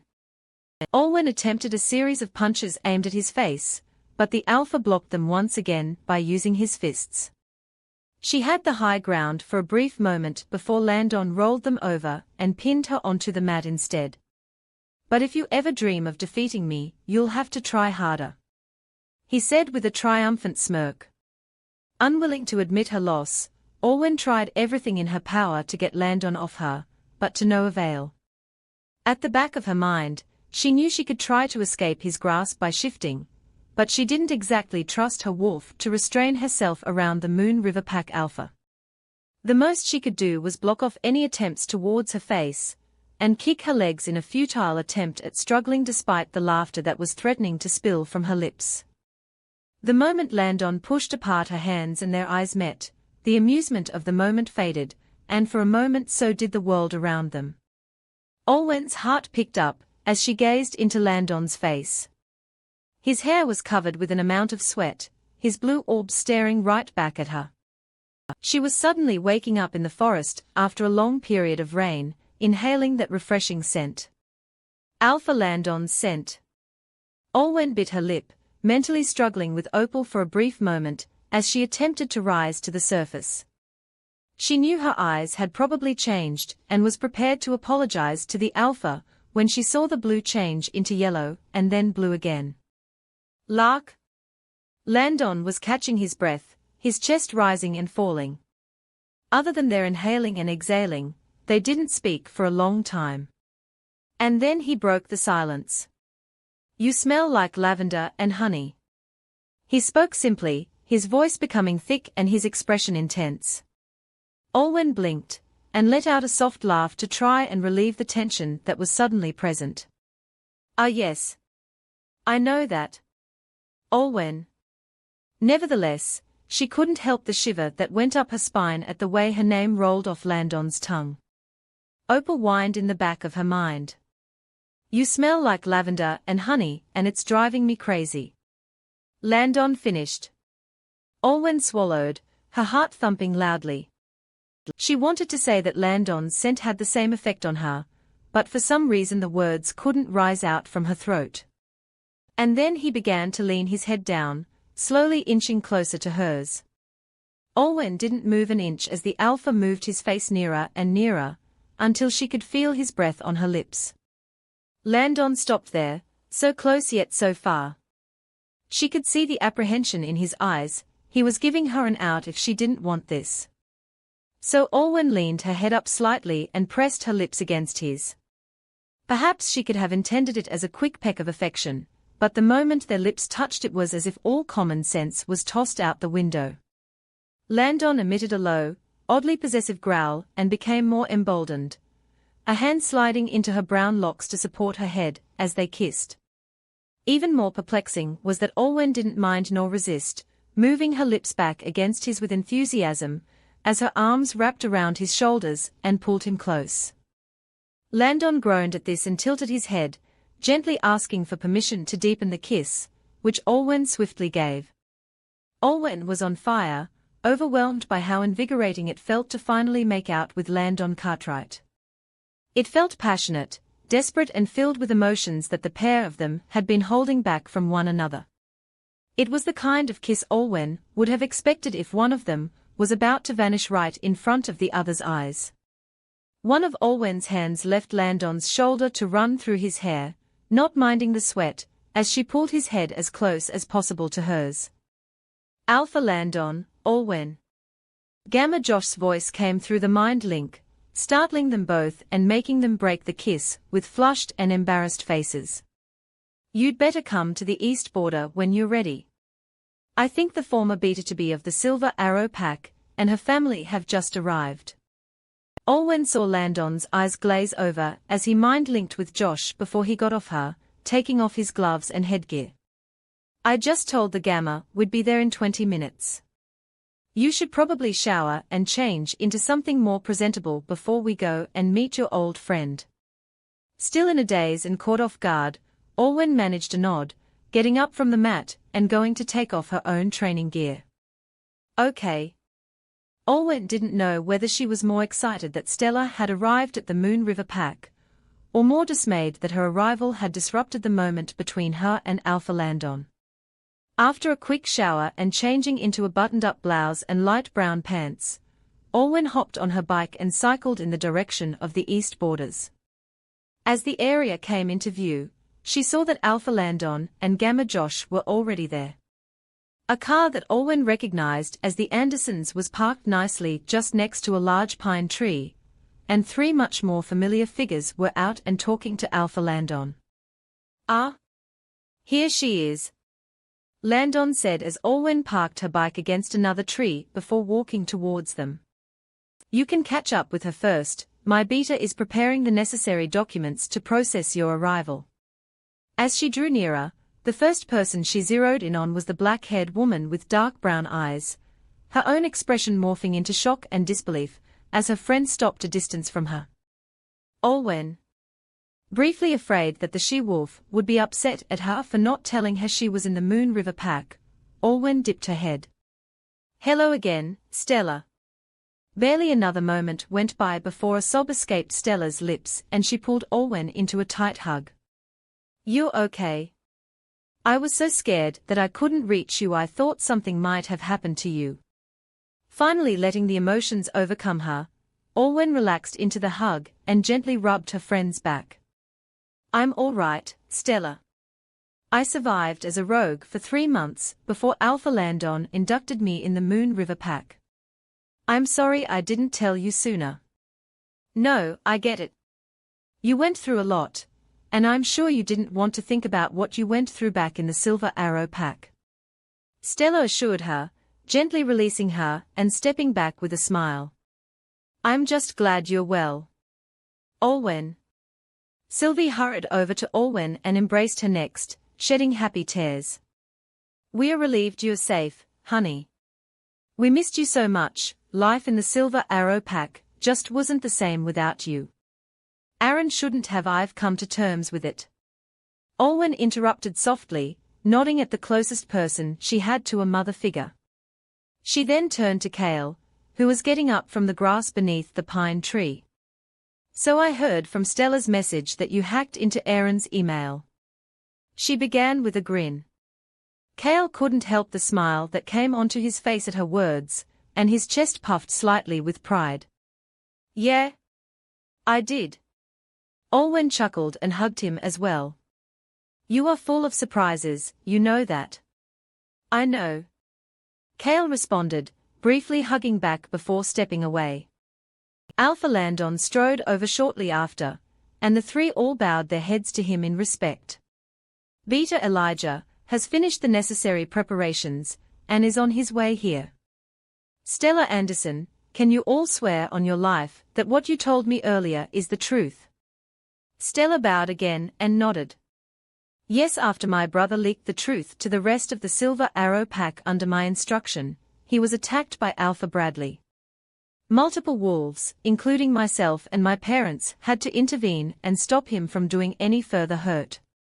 After this, the three of us renounced our positions as members of the Silver Arrow Pack and left. Her voice was quiet, but firm as she looked back up at the Alpha. Landon nodded and gestured for her to rise. Once my beta gets here, we'll discuss further terms in my office. He glanced at Olwen, briefly mind-linking her. I can see why she was going to be your beta. Anyways, we have so much to discuss. Stella said to Olwen. But I did try to bring most of your stuff over from the Silver Arrow Pack. Starting with this. She trudged over to the car, retrieving a plant from the boot. Olwen's eyes widened as she recognized the bromeliad she'd cared for in her office when she'd still been training as Luna. It's still flourishing, thank goodness. She accepted the potted plant from Stella like the precious thing it was. Yeah, Kylie wanted it gone since Aaron bought it for you. She even slapped Jessie over it. Olwen frowned. Kylie did what? Stella sighed. It's a long story. I'll tell you in a bit. The she-wolf then stopped short as she seemed to sense something. Wait, what's that? Miss and Mr. Anderson, Alpha Landon drew everyone's attention. This is my second-in-command, Beta Elijah Atwood. The man with ashen brown curls and hazel eyes was approaching them, and he first bowed to Landon. Alpha. Everything is ready for you in your office. Good. He gestured to the newcomers in front of him, as he introduced each of them in the order in which they stood. Elijah, these are Olwen's associates. This is Mrs. Sylvie Anderson, the wife of the beta of the Silver Arrow Pack, her younger son, Mr. Kale Anderson, and her daughter, Miss Stella Anders. Landon happened to glance back towards his friend, his voice trailing off, as he saw the expression on Elijah's face. The next moment stunned everyone present. With his eyes rapidly shifting between hazel and green, Elijah took several purposeful strides across the forest clearing and pulled an equally shocked Stella into his arms. Mate. Chapter 14 Friendship. The administration process that took place in Landon's office turned out to be a bit more complicated than previously thought. To be more specific, processing the papers for Sylvie and Kale were fine, but Stella had to write down her particulars whilst being seated in his beta's lap. Beta Elijah had not left Stella's side since he'd laid eyes on her at the east borders. Even now, as she was writing down details on the form, the man had his arms wrapped around her waist, his facial expression that of a human in a fight with his wolf, trying to prevent himself from openly burying his nose in Stella's neck and inhaling her scent. Stella wasn't exactly unfazed either, her cheeks tinted a rosy pink, as she tried her best to concentrate on penning her signature on the paper despite the way her hand shook. Standing aside and waiting for the administration process to be completed, Olwen had never seen her friend this flustered before, and even she herself was still coming to terms with how Beta Elijah and Stella had turned out to be fated. Sylvie and Kale waited beside her, their own expressions betraying their amusement. The awkward silence in the room dragged on, with only the clicking of computer keys and the distant rumbling of the air conditioner being heard before Alpha Landon spoke. Allow me and my beta to accompany you three to your tentative accommodations for the week. Everyone was startled by the low growling that was coming from Elijah, including Stella. Landon sighed and leveled his gaze rather sternly at him. This is protocol for any wolves wishing to join the Moon River Pack, even if they are mates with any of the members. This was enough for Elijah to reluctantly fall silent and dip his head. Of course, Alpha. Apologies. He muttered.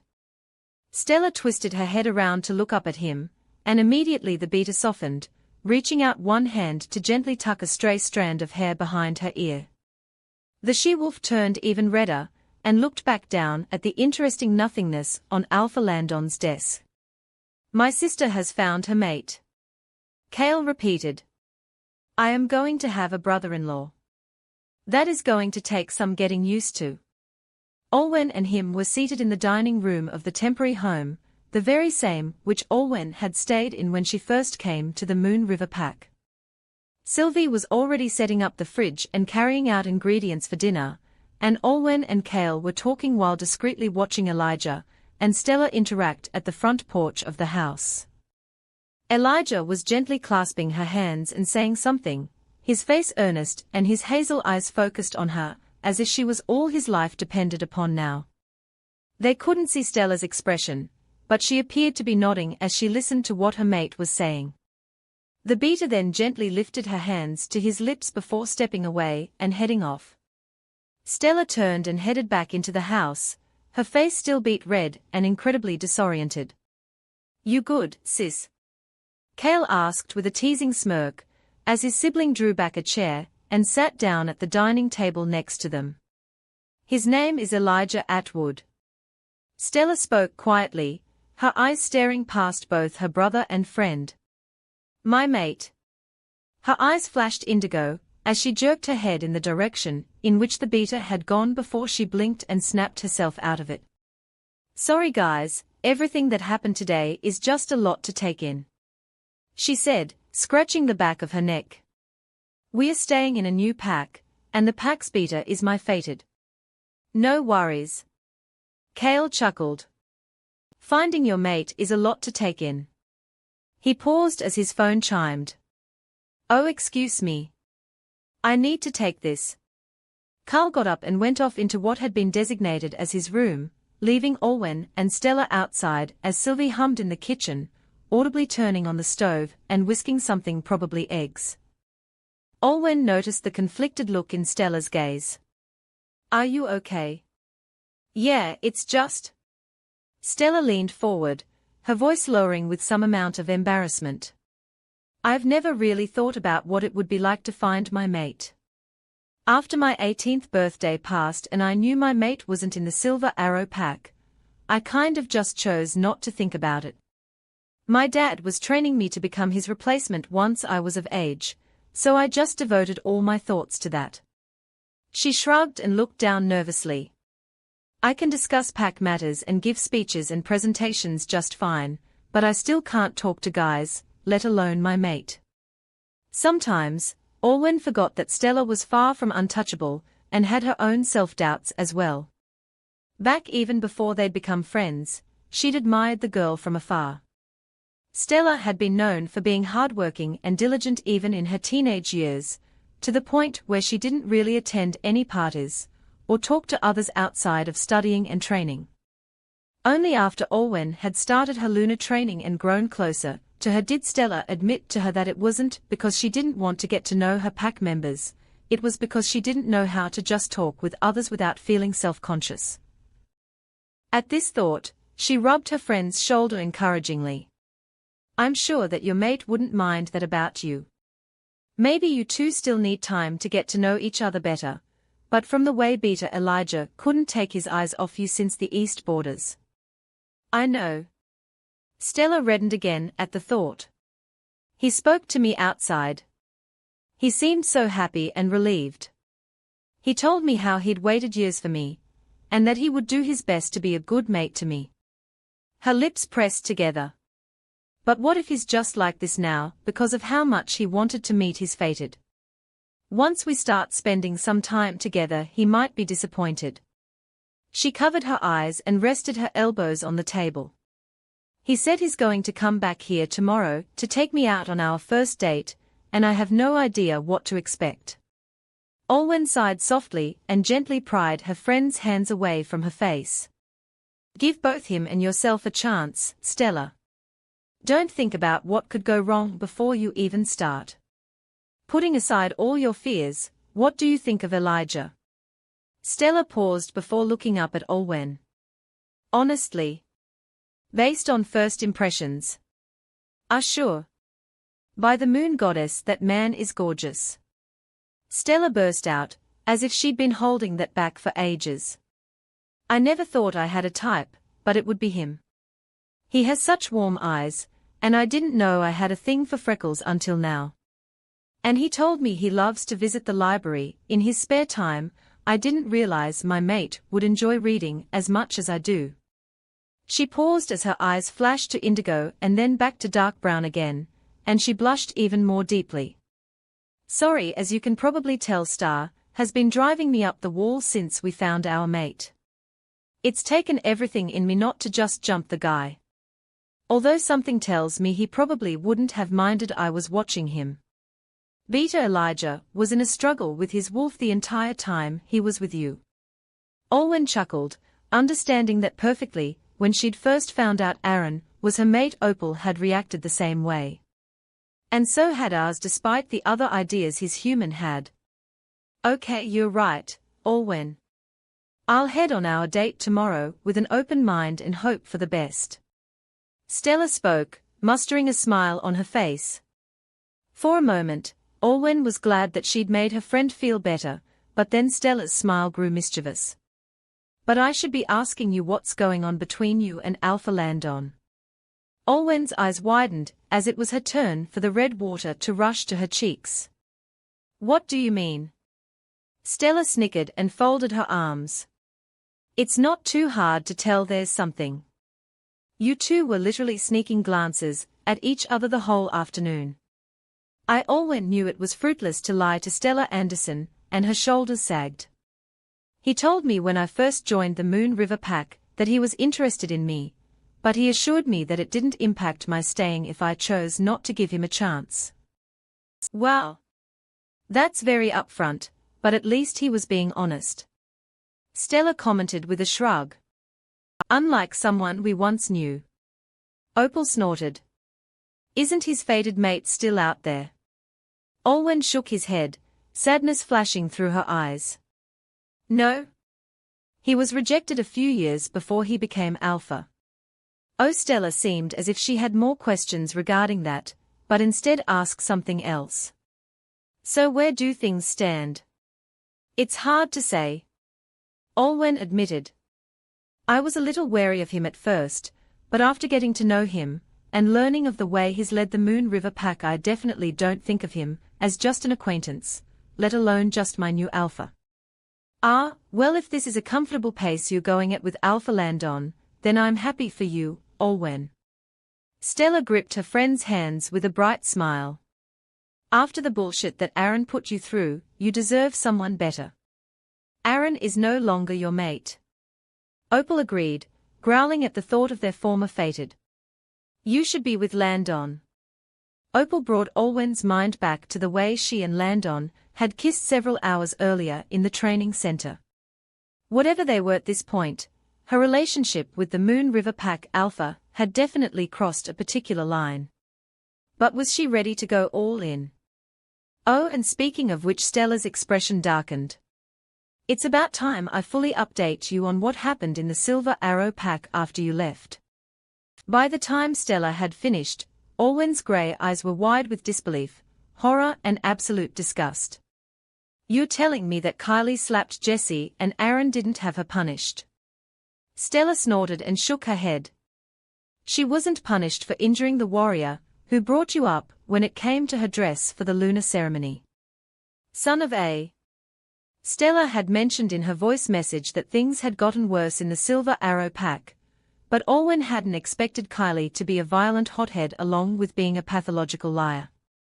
And Alpha Bradley still went ahead with making her Aaron's chosen mate and Luna. The idiot is full of himself and won't accept that his son made a colossal mistake. Stella said simply. It was evident she'd done a lot of thinking after she'd left the pack. He thinks by covering Aaron's tracks that the Silver Arrow Pack will remain strong, but he's actually digging his family into an even deeper hole. And your dad?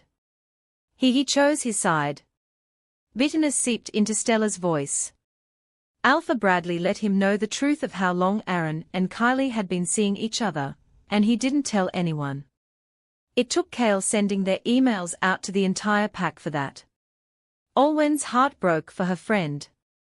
Olwen had looked up to Beta Caden as a mentor, but he had been first and foremost Stella's father. The one who'd doted on her since birth, and saw her as his pride and joy. But the fact that he'd overlooked Kale reminded them both that he was heavily flawed too. "Your mother, is she all right?" Olwen asked, hearing the sizzling noises coming from the kitchen, as Sylvie tossed around some things in the pan. Stella sighed and glanced briefly in her direction. "I hope so." The first few days after we left the pack, she and her wolf were in grief from being apart from her mate. But she pulled through it. She told me and Kale that she didn't regret leaving with us, and that she couldn't stand by him anymore after knowing what he hid. She spoke quietly. Olwen made a mental reminder to do something to show Sylvie her gratitude. "You said in the voice message that you were coming to the Moon River Pack to gather support against the new Alpha and Luna of the Silver Arrow Pack." "In a way, I am." Stella nodded solemnly. "Nothing might have happened yet, but if Kylie can just lose it in front of her own pack members and Aaron keeps supporting her regardless, you can imagine the kind of Luna she'll become or already is." Olwen shuddered at the thought. With the leadership of the strongest pack in the wilds like that, it would only take a matter of time before all hell broke loose. Or maybe, given the example Alpha Bradley had set, things had been simmering beneath the surface for far too long. One way or another, the Silver Arrow Pack will come into conflict with the Moon River Pack. She stated quietly. "They don't know that we've joined another pack, and if Kylie really has it out for me like you said, she could come for me and Aaron and his father would back her up. We'll have to be prepared." Stella affirmed, nodding. "I don't know at all what happened after I left either, but if our former pack mates know what's good for them, they wouldn't stay in the Silver Arrow Pack either. If the pack weakens, the blame will be laid on me and you." "I'll be ready," Olwen promised firmly. "I've been training under the Delta here, and I think that I stand a fighting chance against most of our former pack. But I'll keep practicing until I know that I can win against them." Stella grinned at her, and Olwen felt that rush of comfort, adrenaline and joy that she still had the support of her best friend and her family. "I'll join you. If the need really arises, I'll enjoy making that excuse for a Luna beg for mercy." After a warm and long dinner where Olwen chatted with Stella, Kale and Sylvie, Stella bid her friend good night, and had a nice long shower before climbing into bed. Even as she turned off the lights and pulled the blanket up to her chest, however, she did not at all feel like sleeping.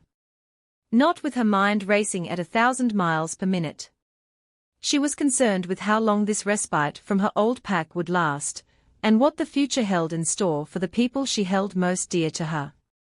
The words from the moon goddess were still floating around in her mind, that Olwen was part of something bigger that would affect all of the Evergreen Wilds packs. But she would only reveal herself to Olwen when the time was right. Regardless, all that paled in comparison to the one face that had branded itself into her head since that afternoon, with no help whatsoever from her wolf. "Our mate is so attractive and so sweet to us," Star purred, swishing her tail excitedly. "I could sense him and his wolf, they wanted to mark us." So this was what the moon goddess had meant by saying that not only Olwen, but she would also be more than all right once she arrived at the Moon River Pack. Star Stella warned, her wolf had been disregarding her, and sending her thoughts about their mate for hours. The black-furred wolf let out a teasing snort. "I'm a part of you, Stella Anderson. I feel what you feel. I know you're fantasizing being in bed with your mate as we speak." "What? Fuck, you're not supposed to see that." "Too late." Star purred again at the pleasant images that her human had unintentionally sent her, already itching to just make Stella shift and run to find Elijah. Stella face planted in the sheets with a muffled scream of shame. She'd found it easy to control the impulses of her wolf when she was younger, so why was Star suddenly so hard to handle? Because all those past times were just you thinking of random guys you happened to find attractive at the time. This isn't a random guy. Stella squeezed her eyes shut, inhaling and exhaling to regain her presence and avoid Star from taking over. Even when he wasn't near her, she could still remember his scent, a combination of crackling firewood and cologne that had almost made her knees buckle in front of him. "I want to see our mate," Star protested with a whine. And as much as Stella wanted to see him too, she held her wolf back. "We'll see him tomorrow," she reminded her, closing her eyes and doing her best to calm Star and get some sleep. For our first date. Chapter 15 Courtship. We interrupt your regularly scheduled programming of Olwen and Landon to bring you more Elijah and Stella. Also, I've been seeing the sudden influx in votes for this story, so thanks a lot everyone. LT3. Stella was never really one to care about fashion. Back in the Silver Arrow pack, Stella's outfits revolved around two things: comfortable and presentable enough. She cycled around the same few pairs of pants and shorts, with either casual or collared shirt depending on the occasion. Only once in a while for special events did Stella put in more effort to dress up at the behest of her parents, despite Olwen's encouragements that she should have done so more often. Little did Olwen know that it would take her friend finding her fated mate to start focusing more on the outfits she wore. "You sure I look okay?" Stella asked for the umpteenth time, fiddling with the outfit she'd settled on with her friend's help. "You're perfectly fine. Elijah mind-linked me and told me you don't need to look too fancy, just dress casual." Casual was a denim, button-up shirt with pale lavender pants. After rummaging through the accessories that Stella had taken with her, Olwen had also thrown her a pair of star-shaped earrings, self-explanatory, and a cream-colored slouchy beanie. "He didn't tell you at all what he was planning for our first date?" Olwen grinned and shook her head. "Nope. Even if he did, I wouldn't tell you." "Oh, come on, Olwen." Her friend playfully nudged her. "Give me something to go by at least." A bit late for that." "He's here." Immediately Stella's eyes went wide, and her head snapped in the direction Olwen was gesturing to. "Beta Elijah. Good morning." Olwen dipped her head to the approaching wolf, and after a split second of staring, Stella followed suit. "Good morning, Beta." It was hard to miss how Elijah acknowledged Olwen with the briefest nod before his gaze was completely devoted to his mate. A warm smile, one of adoration and affection, grew on his face. "Are you ready for our date, Stella?" "I guess so." The young woman managed, her cheeks flushing again. Despite being here to encourage and support her friend, Olwen couldn't help the small chuckle at Stella's face. "Remember to bring my daughter back home by 10, young man," Sylvie called from inside the house, though her tone was perforated with laughter. Stella covered her face, but didn't exactly have the time to respond as Elijah grinned widely and responded in kind to his mate's mother. "Will do, Mrs. Anderson." "Good luck, Stella." Olwen smiled and patted her shoulder before sauntering off to her training session for the day. Usually the Gamma shows around new arrivals to the Moon River Pack, but given our unique circumstances, Beta Elijah grinned cheerfully at Stella. "I've agreed to do so today. We'll take it slowly, starting with the Pack Library." Stella had already taken note of the building that housed the library on her way into the Moon River Pack the day earlier, but actually walking inside was something new. On first glance it didn't seem as modern as the one in the Silver Arrow Pack was, but it had a more rustic feel to it. The lighting was warm, with tables, chairs and plush bean bags that some pack members were sitting on and reading. At the far corner, a librarian was narrating a book to a group of enthralled and excited kids, whom laughed and cheered with each impression the woman did of the characters. Stella cracked a smile.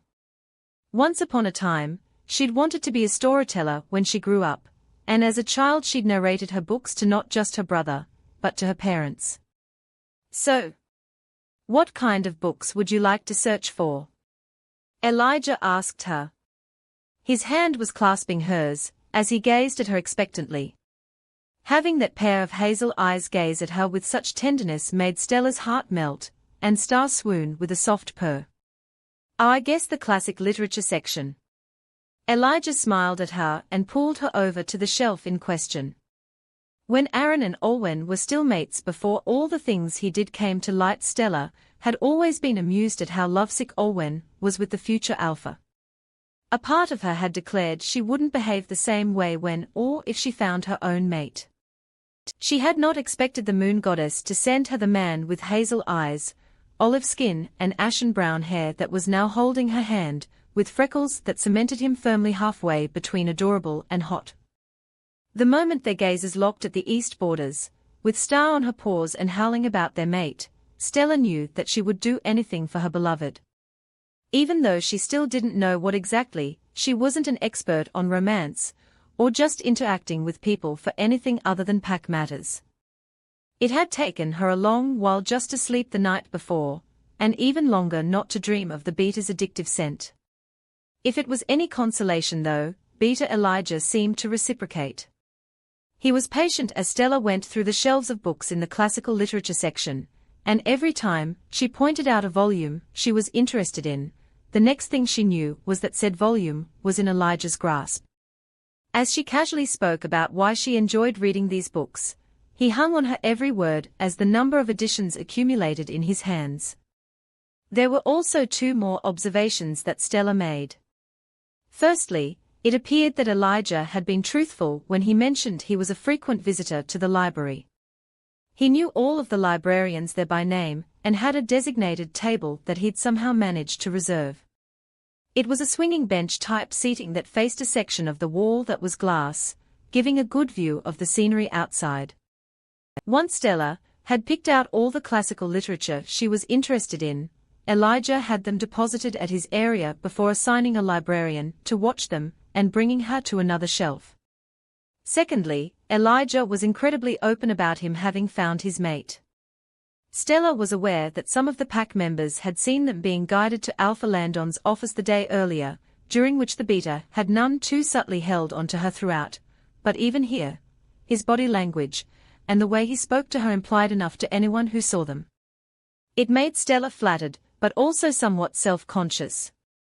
She didn't need to zero in on any person's conversations within this building to guess that they were whispering about her. But the library date in itself was nice. Elijah himself had chosen some novels, and as they read their separate books, they made occasional and light conversation. The day before, they'd already shared the basic personal details, and Stella had dreaded that she would struggle to ask him about any other topic. Fortunately for her, their common ground in love for reading and apparently libraries helped to rectify this. It was a couple hours later, and Elijah and Stella were in the midst of an interesting discussion. Stella had been a fan of the Hunger Games books as a teenager, but hadn't really watched the films aside from the first one, while Elijah somehow had seen all the films, but never read the books. With how passionate both sides were in this, it was a miracle that they weren't shushed by any librarians, and still managed to maintain an acceptable volume. "Oh, you're reading the books now that I'm here?" Stella snorted, smirking at her mate. "No putting it off anymore." "I haven't been putting it off." Elijah chuckled softly. "Okay then, I'll go find the Hunger Games books right now, and you'd better have at least finished the first book by the end of the month, capish?" "Or what?" The expression on the beater's face was devious. Stella willingly took the bait. "Or you don't get to spend time with me for the next month after." She saw the way his face comically fell. Maybe his wolf had a part to play in that, but gave him no room to argue, as she got up to go find the Hunger Games books. About 10 minutes later, Stella was striding back to the swinging bench in only to spot someone else next to Elijah and frowning. Earlier, she couldn't help feeling the slight rise in possessiveness each time any she-wolf looked at the beater, even though her common sense told her it was probably a regular occurrence due to him being the second-in-command of this pack. But now, seeing that blonde woman, whoever she was, sitting in her seat and talking to Elijah made Star growl. "Who is that? Why is she with our mate?" Stella pressed her lips together. "Don't jump to conclusions, they could be just talky." And then the blonde leaned in closer to Elijah, with a smile that could only be described as flirtatious, her sleeve brushing his arm. "Oh hell no." Purposely drawing her face up into the same smile she had used whenever she had to face Kylie in the Silver Arrow pack, Stella strode over to the two of them, dropping her pile of books none too subtly in front of the blonde. Now, as I said earlier, Stella couldn't help feeling some amount of relief upon noticing that Elijah, subtly uncomfortable, had already moved away from the overstepping she-wolf before he'd noticed she had returned. The first Hunger Games book, by the end of the month. Deal. Deal. Elijah grinned at her, as the blonde frowned. "Oh, I haven't seen you before. Are you the new arrivals Alpha Landon mentioned from the Silver Arrow pack?" "I'm Elise," the woman asked, smiling up at Stella. The young woman's voice sounded soft and gentle enough, but the glint in those green irises, as they sized her up, said otherwise, her hand on its way to rest on Elijah's thigh, most likely as some form of claim. This was a she-wolf who knew she was pretty, and for a moment Stella faltered, every doubt she had about being the one her mate wanted rising to the surface before they were promptly shoved back by Star. Stella retained her smile and kept her voice at a similarly perfect tone that seemed friendly, but also had a hint of warning as she shook the girl's hand for the sake of appearances. "Why, hello there, Elise. It's nice to meet you. I'm Stella, Elijah's mate." The brief moment in which Elise's smile froze brought uncontrollable glee to both Stella and Star, the she-wolf's hand freezing mid-air. "Mate?" She stared at Stella with a dumbfounded look for about another millisecond before chuckling, as if the other had just said the sky was green. "You're Beta Elijah's mate." At this point, Star wanted to fasten her teeth into that infuriatingly soft and pale-looking neck of Elise's and drag her off the bench. "Star, no. She isn't worth ruining the lovely turf carpet." Fortunately, before anything could happen to damage to the library furniture and floor, Elijah interjected. "Yes, Stella is my mate." Then, to both Stella and Elise's disbelief, he lightly tugged the former into his lap, his eyes flashing his wolf's ivy green as he wrapped his arms around her waist. "My mate." The word came out as a purr as he gazed at her intensely, before he leaned in and brushed his lips against her cheek, sending sparks through her body. Stella froze as Elise's eyes became saucers, and she uttered out some unintelligible words that sounded like some kind of apology before she quickly turned and left. "I'm sorry, was that too much?" Elijah spoke into her ear, his voice low. "That was the only thing I could think of in that moment to convince her to leave us alone." Stella felt her cheeks flush with warmth. "I didn't hate it. It was unexpected, yes, but I could get used to it." The man relaxed significantly at her reply. "Good to know, but please tell me if I do anything to make you feel uncomfortable." Stella knew that others were bound to be staring, and that the way she was resting in Elijah's arms could be considered a display of public affection. But she stayed put, leaning back so that her head was on his shoulder. Right now, she and her mate were just in their own little bubble. "I will, but honestly, I don't think I'd ever be uncomfortable around you." The she-wolf chuckled, breathing in the beater's scent and exhaling with a relaxed sigh. Seemingly satisfied with this answer, Elijah nodded and retrieved the first Hunger Games book, flipping it open and reading from the very first page.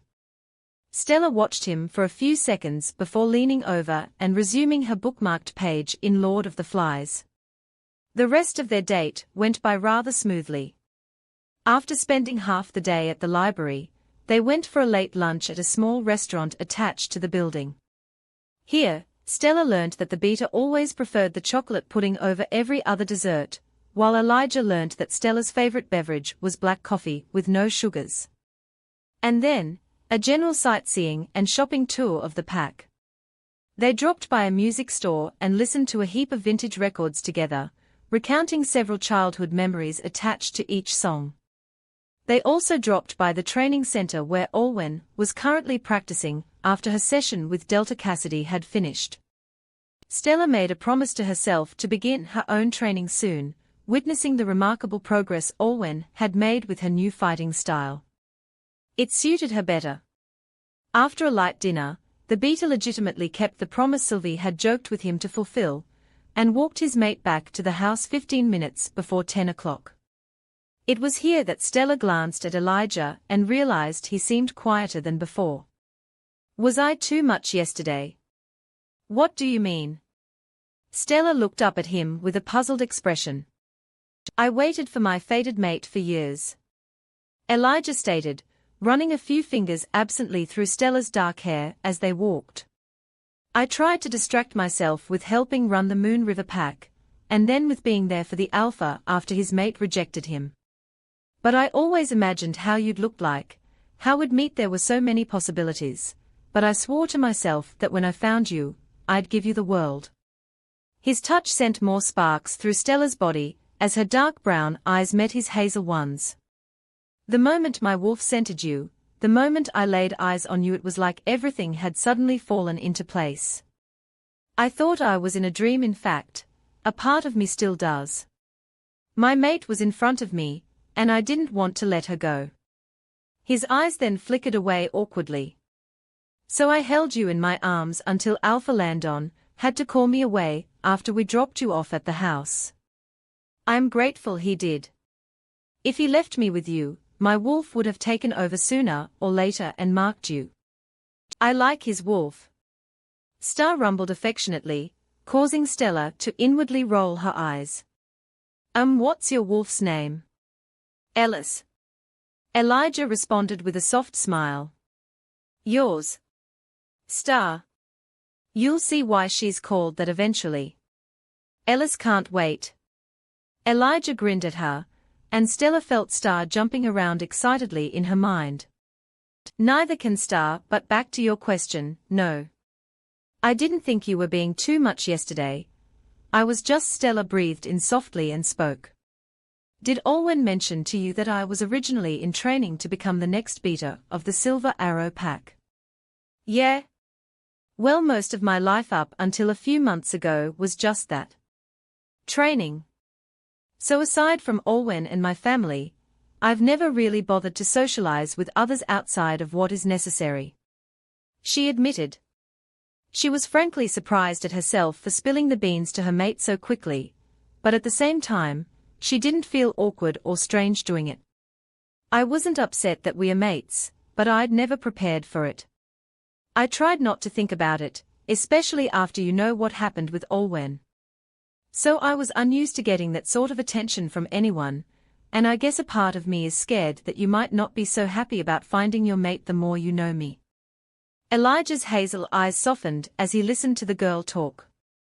Stella, you could never disappoint me, let me assure you of that. You know, before you arrived and we found out about our connection, Olwen mentioned you more than once. She wanted to move past her life in the Silver Arrow pack, but every time she talked about you, she always sounded happy and wistful. She said you were her closest friend in the pack. Stella felt her heart warm at his words, and as she was any more sentimental she might have teared up. Let me ask you, Elijah cleared his throat. You could have agreed to keep Aaron and Kyla's true affairs secret, and assumed the beater position anyway since you've been working towards it your whole life. Why didn't you? That was easy. Stella shook her head vehemently as they arrived at the front door of the house once more. It wasn't right. I'd trained for a long time to be beater, but only under the right leadership. I was willing to give Kylie a chance when she suddenly replaced Olwen out of the blue, but she isn't the kind of Luna I want to work with. She and Aaron never expressed any true regret over what happened, and he turned a blind eye to anything she did wrong. And when the truth came to light, I realized that the Silver Arrow pack wasn't what I once thought it was. So I left. She fixed her firm gaze on Elijah. When I first formally met Olwen when she began her lunar training, I swore that as ill-equipped others thought she was to take on that role, that I'd stand by her no matter what. She may no longer be my future Luna for now, but she's still my friend. A look of admiration flashed in Elijah's hazel eyes. Spoken like a true beater. He stepped closer to her, and Stella gasped as his scent overwhelmed her surroundings. Elijah gently slipped a hand beneath her chin and tilted it up. This may be too soon, but Stella, can I kiss you? The woman caught her breath, and after a moment of tense silence, she nodded, and he leaned in and gently covered her mouth with his. If sparks had already erupted in their skin from just touching each other, the kiss sent fireworks through them both, Ellis and Star both howling euphorically, and pushing both their humans on. Elijah deepened the kiss mere moments in, Stella tilting her head at a better angle, as her hand slid behind his head, and held him close. Elijah separated his lips from hers for them to catch their breath, and then dove back in and trailed kisses down Stella's neck. Stella gasped and tilted her head back, as his actions made heat bloom beneath her skin. She'd never felt anything like this. And then as his lips brushed that spot on her neck, her noises escalated into a quiet moan. A soft growl came from Elijah's throat, giving that spot some nips and a brief lick before he had to pull away, panting heavily. "Oh goddess, we have to stop before." "I get it," Stella assured him, her face just as flushed as his. Elijah chuckled and rubbed the back of his neck, trying to calm himself before his eyes flickered back to hers. "So I'll see you tomorrow." Stella nodded gently. "Yeah. Good night, Beta Elijah." "Good night, Stella." She watched the beater head away before she went back into her home. "Evening, honey. How was your date with the beater?" Sylvie called from her room. "Cale has been shut up in his bedroom all day, catching up with some friends from his university program apparently." Still on a high and dazed from the passionate kiss she'd shared with her mate, Stella managed to answer. "It was nice." She stumbled into the shower. One thing for sure, the week before she and her family were integrated into the Moon River Pack would be more eventful than she thought. Chapter 16 Relationship. Then I congratulate you officially, as Sylvie, Stella and Cale Anderson of the Moon River Pack. Watching from the seats below this time, Olwen smiled brightly and applauded more enthusiastically than everyone around her for the newest additions to the pack. It was something to see Stella and her family do what she'd done a few months ago. As Alpha Landon tied the blue ribbons around each of their wrists, Stella lifted her dark brown eyes and met with Olwen's gaze. "Olwen, is this working?" Olwen couldn't help the way the smile widened on her face upon hearing her friend's voice in her head again, as she tested out her newly formed mind link with the rest of the pack. "It is. Welcome to the Moon River Pack officially, Stella." Relief and happiness flooded Stella's expression, and even Alpha Landon, who had just finished tying the blue ribbon on the girl's wrist, followed her gaze and realized what she and Olwen were doing. The smile he sent Olwen made her skin grow hot. A lot had happened in the past week. Not only had Stella, Cale and Sylvie come and seek residence, but Stella and Elijah were fated mates. Olwen hadn't witnessed every date the couple had gone on, but she was glad that things seemed to be going well, despite Stella's reservations at the beginning. Even now, Beta Elijah was standing a little off to the side on the platform where Alpha Landon and Stella and her family were on, his hazel eyes all for her as he clapped. Practically the whole pack could tell they were together.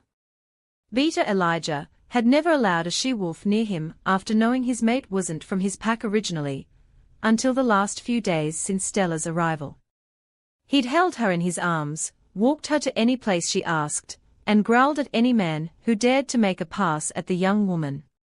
Olwen had been so preoccupied prep-talking Stella and catching up with Cale and Sylvie as well that the kiss she'd shared with Alpha Landon at the training center had almost slipped her mind. Key word almost. Anyway, maybe it was due to the fact that there were more playing Seeker, but the initiation of the 3 new wolves proved to be much more enjoyable. Olwen gladly took part in the activity as one of the hiding wolves this time round, though Sylvie's wolf Soren found her halfway into the game. This also marked the first time Elijah and Stella's wolves met, and Star made sure it was memorable by foregoing every single other wolf in the area and seeking out her mate first and foremost. Even after coming out of his hiding place, it took a while for Ellis to leave. Star had triumphantly and affectionately licked his cheek before striding away to find her second target, leaving the chestnut-brown wolf gazing at her black, almost glittery pelt in amazement. Having waited outside the area once she'd been found, Olwen was surprised to see Cobalt and Janus trotting out of the trees together. Kale rarely talked to others and even more rarely shifted in public, but he seemed to have become rather close friends with Gamma Josh if their wolves were this comfortable together. Given how Kale had been treated like an oddball in the Silver Arrow pack compared to his sister, he seemed happier here. This would be a new beginning for him as well. As Olwen walked with the Andersons back to their temporary home, their house was in the process of being set up for them to move into now that they were officially members of the Moon River Pack. Stella was talking on excitedly about how fun the initiation ceremony had surprisingly been, with Sylvie teasing her about Beta Elijah.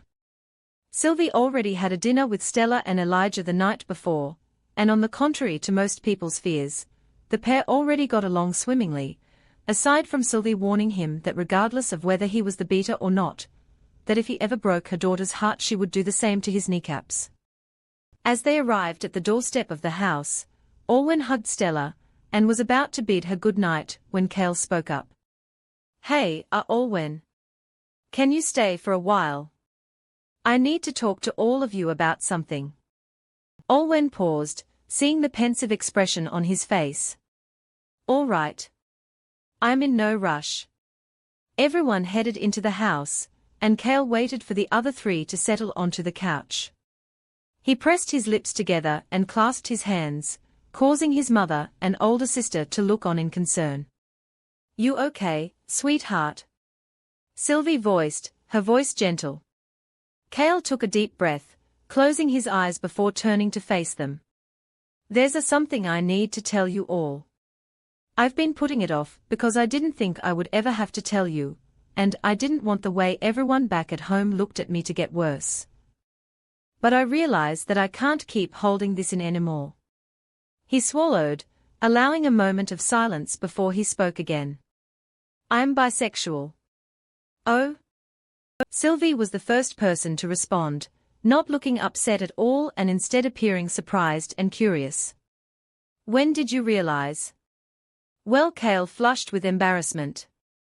"When I was 14 and I was jealous when Amelia Fulton got the chance to kiss Evan Richards during that game of Truth or Dare in the Pack House. I realized I didn't know who I was more jealous of." Understandable." Stella nodded as Olwen cracked a smile. "I thought Evan was attractive too, until I met Elijah, of course. But anyways," Sylvie lightly interjected, pulling Kale into a hug with a warm smile. "You like both? That doesn't change a thing. You're still my son. I'm just sorry that you felt like you couldn't tell us sooner." Stella and Olwen didn't say anything yet. Sylvie had taken all the words they wanted right of their mouth, but they joined her and enveloped the bespectacled man in a group embrace. "That brings me to my next point," Kale said, brushing his hair. "There's been a significant development that brought this on. I've found my mate in the Moon River Pack as well." Sylvie gasped, her hands clasping together with excitement. "You have?" Stella exclaimed, gaping at her younger brother. "How did we miss that? Who are they?" "It's Joshua." Kale burst out, the red water rushing to his cheeks. It took everyone a few seconds to register that name. "You mean Gamma Josh?" Olwen repeated, her mouth open with surprise. Come to think of it, she hadn't seen much of the Gamma or Kale the entire week, not until the initiation ceremony. "Yep." Kale accentuated on the P, a shy smile growing on his face. "Holy shit," Stella said, a moment before grasping her younger brother by the shoulders with an overjoyed expression. My brother has found his mate. Well, I saw him the first day we were here. Was that why you two were hanging around each other so much when we were waiting to be guided into the pack? Did you spend time with him yet? How is he? He's great. Cale smiled, his face finally lighting up as he became fully at ease at talking about his mate. We spent some time getting to know each other, and I really like him. He actually was okay with giving me more time to reveal our relationship to you guys, but I told him I would do it tonight. Congratulations. Stella lightly ruffled her brother's hair again. Oh my goddess, I should have known. I am so sorry. I guess since we got here, and I met Elijah, I've just kind of been focused on that. Nah, it's cool. Cale assured her, patting her shoulder. I know how it is when you find your mate. I was technically doing the same thing anyway, just not as overtly as you and your mate. Stella frowned at Cale. Is that a dig at me? Cale eyed his sister with a knowing smirk. I heard how you showed up Elise Ainsworth at the library through some PDA with Elijah. Wait, you knew about that? Stella was dumbfounded. Elise. Olwen said at the same time. Cale shrugged and nodded, as Sylvie got up and went to the kitchen, saying something about making everyone some peppermint tea, while the three veered from Cale's announcement to talking about the other Omega. Oh? Gamma Josh told me she's been aiming for Landon since they were teenagers. Cale said with a shrug. She only stopped chasing the Alpha once it was clear he was interested in Olwen, so then she tried going for the Beta next. Oh well, did he? Stella couldn't help the uncertainty in her voice. Not even a bit. Cale said. I got curious and asked around a little. Both Alpha Landon and Beta Elijah have never once returned her pursuits. It's obvious to most of the pack that Elise is only after the status anyway. Huh? Stella responded, unsure of what to do with this new information. You didn't tell me Elise tried to make a pass at Elijah in front of you. Olwen said. I didn't really know she was notorious in the Moon River pack. The she-wolf said. Anyway, she didn't take it seriously at first when I said Elijah was my mate, but the moment he confirmed I was, she got all flustered and left. Olwen thought about this for a moment. On one hand, it was quite infuriating, and sort of sad to hear of the Omega pursuing men, who weren't her mate, and had consistently turned down her attempts. On the other, it appeared that Elise had stopped chasing after the Alpha when someone else was in the picture, and she backed off, as well after Elijah affirmed Stella was his mate, so at least there was credit due for not being a homewrecker, right? You're comparing her to Kylie. Opal reminded Olwen. The bar is on the floor. She inwardly sighed. No matter. We don't have anything to do with Elise otherwise, and whether or not she continues to make herself trouble is entirely up to her. Yes, why don't you go back to thinking about what to do with Landon?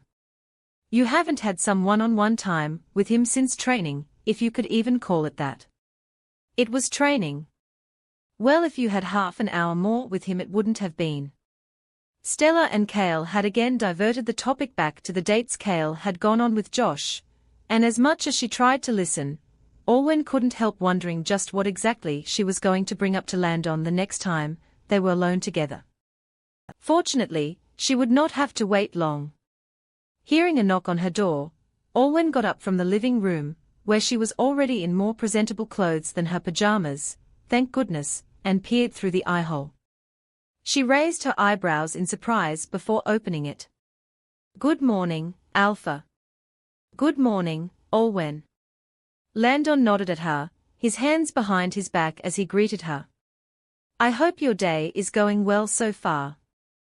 Oh, it has been only 2 hours since my day started, but yes. Ah? Right. The man cleared his throat, looking more awkward than Olwen had ever seen him thus far. I was hoping to talk with you a little before my weekly conference with my subordinates. We haven't really had any time together since your friend and her family arrived. Not that there's anything wrong with that, of course, but His blue eyes shot to the ground as he rubbed the back of his neck. I thought it was about time we address what happened between us before then.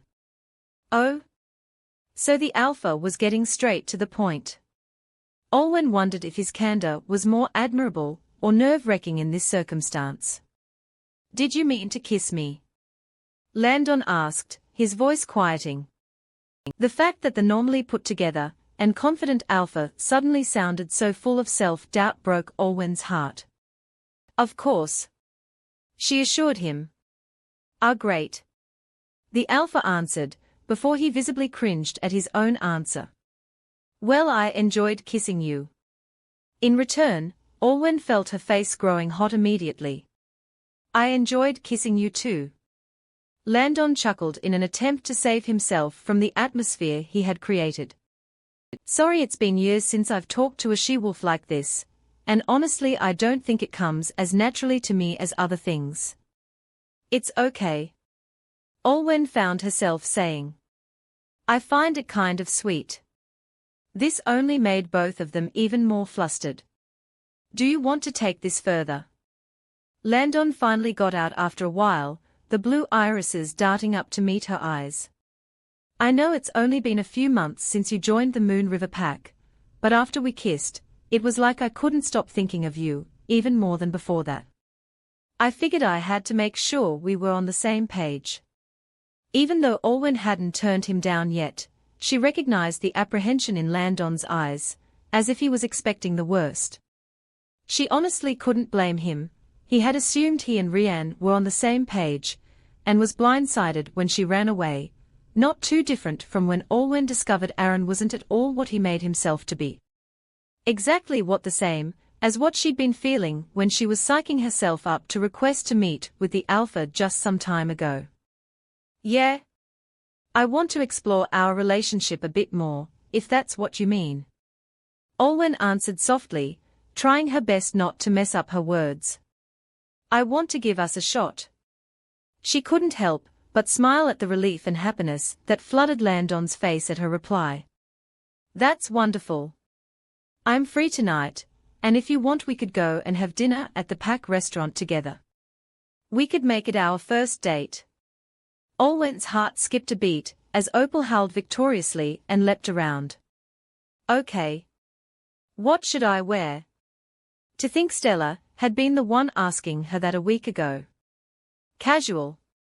Just be yourself, that's all I ask for. Landon assured her, beaming at her. I'll come back and walk you there at 6. Deal. All right, I'll see you later then, Olwen. I have to head to the Pack conference. Okay, see you later and good luck. This time, it was Olwen who internally cringed at herself for wishing the alpha luck for a conference he had every week, and was most likely accustomed to. Luckily, Alpha Landon took this in stride as well, waving at her before he walked off. Olwen watched him go and then closed the door, and calmly walked to her room, flopping onto the bed with a soft sigh and a relieved smile herself. By the moon goddess, please let this date go well. So I've met your mum. Elijah spoke, holding hands with Stella as they approached the Pack bakery. I figured now it was appropriate for you to meet my parents. Stella's heart thumped nervously. She'd known on her first day here that Elijah's parents ran the bakery together, but the beta hadn't wanted to rush things and introduce his mate to them too soon. So, she'd waited outside while he went in and brought her pastries for her to try, and apparently on the house since Mr. and Mrs. Atwood knew who their son was attempting to impress. Today, Elijah gave her hand a reassuring squeeze before they entered the bakery together, the bell at the door sounding their arrival. Mr. and Mrs. Atwood burst out from the kitchen in a soft white cloud of flour, both in aprons and grinning from ear to ear at the sight of their son holding hands with the she-wolf. You must be Stella. Hello, our son has told us all about you. Mrs. Atwood enveloped Stella in a warm embrace, the smell of pastries coming off her clothes. Stella couldn't help the smile that flew on her own face, As she returned the gesture, she had a feeling her mother, and Elijah's mother, would get along just fine. "Hello, Mrs. Atwood, it's nice to meet you finally."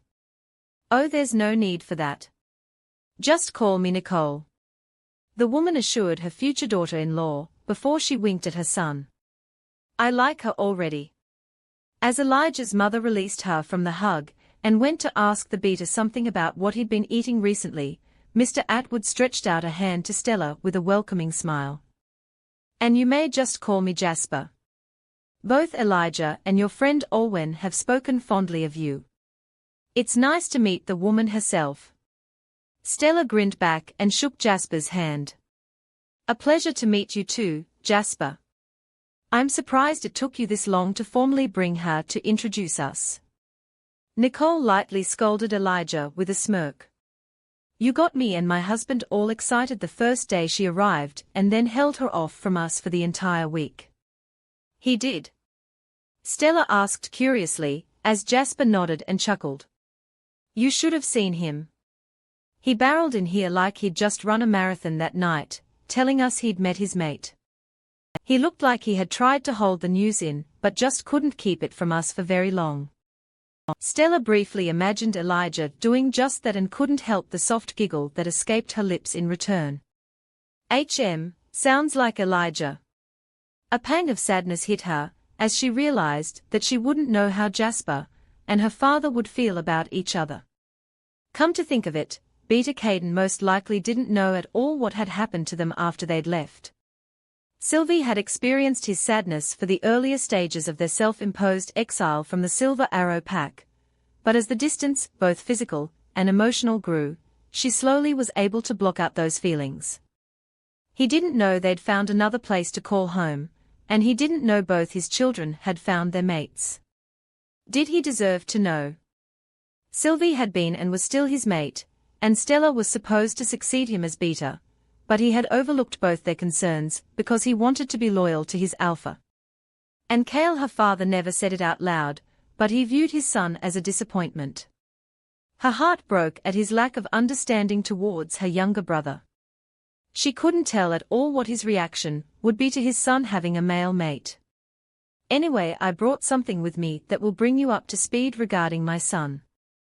Jasper disappeared back into the kitchen to locate a basket of food the pair had set aside for this special occasion, while Nicole sat both Elijah and Stella down at a table and produced a photo album of them and their only son growing up. Stella couldn't help but burst out laughing at the way her mate reddened at his baby photo on the cover. "Mum? My son when he was just a few months old." The woman cooed with a cheerful grin, as Elijah covered his face from the embarrassment. "Jasper had been Beta for a year or so, and we spent a long night at the hospital. Don't worry, I bet you my mum will do the exact same thing the next time you see her." Stella mind-linked her mate, who looked up at her with a small, comforted look. Thank you for tuning in. If you enjoyed this episode of the story, please give it a like, and don't forget to subscribe to get notifications for updates.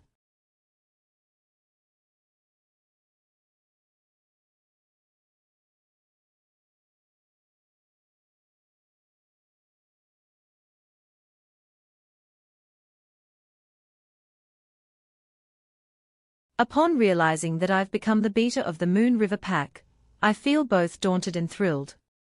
But when my old crush, Elise, tries to get close to me, my heart only belongs to the mate destined by the Moon Goddess.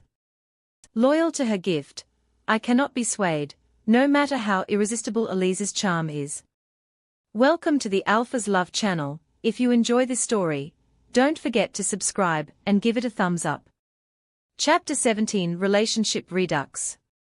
Olwen checked the mirror one last time, making sure everything was in order before going to spray on some perfume. She hadn't felt this nervous in years, not even her first date with Aaron had been this nerve-wracking.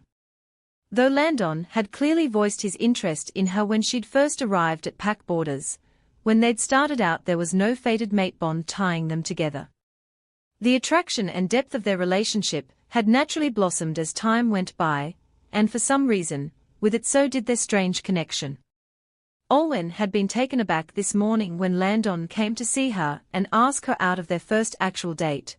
But after inhaling his scent up close following a week of a lack of physical proximity with the alpha, she'd had to spend the next 2 hours calming a rather excited and oddly desperate Opal down. "This is just our first date," Olwen sternly reprimanded her wolf as she waited at the front porch of her home for Landon. "We are not serious yet, so don't try anything and make me lock your consciousness away for the night." She didn't want to threaten Opal so harshly, but after 2 hours of being sent a barrage of explicit thoughts and images, Olwen just had to put her foot down. "Sorry," Opal whined, not sounding sorry at all. Olwen sighed, adjusting her clothes one final time. She was wearing a denim dress with a brown belt and simple lavender sneakers, and a pair of small crystal studs as earrings. Her brown hair was tied into a high ponytail. The moment Landon's scent reached her nose, Opal sprung up, howling for a second before she remembered Olwen's warning and begrudgingly quieted down. Olwen smiled and stepped off her porch as the alpha approached. Affection bubbled up at the sight before her. He was dressed in a black button-up and jeans, his messier blonde hair lightly combed. One of his hands was hiding behind his back as he stopped a respectable distance from her on the grass. "Good evening, Olwen. Are you ready for our date?" "Yes." Olwen managed a nod, her eyelashes fluttering as that forest after rain smell nearly swallowed up all her senses. Landon nodded in return, and for a brief second Olwen thought she saw him bite his lip, as his eyes flashed yellow before he kept talking. "I dropped by Jackson's shop and bought this for you." He produced a small bouquet of fresh pink buttercups, and Olwen's mouth dropped. "These are beautiful. Why haven't I seen these? I might have requested them from him specially for tonight," Landon admitted, gently handing her the flowers. "I have been working up the courage to ask you to dinner for weeks. I just was waiting for the right time." "You didn't need to, but thank you," Olwen murmured. She clutched the bouquet in her hands and smiled at Landon. "I wanted to," the alpha assured her simply, offering her his arm and waggling his eyebrows playfully. "Shall we?" Chuckling at his antics, Olwen linked her arm through his, holding on to the buttercup bouquet with her other, as they headed to the nearby Pack restaurant. Once they had arrived, Landon went straight to the front counter, where the waiter bowed. "Alpha. Your reservation for 6:30, right?" "Yes, thank you, Cedric." The waiter glanced at Olwen and gave her a respectful nod. "Miss? You and the alpha, come this way please." Olwen felt her cheeks flush slightly at the amount of eyes on her as she and Landon were taken up the stairs to a table at the balcony, overlooking the Moon River Pack. "Please take your time and look at the menu. I will be back shortly to take your order." Cedric handed over 2 copies of said menu and bowed again, before heading away for the time being. Olwen glanced up at the night sky above them, before turning to stare at the many houses and buildings and Pack members dotted in the far distance from where they were. "Wow. Nice view." "I figured so," Landon replied, gazing at her. "In a way, we are also commemorating the day we met, at the Evergreen Pack's function. Our first conversation at the balcony, remember?" "Yeah, I remember." Cedric returned moments later to take their orders, a chicken Alfredo with clam chowder, and a garden salad for Landon, and an aglio olio with tomato soup, and a fruit salad for Olwen. Once he'd headed off to pass this on to the kitchen, Olwen turned back to her date. "I didn't ask this earlier, but what made you like me so quickly at the function?" Landon thought about this for a brief moment before he answered her. "Truthfully, you were like a breath of fresh air. Every other person I met with that night felt as if they were trying too hard to impress me, and I couldn't even tell if they actually did like me, or were just doing it because of my alpha status, and because their parents were pushing for some kind of union. I went to the balcony for a break from all that, and that's the first time I saw you." He had a fond, wistful smile on his face. "Your scent was soothing," almost like a healing balm after the long night I'd had. And when you assured me I wasn't doing the wrong thing for pushing away others' attempts to set me up, I knew you were being genuine. Even though you knew who I was, you didn't try too hard or put up a false front like the Alphas and Lunas, you were just you. Olwen gaped at him with a tint of pink on her cheeks. You remember all that about me? Landon shrugged, bashful as he sipped at some of the water the waiter had brought them earlier. I thought I'd forgotten about you after I realized you were Aaron's mate. But that day when I found you outside the pack borders, the moment your scent reached me, it was like the memory of that night was pulled out of the depths of my brain. He enunciated to the best of his ability. That's an interesting way to put it. Olwen remarked. I thought that maybe I'd change my mind after I ran into you again. Landon confessed, reaching over and lightly placing his hand over hers. But it only got worse. He didn't give her any room to say anything before he pressed on. I admired your strength, not accepting your ex-mate's bullcrap, cutting ties with your home pack, and managing to survive as a rogue even though you'd never really prepared for it. His voice came out in a rush. And even though you were once going to become a Luna, and came from the strongest pack in the forest, you never once looked down on others. You've been kind, hardworking and devoted even though you're new to the Moon River pack, and especially after you got back into all the hobbies you love, you just seem more energetic and passionate every time I see you. By the time he was finished, Olwen realized her mouth was still partly open. Wow. I've wanted to say all that to you for a while, but I didn't want to scare you away. Landon muttered, blushing and running a hand through his hair. But I have to be upfront now, I really like you, Olwen. The woman thanked the moon goddess that their table was situated far away from others, or they would have seen the way she was practically burning from all of the Alpha's words. Well, firstly, my ex was never honest with me, so your directness is a nice change. Olwen started. And secondly, now I feel a little bad. You make me sound like an angel. You may as well be one. Landon said without missing a beat, his hand still on top of hers. The fact that you came from a pack all the way at the other side of the evergreen wilds, it's like the moon goddess guided you to me. Olwen felt her heart speed up as she moved her hand to properly clasp his. You sure you're not the moon goddess blessing to me instead? She found the words slipping out of her mouth naturally, and instantly Landon's face grew just as red. Where the heck did that come from? Olwen never considered herself a flirt. Even with Aaron, she was more on the receiving end of his compliments than the sender. That's up for debate then. Landon managed, his blue eyes flickering down to their joined hands. Olwen could feel her heartbeat speeding up even more, as she felt the way his fingers slotted just nicely in between hers. Of course, Cedric chose now to return with their food, and the pair had to withdraw their hands as their orders were effortlessly arranged on the table in between them. Both thanked the waiter before he left, and the next 30 to 40 minutes also were spent with the quiet clinking of metal cutlery. After hearing Stella's concerns about the new leadership of your former pack, I've been keeping an eye out for news. Landon spoke somewhere at the 40-minute mark. According to Alpha Silas from the Fireclaw pack, the nearest to them, the Silver Arrow pack, is in no shape to hold the function this year. Olwen raised an eyebrow at the Alpha. Okay, how reliable is that piece of information? It's just hearsay at the moment. Landon clarified. But updates from the Silver Arrow pack have kind of been silent for a while. The last official one from them was about the appointment of the new Alpha and Luna, and that was months ago.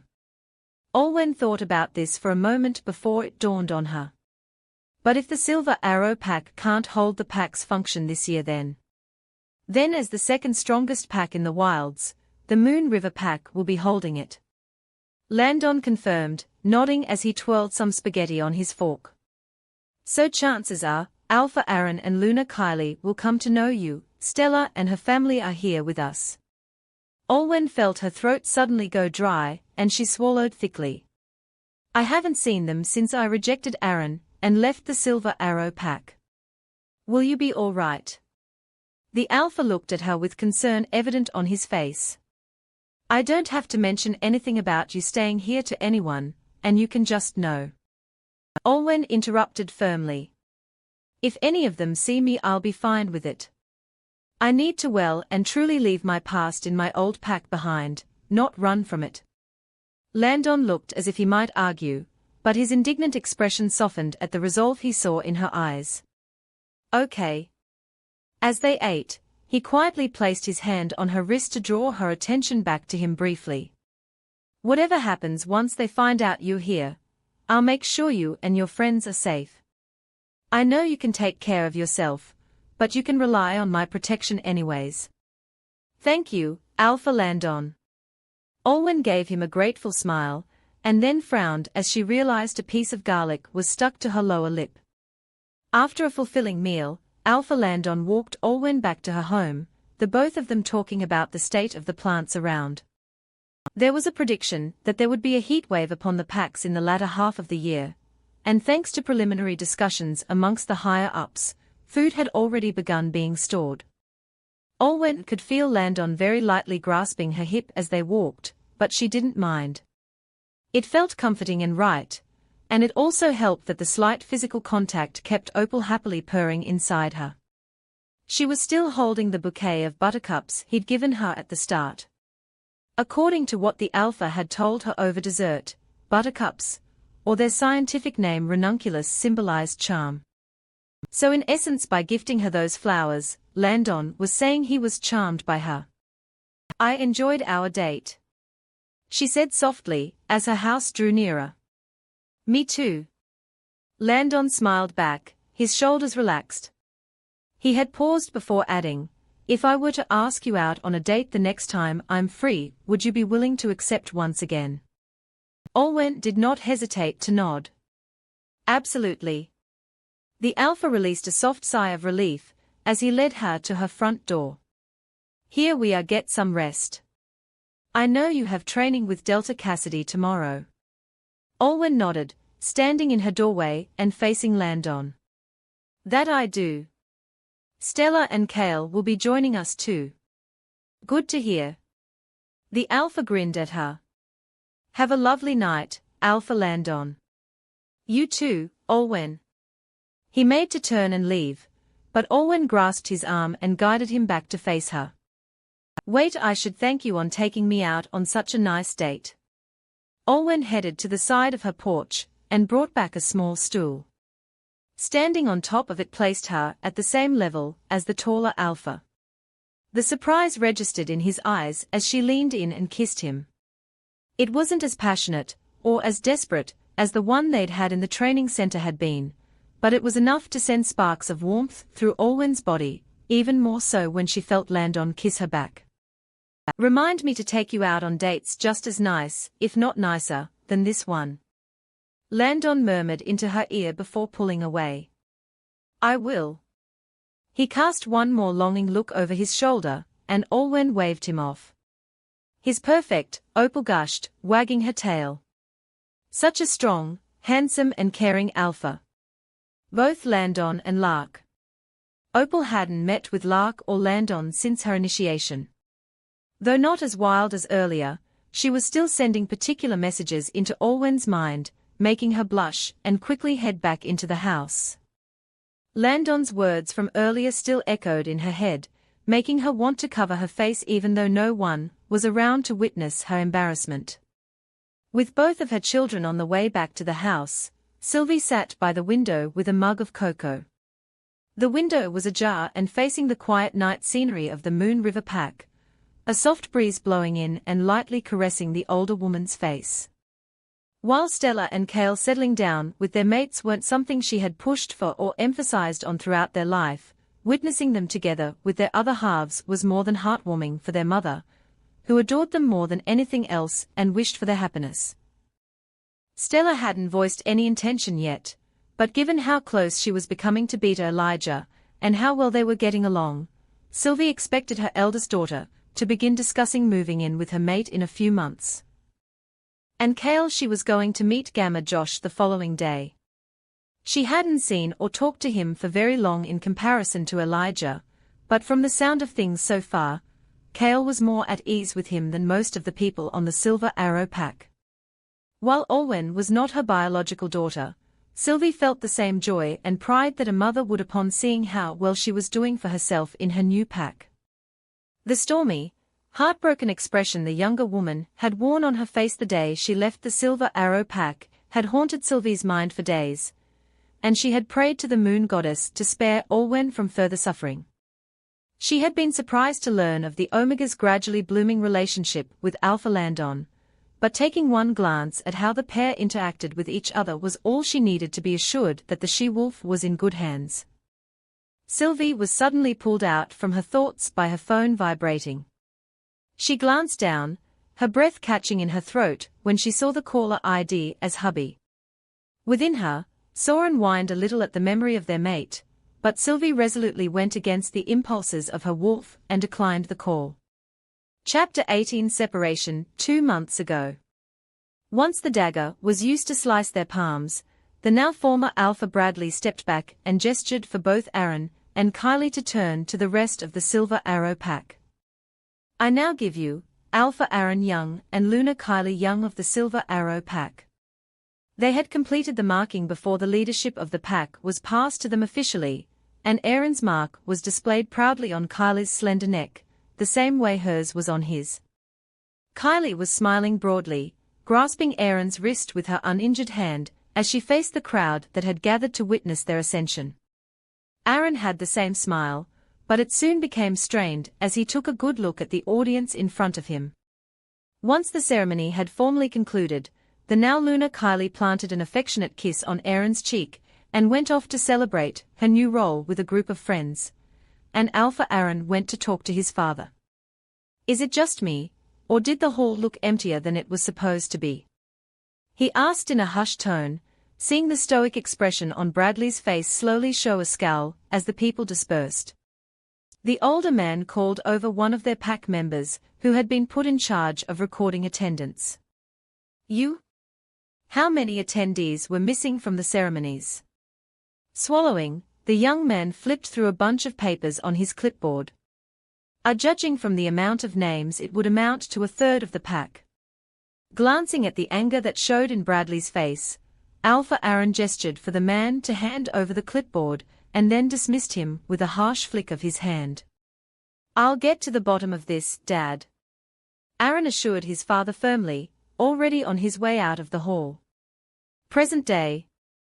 So apparently the third of the pack members had a valid reason for not being able to attend the new leadership ceremonies. They'd consumed a batch of expired food and come down with food poisoning that very morning. It seemed too coincidental to be true, but despite Alpha Aaron's insistence at having the source of the affected food being traced, they had come up short.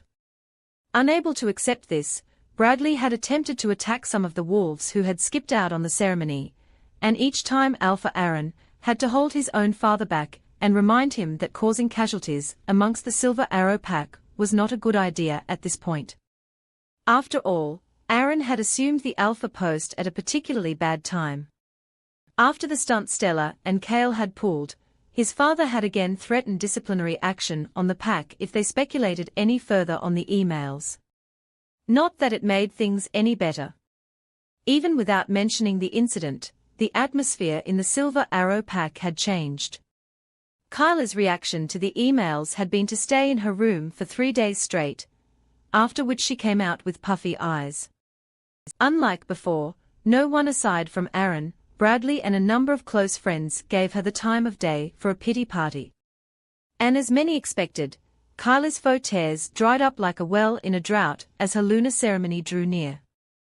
While Delta Jace and Gamma Edric had carried on as per normal and fulfilled their duties in the pack, things outside of that were nonetheless strained. Delta Jace's mate had just recently given birth to a child, and he declined to have a baby shower open to the other pack members, just so his newborn son wouldn't be around the quick-tempered new Luna, and he wasn't the only one giving Kylie a wide berth. Gamma Edric was able to hold his tongue regarding Alpha Aaron and Luna Kylie a little better, but he'd been among the third of the pack, who supposedly came down with food poisoning before the ceremony, and then promptly made himself scarce for the next week with further complications brought on by said food poisoning. Caden was obliged to hold on to his role indefinitely due to his immediate family's absence, but he was the beta in only name now. He was always checked out in pack conferences, and when interacting with other pack members, and even during border patrols. As hard as he tried, he had difficulties shifting. It was very fortunate that there were no imminent attacks from other packs or rogues, or he would have been taken out far too quickly. All that paled in comparison to what was happening to Alpha Aaron. Even after suffering from Olwen's rejection, Oz just refused to budge. Aaron could run just fine by himself, but alongside Kylie. Not a chance. Oz found a way to snap his jaws at Kira, and always took off to some other area in the Silver Arrow pack by himself. By the time Aaron got back his control, he was in different locales. Once it was a pond, and then a pile of leaves. It never stayed the same. It was so bad that Aaron still had to drug his wolf whenever he was intimate with Kylie, and that included during and after the marking ceremony, since Oz vehemently resisted from marking a she-wolf that was not Olwen or Opal. When Aaron had stirred awake the morning after the ceremonies, lying bare in bed next to Kylie, her scent of green apples immediately permeated his wolf's nose. The next thing Aaron knew was his hands suddenly wrapping around Kylie's throat, causing the she-wolf to startle awake and have to gasp for air moments later, when Aaron wrestled his consciousness back from Oz. Sputtering out some apologies to an infuriated Kylie, Aaron had stumbled out of bed still locked in a fight with his own equally angry wolf. Oz? What the fuck was that for? You almost killed the Luna and our mate. Kylie is not our mate. Oz growled repulsively from within, baring his teeth. I want Olwen. Olwen is gone. She rejected us. She rejected us because of you. Oz snarled, attempting to take control of Aaron's body once again, so that he could smack some sense into his human with the help of the nearby wall. It's all your fault. Oz, if you make things any more difficult for me, I'm going to have to keep sedating you. Do it then. The wolf barked aggressively. I'll keep making things worse. I'll never let you be happy with Kylie. It had been 3 months since the ceremonies, and even now Alpha Aaron kept the discord between him and his wolf hidden from everyone aside from his father and his mate. And the only way to do this was to keep drugging Oz.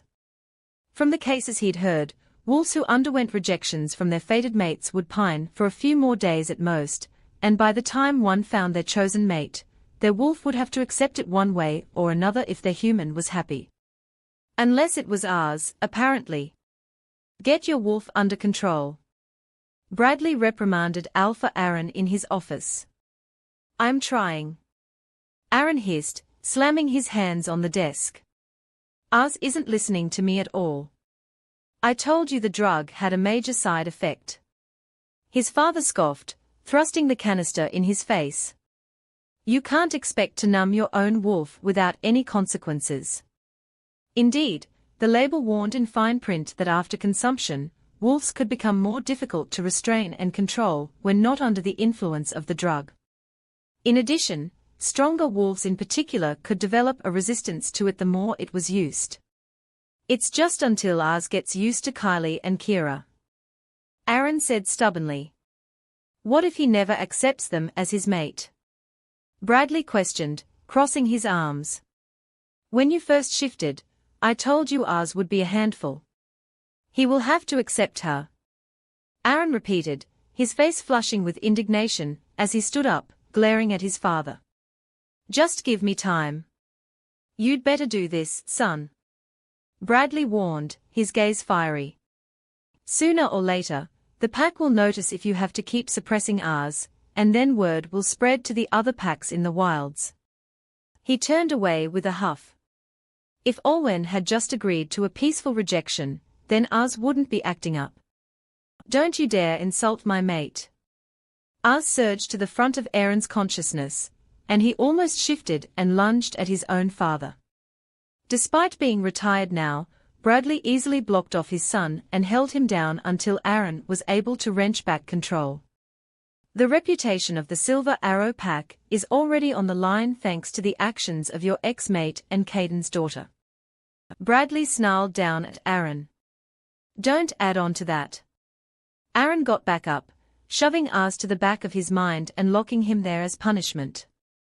Oz had always been the type to act before thinking, and so he'd trained himself early on to mentally lock away his wolf in case of emergency. It usually worked, understood father, but I'm the alpha now. I'll take care of this. Just as he was pacing back and forth, Kylie's voice, soft and seductive, echoed through his mind link. Alpha, come back home, I have a surprise for you. It was a pity that Oz refused to be with anyone else but Olwen, because Kylie was like a goddess in bed. Just hearing her voice like that, along with some very pleasant images, made Aaron smirk, and he began to step out of his office. He had just made it past the door, when he found his feet being held in place. Don't you fucking dare. Oz snarled in his mind. He was still under the lock, hence only being able to gain control over Aaron's feet, but the fact that he was able to gain any control over his body at all was worrisome. Frowning, Alpha Aaron wrenched the drugs from his pocket, and downed another dose of the substances, and just as he'd hoped his wolf's presence soon fell silent. The walk back to his home was quick and peaceful, the breeze ruffling Aaron's pale brown hair. As he entered his home, the scent of green apples wafted out of their bedroom, and he wasted no time in striding up the stairs and opening the door with a cocky grin. Hello there, baby doll. Aaron. Kylie lay in the sheets without clothes, giving him a sultry look that could turn any man's insides to jelly. She raised one finger and crooked it, and instantly Aaron climbed on top of her and crushed their lips together. The next half an hour went by in a rush, Aaron's clothes carelessly disposed of as he once again indulged in his desires with his chosen mate. Though the thrill of it had evaporated after Olwen caught them in bed together, it didn't subtract from how much both of them enjoyed it before today, at least. Aaron stared into Kylie's bewitching amber eyes as they moved together, both approaching their limits at the same time. And then, right as Aaron was teetering on that edge, a face he had tried not to think about for months was suddenly pushed to the forefront of his mind. A certain brunette, her body flushed beneath his, her grey eyes gazing up at him with nothing but love and adoration. Before Aaron had the sense to register what was happening, he let out a loud roar as he finished. Olwen. The usual dazed but satisfied exhaustion he experienced after an encounter was promptly shattered as Kylie slapped him in the face. Hard. What is wrong with you? She shrieked, her face flushed with fury and humiliation. Aaron tried to catch his breath, and had to clamber off the bed, as Kylie tried hitting him again. I am sorry. I think my wolf was trying to get out. Kylie screamed, hurling a pillow at him. Aaron had no choice but to gather his clothes and scramble out of the bedroom, uttering some further awkward apologies towards the irate woman, as she cursed out both him and his wolf. I told you I wouldn't let you be happy with her, didn't I? Oz's taunting growl came from inside his head, as Aaron fumbled to redress himself, still in shock over what he had just done. The door slammed shut behind him. Oz, that was too much. You know that Olwen's a sore spot for Kylie. Not my mate, not my problem. Oz snorted. Aaron groaned and sank to the ground, rubbing his face where his mate had slapped him just moments before. Being at the receiving end of one of Kylie's so-called attacks was not fun. And since when had Oz recovered from the effects of the drugs so quickly? The new alpha was now feeling more and more inadequate by the day. What kind of leader was he of the Silver Arrow Pack, if he couldn't even control his own wolf? Alphas and their wolves especially had to be in sync, and fighting this much with your wolf was unheard of.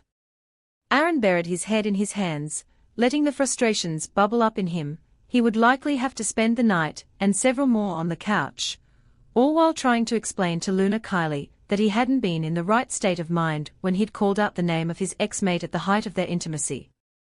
Why had the moon goddess decided to play such a cruel trick on him and give him an omega as his fated mate?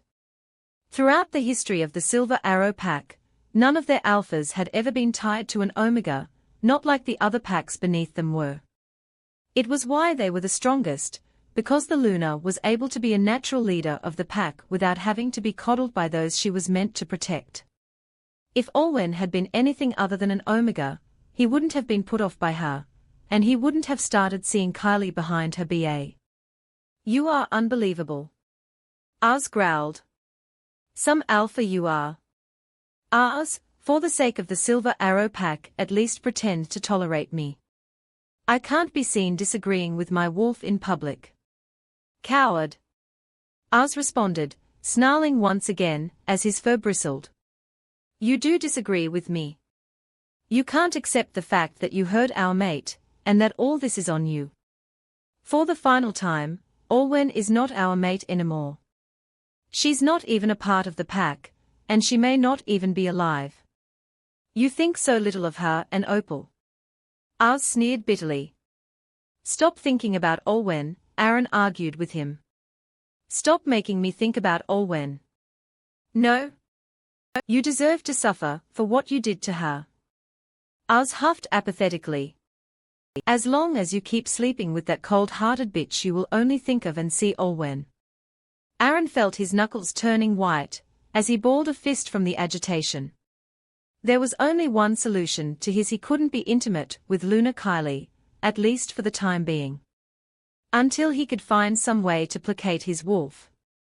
And from the angry scream and the sound of something shattering in the bedroom near him, it wouldn't be difficult to stay away. The Beta house was deadly quiet, as it had been for the past few months or so. Beta Caden was slumped in front of the television, as the sports channel droned on in front of him. He usually was interested in whatever sport they were reporting on, but nothing was going in these days. Corson was still whining, the wolf mentally slumped over with sorrow and agony. He couldn't feel their mate or children close by, after so many years of being together, and he refused to come out and do his job. The man himself was clutching a dress that Sylvie had left behind. It had still radiated of her lovely scent for the first few weeks, but now there was barely a wisp of it left, and it provided no comfort. Beta Caden had tried to justify himself at first, that he was being loyal to the Alpha, who he had grown up with and sworn allegiance to, but Sylvie was his mate, and Stella and Kale were their flesh and red water. He should have listened, told them what they needed to know. Their expressions of shock and disappointment that day when they'd cut ties with the pack continued to haunt him even now. And he had no idea where his family was. His first few calls to his wife were declined before she full out just decided to block his number. He wished he could just search for them, but he had no idea where to start. And with the state of the Silver Arrow Pack, from the lack of respect for the new Alpha and Luna, and the couple's visibly strained relationship, he needed to stay behind. It was as if any moment now, he could turn his back for 1 second, and the pack would collapse from the inside. Chapter 19 Tethered 12 Dates.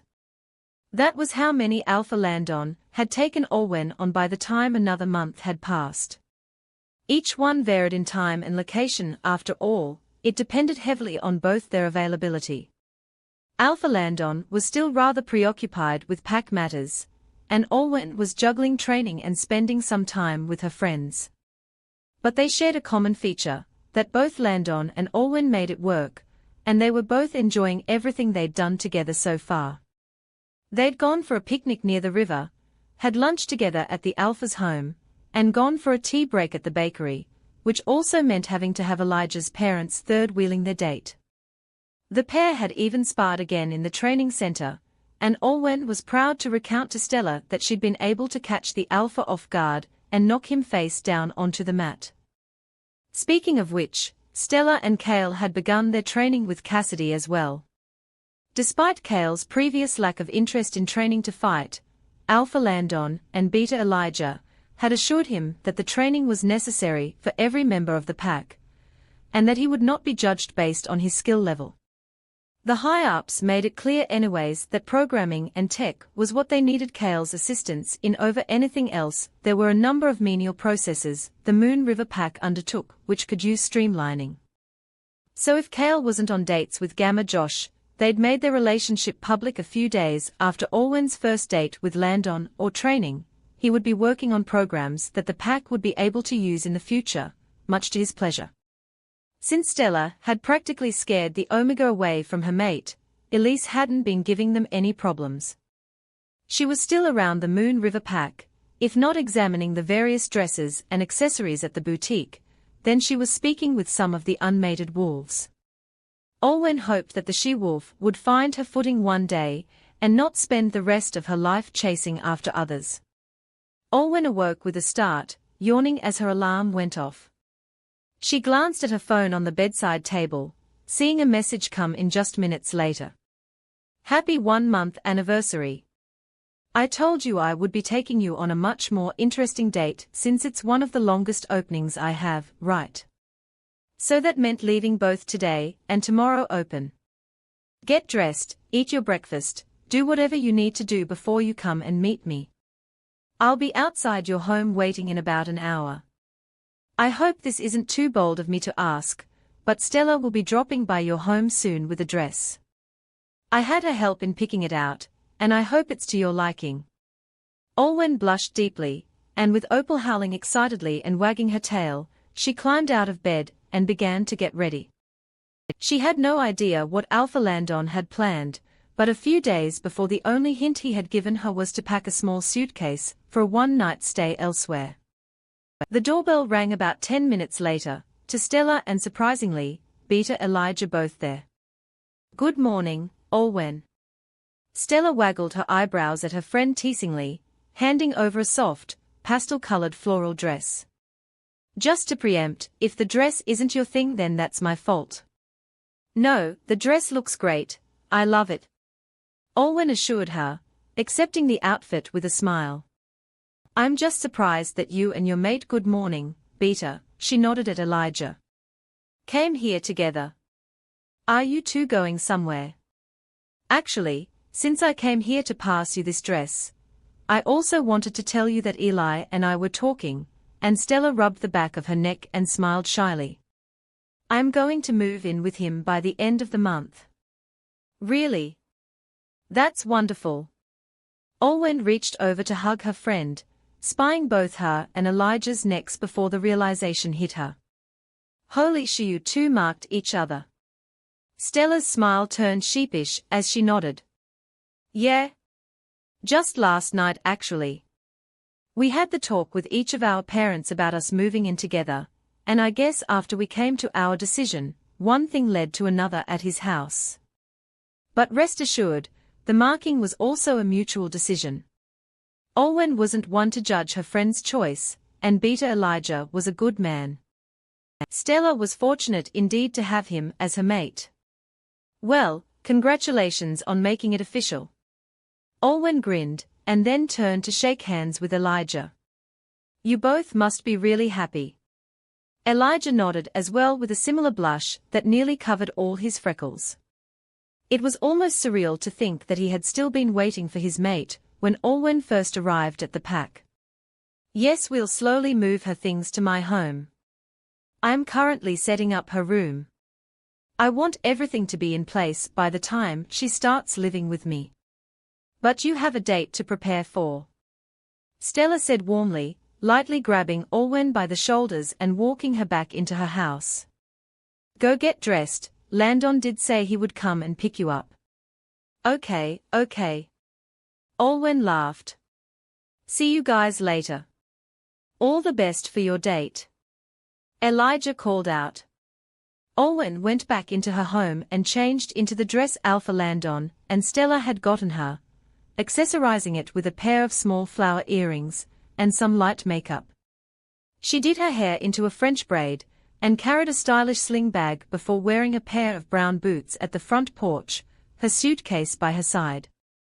The sound of a car engine startled her as it rumbled closer to the house, and she looked up to see Alpha Landon step out a sleek black sports car.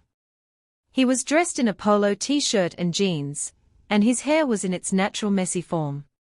She'd mentioned previously that she liked seeing his hair as it normally was, and Olwen was flattered that he had taken her words to heart. It was the same reason she had chosen to braid her hair.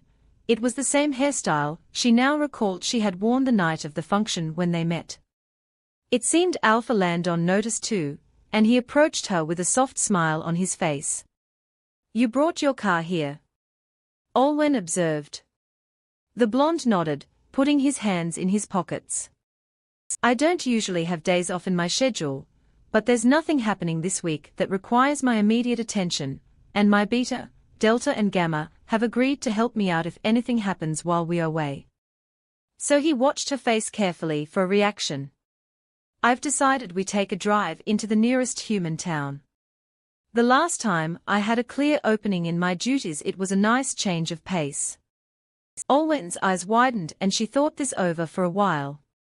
As an Omega, she had never ventured beyond the main territory of the wilds. She had heard that humans were basically what would be left if she had Opal somehow taken away from her. Some wolves thought humans were weak, pathetic and simple-minded creatures because of this, but Olwen had always been curious. What was it like not to live in packs? With no voice in their head guiding or talking to them, no shifting, and no fated mates. Humans could choose whoever they wanted to end up with, and she supposed there was good and bad. Relationships for them sounded more like trial and error processes, whereas as a wolf, the moment you met your fated you had that lifelong partner.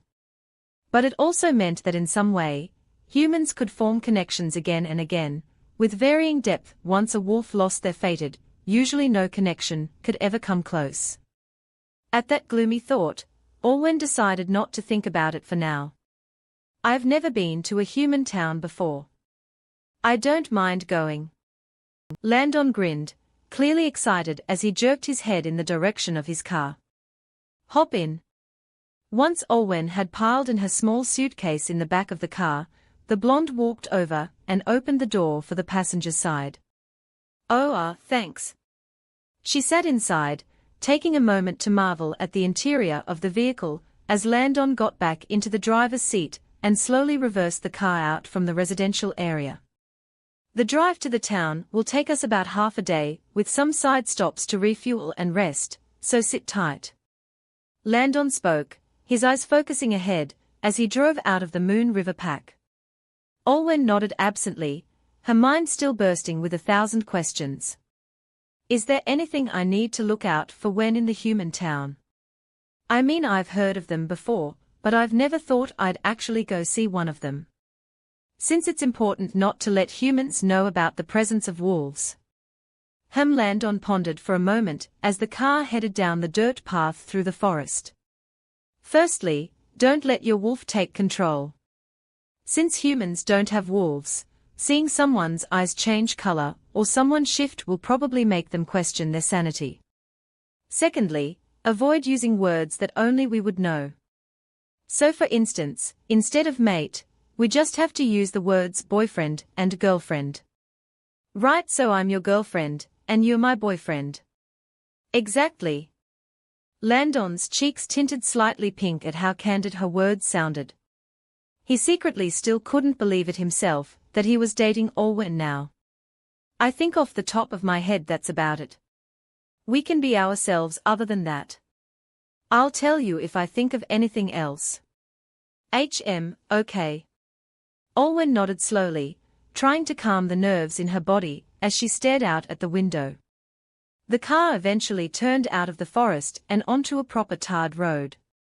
After a few side stops to go to the bathroom, refill gas and whatnot, Landon and Olwen arrived at their destination. The place seemed about half the size of the Moon River Pack, and a third the size of the Silver Arrow Pack. Olwen had learnt as a child that when wolves settled around the world all those years ago, they made a mass prayer to the moon goddess to protect them from being discovered by nearby humans, some whom had taken an interest in exploring their territory, whether for adventure or hunting. In return, the moon goddess placed protective wards that stood until this day. The moment any human got curious about the woods, they'd be compelled to turn around and go right back where they came from. From an aerial point of view, it also ensured that the mass areas where wolves lived looked uninhabited. Even if, by some miracle, humans did find the evergreen wilds packs though, they probably wouldn't have stood a chance against all the wolves. After parking the car and checking them both into a nice-looking motel, Alpha Landon brought Olwen to a cafe to eat some dessert before they began to explore the town together. A young woman with the name tag, Zoe, came over to serve them. "Hello and welcome to the Angel's Brew. May I take your orders?" Olwen immediately noticed the way her eyes were looking Landon up and down with undisguised admiration.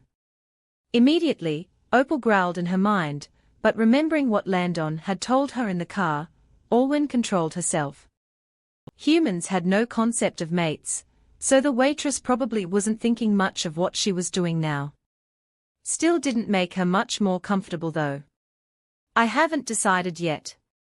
Landon spoke, smiling politely at the young woman before nodding to Olwen. "If you've made your choice, you can order first." "All right. In that case I'll get a slice of key lime pie and an Earl Grey tea." The waitress didn't even look at her as she took down her order, still smiling flirtatiously at Landon. "And what about you, handsome?" If this girl wasn't a human, Olwen would have gladly allowed Opal to take over right about now. Landon's smile remained polite, his expression calm. He took a look at the menu and then at Olwen. "You know what? I'll let my girlfriend decide for me." The waitress blinked before she took a proper look at Olwen and then at Landon. Oh, girlfriend. Okay." She smiled nervously, looking very embarrassed. Olwen kept her face neutral as well, but had to hide the smugness and joy at Landon acknowledging their developed relationship. Glancing at the menu, Olwen spoke to the waitress. "He'll get the Black Forest cake and a chamomile tea." As the waitress scurried out of sight, Landon couldn't help softly chuckling at Olwen. "Jealousy is almost cute on you." "Ooh. Don't start." Olwen sighed and covered her eyes. Landon gently slipped a finger beneath her chin and directed her face back up to his. "I said almost. You don't have a reason to be jealous of her. She's not you after all." If Olwen wasn't shooting heart eyes at the blonde alpha right now, then she didn't know what she was doing. Those brilliance blues were similarly fixed right back on hers, and the emotions swirling within them made her heart melt. Their moment was broken minutes later, when a small airplane folded from a copy of the cafe menu sailed onto the table in between them. "Huh?" Landon held up the airplane as a high, adorable voice reached their ears. "Sorry, mister, that's mine." A young girl came over to their table, her hair tied into 2 ponytails with pink ribbons. She looked about 9 or 10. "Oh, no harm done, just be careful, okay kid?" Landon spoke gently, letting the girl take back her airplane. "I will, thanks mister." As the kid scampered off with her handiwork, Olwen's mind had ground to a halt. If she didn't know any better, judging from the dark brown hair and green eyes, she would have thought the kid was Aaron's daughter. While it was true that it could be a coincidence, even in terms of skin tone and facial structure there were similarities. "Are you okay?" Olwen's eyes snapped back to Landon, who was now watching her with some amount of concern. "Oh, I'm fine." Landon looked as if he might say something else, but the subject was soon diverted as the waitress returned with their food. Deciding it was probably nothing, Olwen didn't think about it for the rest of the day. So how exactly does reading these labels work? The alpha frowned, turning over a ball of cotton and acrylic yarn in his hands. The sight of the taller and more built figure holding a yarn ball was almost comical, but Olwen held back a snicker to speak. "That number represents the yarn size. Like there's light, worsted, bulky, and all that. They correspond to a size of a knitting needle, or a crochet hook which the manufacturer recommends you use if you make something with their yarn." "Aha." Landon nodded slowly, as if she'd just spoken to him in another language. Olwen couldn't blame him. He'd tried to explain how soccer worked to her a few dates ago, and she hadn't really understood either. She did appreciate how much he seemed to enjoy it though, and right now, accompanying her to a craft store and helping her choose some yarn was all she could ask for. Considering anything like crafting or flower arranging or sewing was sometimes stereotyped to be solely Omega hobbies in the Silver Arrow pack. She was fortunate that the Moon River pack didn't encourage, and in some cases even broke that sort of image. What about that bright pink yarn over there? It looks nice and vibrant. Landon gestured to a shelf. Olwen went over to check the label. Good eye. She grinned and showed him the printed text. But its official color is fuchsia. They like naming their yarn really fancy words, huh? Sometimes. Here, guess what the color of this yarn is called? Olwen held up another yarn ball. Landon studied the shade for a moment before he spoke. Coral. Nope, label says blush pink. Damn it. Landon exclaimed as Olwen finally started to laugh. When they returned to the motel after exploring the various locations in town, it was 11. Both Landon and Olwen were looking forward to a good night's sleep. They would only have a few more hours the following day before they would have to return back to the Moon River pack, after all. As they entered their motel room, Olwen finally noticed the two king-sized beds that were separated by a dresser. To her embarrassment, a brief feeling of disappointment flashed through her before she turned back to Alpha Landon. Wouldn't single beds have been more affordable? Too cramped? Landon chuckled, crossing his arms and raising an eyebrow at her. You haven't seen the way I sleep. I used to fall off the bed a lot when I was a kid. Giving the blonde an amused smile, Olwen headed over to unpack her suitcase and find the clothes she would change into after showering. As she headed past Alpha Landon, her arm brushed against his, and suddenly his scent flooded her brain. By the moon goddess, Olwen had to pause, as she felt a light shudder go through her body. And from the way Landon had stiffened up with his breath quietly hitching, she wasn't the only one who felt it. With her heart thudding in her ears, she didn't say a word and hurried over to retrieve her clothes from the suitcase, along with her toiletries. Do you want to shower first? Landon asked, his voice awkward and quiet. I'm in no hurry. You can go ahead and use the bathroom now. Oh, sure. Thanks. I shouldn't take too long. Olwen managed, trying to hide how her voice was shaking. She was about to carry everything to the bathroom before she paused in her tracks, contemplating her choice before she spoke again. Maybe it would be faster if you joined me. She asked softly, not turning around to face him.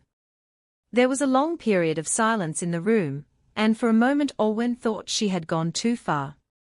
She was on the verge of trying to come up with an excuse, or joke to laugh it off when Landon's voice came from behind her. If you want me to, then sure. Give me 5 minutes. His voice was gruff.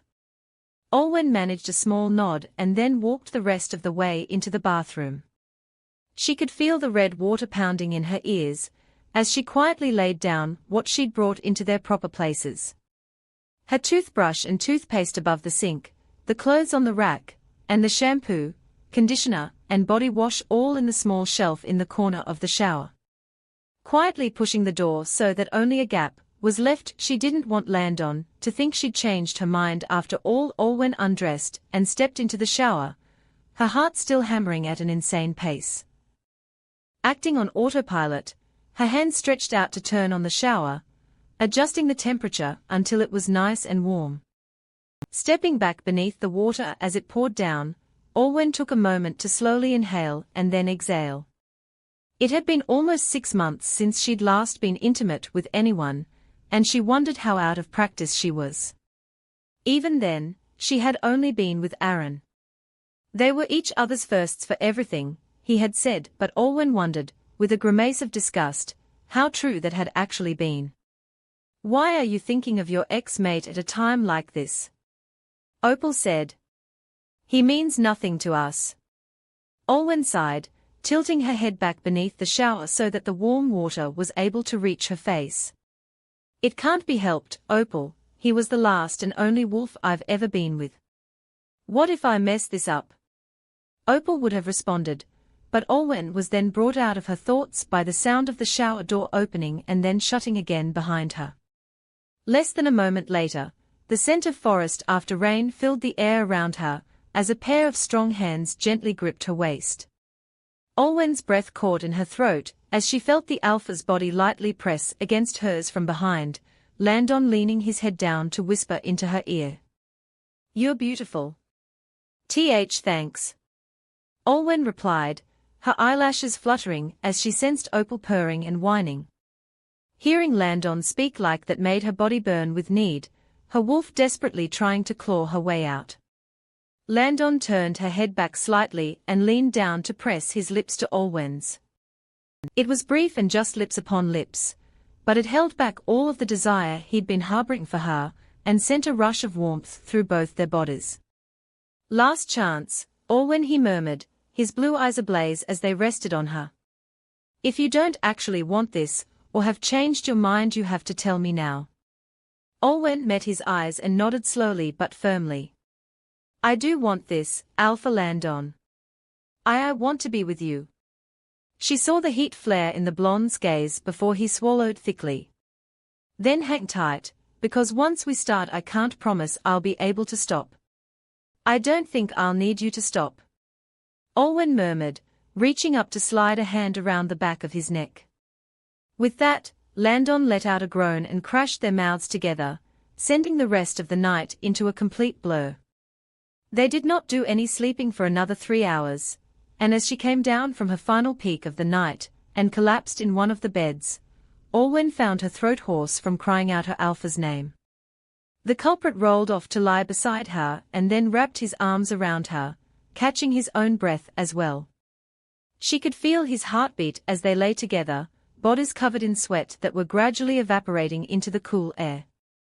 Get some sleep, Landon murmured, kissing the back of her ear. Olwen sighed softly as she breathed in his scent again, reaching out to switch off the lamp. Good night, Alpha Landon. Good night, Olwen. In the darkness, illuminated only by the streetlights outside the motel window, Olwen closed her eyes and slowly allowed the cradle of dreams to take her. As she drifted into slumber, a satiated Opal stirred just slightly within, the soft murmur of a single word. Mate Chapter 20 Hearsay. Olwen winced as she awoke. The first thing she saw the ceiling light of the motel, and the sunlight almost making the curtains glow. She briefly wondered why her body felt sore before memories of the previous night hurtled back to her, and she blushed. She turned, seeing Landon still fast asleep next to her in the bed. Their first intimate time had been perfect, and even now, the sight of the alpha with his tousled hair, and their legs tangled together in the blanket made her heart sore. Mate, wait, what?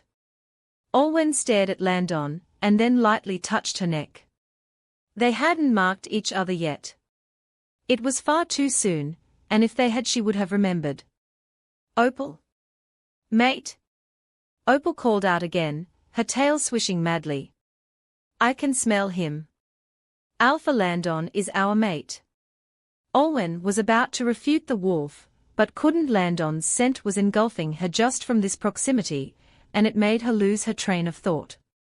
The air between them seemed to crackle with electricity. But it couldn't be. Chosen mates didn't feel the same things fated mates did. Neither of them had each other's mark, and somehow after their first time together, it was like everything about him, his scent, his looks, his aura in general, had been dialed up to 11. Olwen had to hold back Opal from attacking the alpha in bed. Just what in the world, mate? A low growl came, startling Olwen.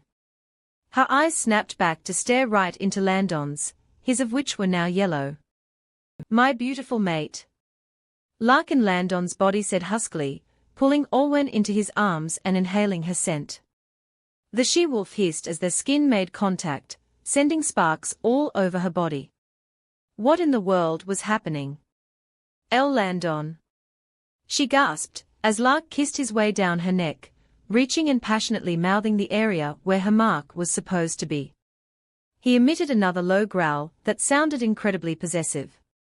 Olwen felt her eyes flutter as she let out a soft moan, but panic soon began to set in as she saw fangs beginning to protrude from the alpha's mouth. Landon, snap out of it. Instantly, Landon's yellow eyes returned to their normal shade of blue, and he jerked himself away from her with wide eyes. Oh goddess. Olwen, I am so sorry. He rasped, his chest heaving. He sat up slightly, concentrating and catching his breath until his fangs had sunk back in. I don't know what got into Lark. He paused and then looked back at Olwen in surprise, confusion and an amount of joy. Alpha.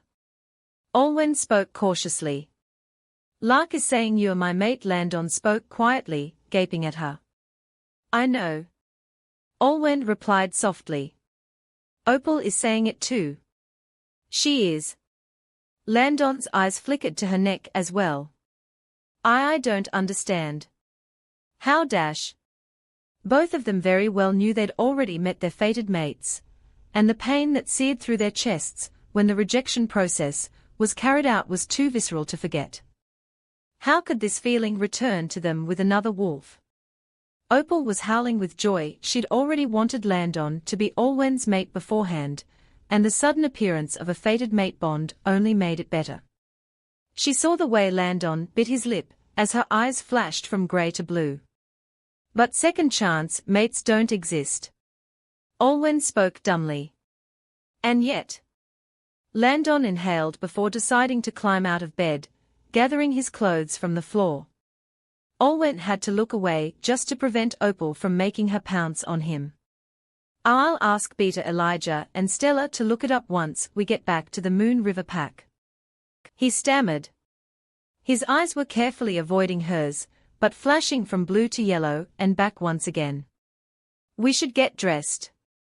Olwen could only nod and turn away, attempting to focus on locating her clothes rather than her now fated mate's muscles, as he pulled his shirt back over his body.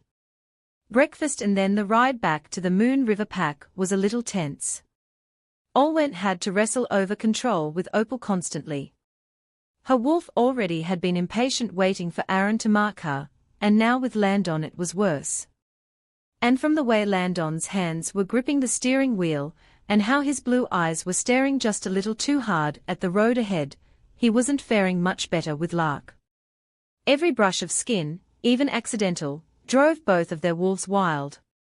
Even though they had been dating a month, and had already been interested in each other before that, they still thought it better to not move too quickly with one another.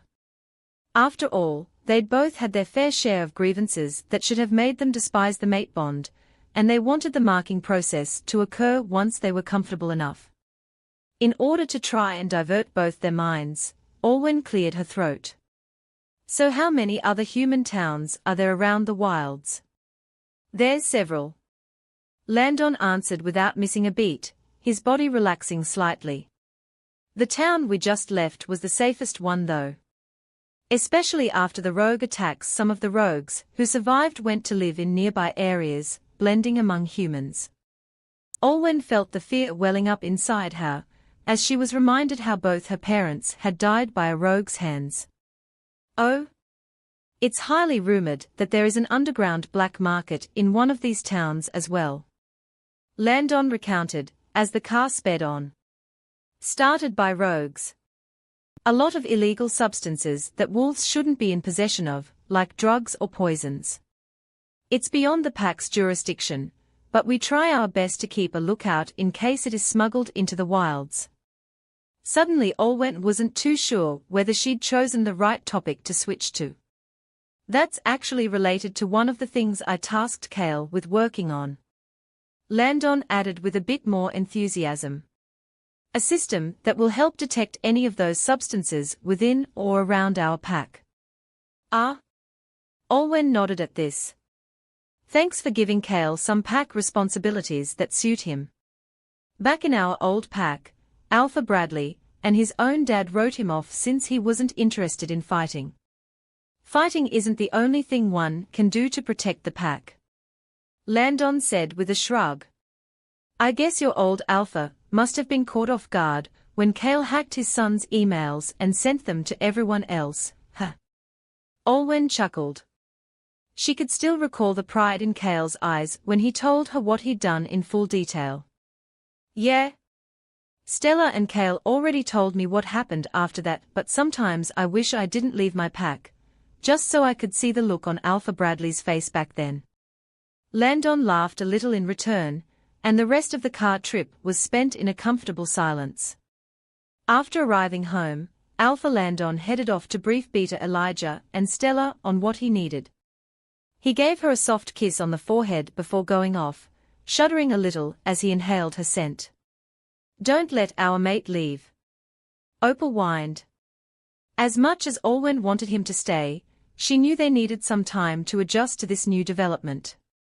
Olwen decided to try and help in some way by heading to the library and attempting to look up some information about any second-chance mate bonds. But after 2 hours of poring through the library books and archives and the online kiosks, there was no factual accounts that existed of second-chance mates. She sighed and sat down in a beanbag chair, deciding to take a break after staring at the screen for too long. Getting another mate bond after breaking the first one was impossible.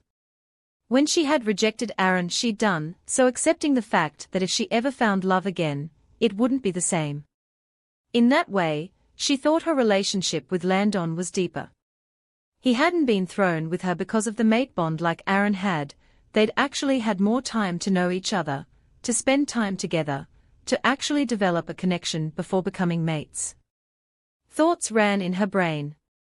What if Alpha Landon and her had only been drawn to her all this time because of the apparent mate bond? What if their relationship hadn't been as genuine as she thought? No, fated or not, Olwen recognized that Landon had sincerely taken interest in getting to know her over the past few months. She'd also gotten to know him more, first as her new alpha, and then her friend and now mate. It was a more natural progression that a mate bond might have compressed into a week. Perhaps it was a second-chance mate bond that only manifested after they slept together, which also didn't make sense since she'd felt the build-up beforehand. But if this was a second-chance mate bond, did Aaron and Rhiannon have second-chance mates the same way she and Landon had? What if Kylie was actually Aaron's second-chance mate? The thought in itself was repulsive. Excuse me, Miss Olwen. Olwen looked up as a small child, about 7 probably, came towards her clutching a book with a slightly timid expression of his face. Our storyteller came down with a fever, so she can't ready the story to us today. Can you? The woman looked behind the child to see a group slowly gathering behind him, all of them watching her with shy and equally nervous expressions. Deciding she could use a break from all the searching, Olwen smiled warmly at them and accepted the book from the child who had approached her. Of course. I'm not much of a storyteller, though that's okay. The young boy spoke with a toothy smile. We just like hearing the story. Olwen glanced at the book cover, a simple children's story about a wolf who became friends with a wolf from an enemy pack. If it was an adult novel, there would probably be more drama and conflict, but this was a children's story where everything was just solved with friendship and peace and love. If only real life were that simple.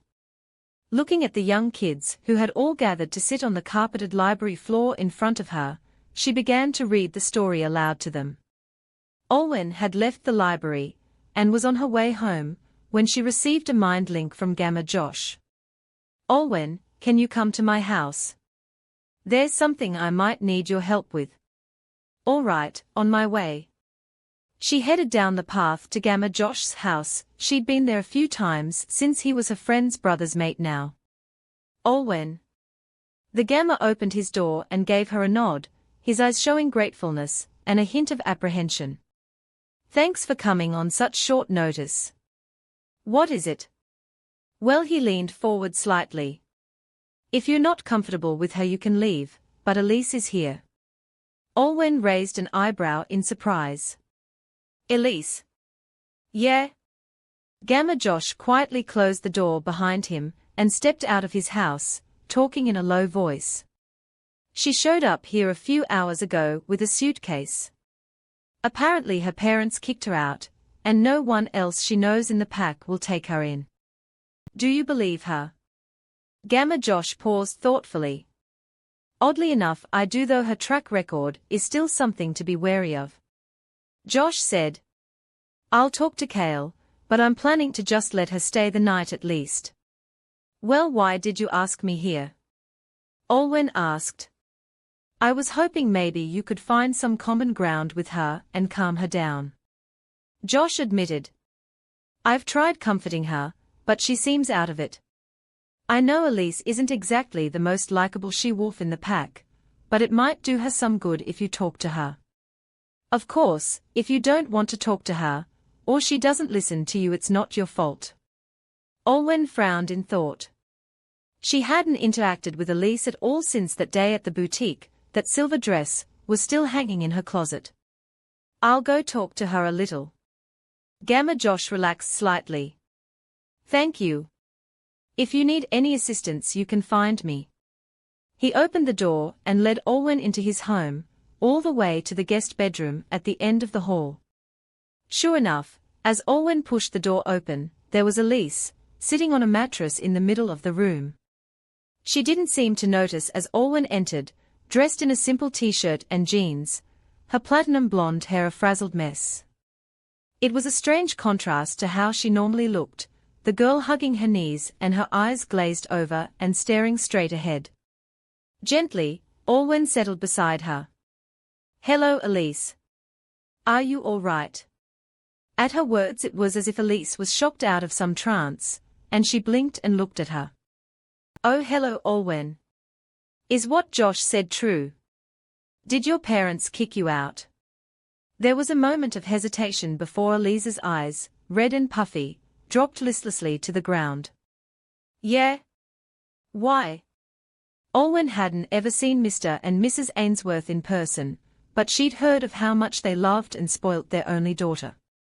Elise's voice sounded almost emotionless and cracked. I disappointed them. I couldn't find a worthy mate. They wasted all these years taking care of me. At this, Olwen couldn't help the concern that welled up in her from the Omega's tone. Is that why you were chasing Landon all this time? Elise had the decency to look ashamed at that question, still not daring to look at her, as her face turned red. It's complicated. I have the time. Olwen said gently. She still wasn't entirely trusting of the woman, but she was curious to hear what led to all this. Giving her an uncertain expression, Elise inhaled softly and began to talk. When I was younger, everyone praised me for how pretty I was. It was to the point that some started saying I would be the perfect mate for Landon. And I know this isn't an excuse, but I started believing it myself. I let my parents think I was going to be Landon's fated. But you weren't. Olwen said slowly. Elise shook her head. My parents were devastated when Landon's 18th birthday passed and nothing changed between us. They started planning to send me away to another pack, and even approached Alpha Wendell with suggestions to have me mated off to other upcoming alphas or betas. A shudder of disgust went up Olwen's spine. It was one thing to treat Omegas like they were fragile, but it was another to treat them like tradable commodities. Alpha Wendell never entertained them though. He approached me himself and assured me that he would never allow such agreements. Olwen couldn't help recalling the kind, friendly older man she'd met since coming to the Moon River Pack, and felt both relief and admiration for the now retired Alpha. Fortunately, that phase didn't last. Because as you know, Alpha Landon was yeah. Olwen nodded sadly. I was still fearful of my parents finding some way to trade me off to another pack, so I started pursuing Alpha Landon again. I had to keep trying for them, so I was determined to wear Landon down somehow. Perhaps when I was finally mated to our Alpha, and bearing his children my parents would be proud of me. I see. Olwen didn't know what to think of all this yet. Then I hope this isn't a silly question, but when did you start pursuing Beta Elijah? When you showed up. Elise answered candidly. The first time I talked with you, I saw the way Landon looked at you when you came into his office that day. I knew I had no chance. Maybe my beauty meant I was worth becoming a powerful wolf's mate, but I didn't want to do it by stepping in between others' love. So I moved to Beta Elijah. He wasn't mated yet, and second in command. I was hoping in a way to appease my parents for my failure with the Alpha. That could explain in a way why Elise had initially refused to accept that Elijah was mated to Stella. He was her final chance. I tried going around to relatives, some friends I used to have back in the day, but they are either mated or want nothing to do with me. Elise confessed. They think I'll either seduce their mates or somehow prevent them from saving themselves for their fated ones. Her eyes filled with tears and indignation, her voice. I know I flirt a lot, B, but I've never dash. I'm still dash. Her voice shook as she tried to wipe the tears from her eyes. I don't blame them, naturally they'd think I'd sleep around, she sniffled. What if I find my fated mate, and they hate me for what I've been doing? What if I don't have a mate at all? Olwen listened patiently, and gently raised a hand to rub the woman's shoulder. You shouldn't think like that, your mate is out there, somewhere. You just need to be patient and wait, they'll meet you when the time is right. She spoke softly. Olwen did feel bad after hearing more about Elise, but this was starting to echo something else way too much. She'd comforted Kylie like this too, naively in the dark of how she was screwing her fated mate the whole time. But what if Elise was actually bearing her soul? But I'm a terrible mate, Elise whispered, her voice trembling again. They are going to think I'm a SL, don't. Olwen said, soft but firm. Your fated mate will love you. And if they don't, that's their fault for judging. You have so much more worth than just being the trophy mate. You're a capable she-wolf, Elise, you just need to realize it. There was nothing but sniffles and some quiet sobs for a while before Elise spoke again. How did you do it? When your ex-mate cheated on you and you had to reject him and leave the Silver Arrow Pack, you were able to live as a rogue for 3 months before arriving at the Moon River Pack. How were you able to push on after losing everything? Elise actually sounded curious, and so Olwen just decided to be truthful with her, omega to omega. Because I hadn't lost everything. I still had myself, my strength and my own determination to keep staying alive. And I had Opal. A small smile came to Olwen's face at this. We worked together to survive in the wilds. I partially owe it to her that we managed to hold out. Elise gazed at her in muted awe before she looked guilty once more. I haven't been cooperating with my wolf at all. She buried her head in her hands.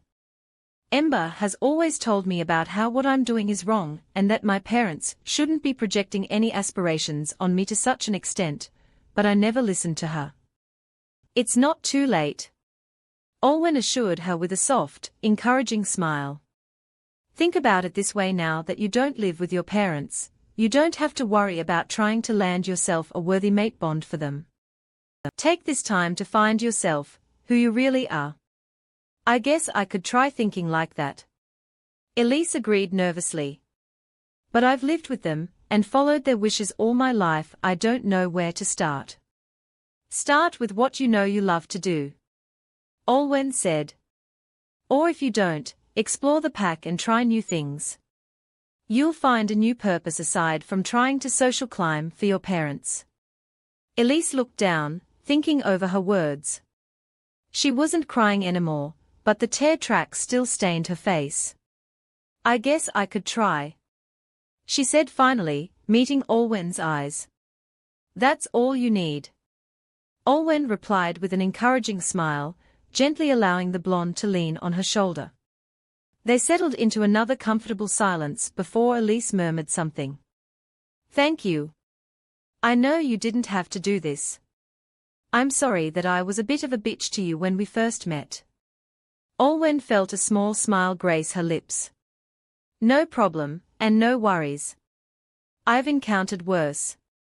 Elise cracked a small sad chuckle at that. That's not a good thing. It really isn't. Olwen made up her mind. She wasn't the same naive lunatic of the Silver Arrow pack anymore, but neither would she turn away another pack member who needed her help. She would do her best to help get Elise back on her feet. But rest assured, if she tried anything, Olwen would not let it be. Alpha Landon, you should check your phone. Landon opened his eyes from his attempt at sleeping and calming his wolf from howling for Olwen. What is it, Beta Elijah? The Silver Arrow pack. Landon rolled over and took his phone, finding a new notification from the Evergreen Wilds Bulletin. He took a moment to scan the post. Beta Elijah, add this to the agenda for tomorrow. Tell Delta Cassidy to help draft a response, and that the Moon River Pack will graciously accept the hosting duties for the Evergreen Pack's function this year. Thank you for tuning in. If you enjoyed this episode of the story, please give it a like, and don't forget to subscribe to get notifications for updates.